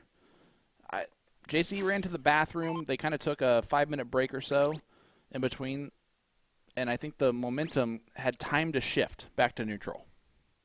Do you agree with that? Yeah, it definitely had that. It took the feet off the gas pedal there for Shane and JC, because they were cruising. They were playing real well, and you're seeing a little more sporadic darts from those two. Instead of 7 marks, we're seeing 6 marks. Yeah, which 6 and seems 5s. like a complete different thing, but it makes a whole lot of difference when you're playing against Mike Carter and Jules Van Dongen, because Mike Carter can do things like that. Yeah, beautiful shot. Big 6 mark. And JC's only wants to basically fill it up here.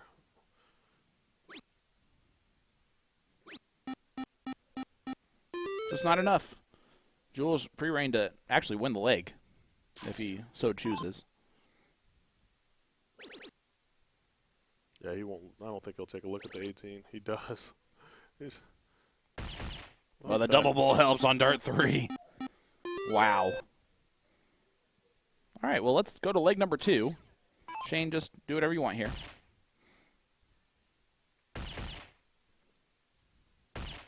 That'll work. And that is also practice for the second leg. Yes. As they're playing 501 full bowl. And I think we should expect to see a third leg. This might be the type of leg, though, that Jules and Mike just go perfect. Perfect, and as we say perfect, we mean 9. Well, I bet they go. That's true. Yeah, because they would it's have less to, likely. It's 9 or they lose. I think. Right. I think, you know, players like JC and Shane are pretty sure gonna take it out in 12. This is almost where I almost trust Jules more to take a look at the 180 first. You know what I'm saying? Sure.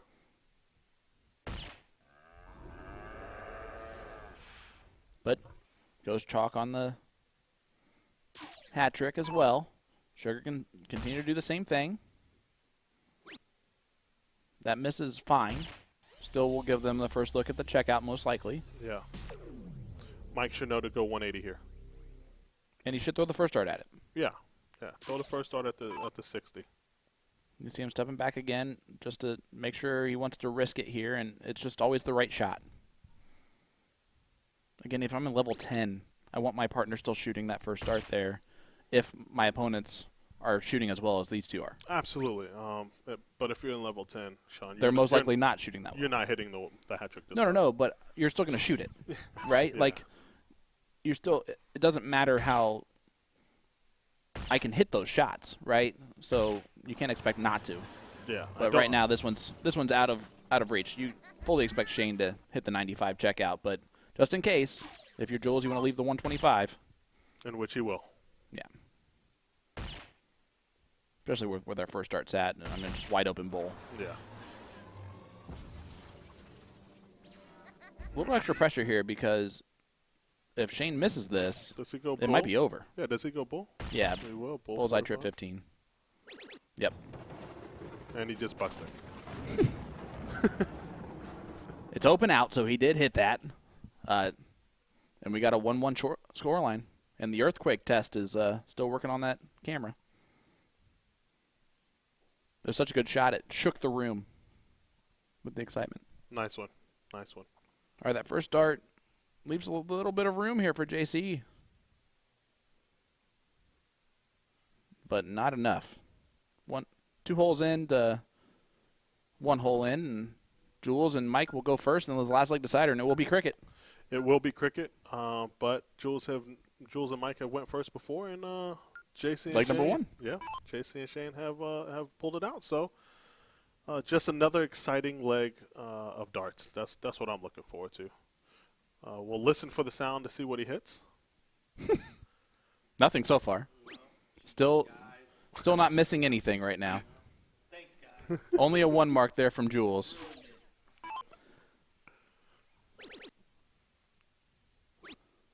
It's all right, to be fair, it's been a while since Will's making a mistake, so he was due. He was due. Tomorrow he'll be perfect, though. He will be perfect for at least the first session. Thanks, Phil. Appreciate that. Dugan asked in a question here in the chat that I do like to answer. Help us understand why a PTC professional gets to play in these. He's qualified for them. He spends his time when he's home qualifying for this event. He goes through the same process as all the other players that end up qualifying for this event. So there's no reason why he shouldn't be able to play in this. Correct. Now, to be on the stream, he does have a special exemption from the PDC to be streamed this weekend by USA Darts and Partner Promoting Darts Productions. We do have to get that, or he does have to make sure that is that waiver's good to go before. Otherwise, we would not have him on screen. That's exactly right. And for them, it's 1 player, and it promotes everything that they're doing as well. So it makes no sense to not have him. As we get a boom goes the dynamite there for Jules Van Dongen. I want to hear you say that one more time. The next one. All right. I'll get it on the next one. It's going to be right here. It is going to be right. Nope. You agreed with me. I know. Shouldn't have done that. Ellie Milk says this race to 2 stuff. I like it. You're on the edge of your seat the whole time. Man. Yeah, it's fun. You could not have said that with any less fun in It's your fun, voice. dude. No, it is. It's fun. I'm excited watching every single leg, every match, and it's really been exciting. Don't lie to us. You'd rather be out there playing. Oh yeah, 100%. I'd rather be playing, but if I'm not playing, I'd rather be right here with you, Sean. Oh man, could you say that again so that we can cut it? Yeah, absolutely. If I'm not out there playing, I'd rather be right here with you, Sean. Can you say Sean Green next time? Absolutely. No, Just stop. kidding. All right. Use take 2. Jules stepping up. Point lead a little bit higher there. And is he going to stay there and close out those 20s? He sure is. Gets rid of them. Not happy with it, though. No. You hate being forced to hit a single, you know? Absolutely. And what happens if JC and Shane win this leg? Then we go to one leg of shootout. cricket for everything. Yes, Mike Maloney is back there with the Smash jersey on. You see Alyssa Evans. You see Abby Spot covering her face. Devin Hunter. I believe that's Eric Ludke back there, too. Just good to see people hanging out with us and watching and over 1,000 their players. Still over 1,000 viewers all across all of our Still platforms. over 1,000. That's amazing. It's the Danny Baggish effect. Oh, well, nothing but. 5 mark there from Sugar Shane. Also might be the Jules Van Dongen effect. Oh, nothing but.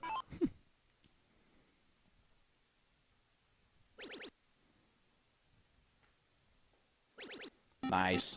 18 on dart 3 from Jules. Goes 9 mark, 6 mark. Doing his job to try and end this match. They definitely don't want to go to another, very final leg. That's a bad taste in their mouth from earlier today on the triples. Absolutely. And that's when I think that's when they start thinking not again.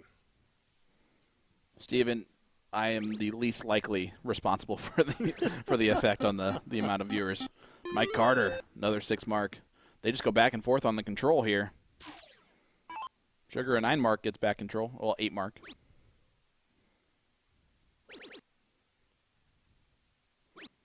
He'll take 5. But when you have Jules following you, that's not enough. And look at Jules' face.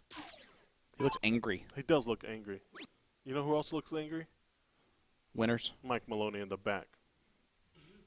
So winners. Because he did win his event, too. I don't know. He just he's been standing there and they've been talking. Well, he's been listening for a little while. Look at this. 7 mark. I mean, that almost completely shifted it right there at the right time. Dave K saying, Danny, great to hear you on commentary. And I agree with that. You've done great. Appreciate that, Dave. And thank you, Sean. Hey, listen, I'm the least. The person you should thank the least. Let's put it that way. No. Without you, there wouldn't be me. I really don't think that's true. Oh, look at this, Mike Carter. Dynamite comes out to play. And is that going to be the big round?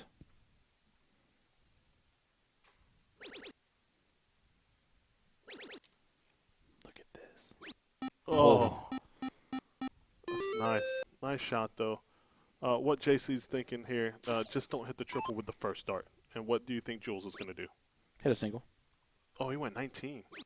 Oh, look at this. Ooh, this is a big dart. Oh, my goodness. This is the best case scenario for JC Martinez. I think no matter what, you shoot the 19 first. Get it out the way because you're going to close it. There it is. There you go. Control to go to the Bulls. Winning darts here from Mike Carter, though. And my goodness, has he been huge in this final. This is a little bit of a different scenario because 2 bulls, like if you're pointing on bulls to 15s, 2 bulls is 4 15s. But he did shut him down. But I like the 4-bull shot in this scenario. Well, if he hits double bull, Oh, yeah. it's over. Oh, that was well thrown, too.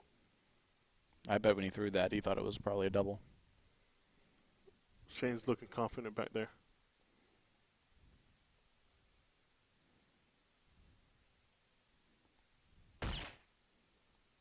Well, there's no more pressure than this. Yeah, this is it. This is Stay in the match. Stay in the match and force a one-legger. Oh, no. Now it's a lot more pressure. It's the double. Doesn't get it, and that will most likely do it. So here comes Jules. First dart. No. It'll be 2. But that was close. That was a really good dart.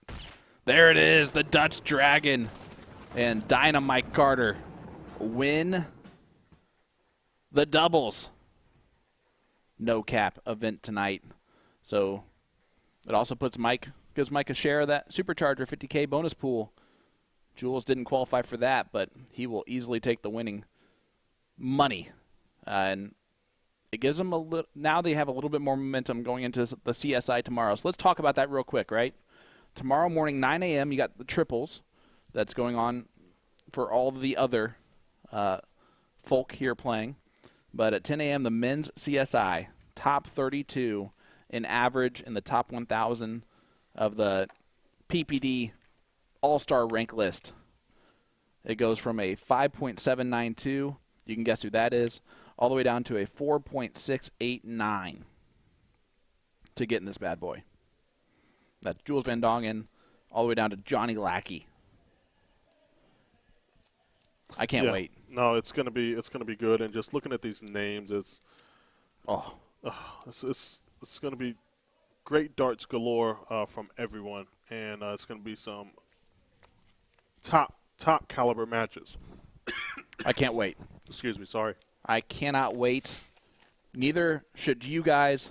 So let's go ahead and wrap it up here tonight. We will see you in the morning. Sean Green, Danny Baggish, with Will Stuart, Nick Dichiria, and Jen Mounts in the background. Thank you so much for watching along tonight. Day 1 in the books. It's been a great day, and we will see you tomorrow for even a better day 2. Absolutely. Thank you, Sean. Thank you, guys.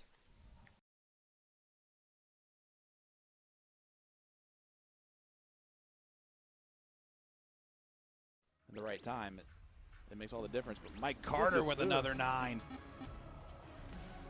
Oh, look at this. Jesse Gore at the right time. Gotta shut it. Don't shoot the double. He does, and he hits it. He did. Right on the. He only needs 2.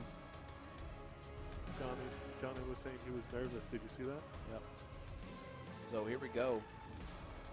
I don't think he misses this.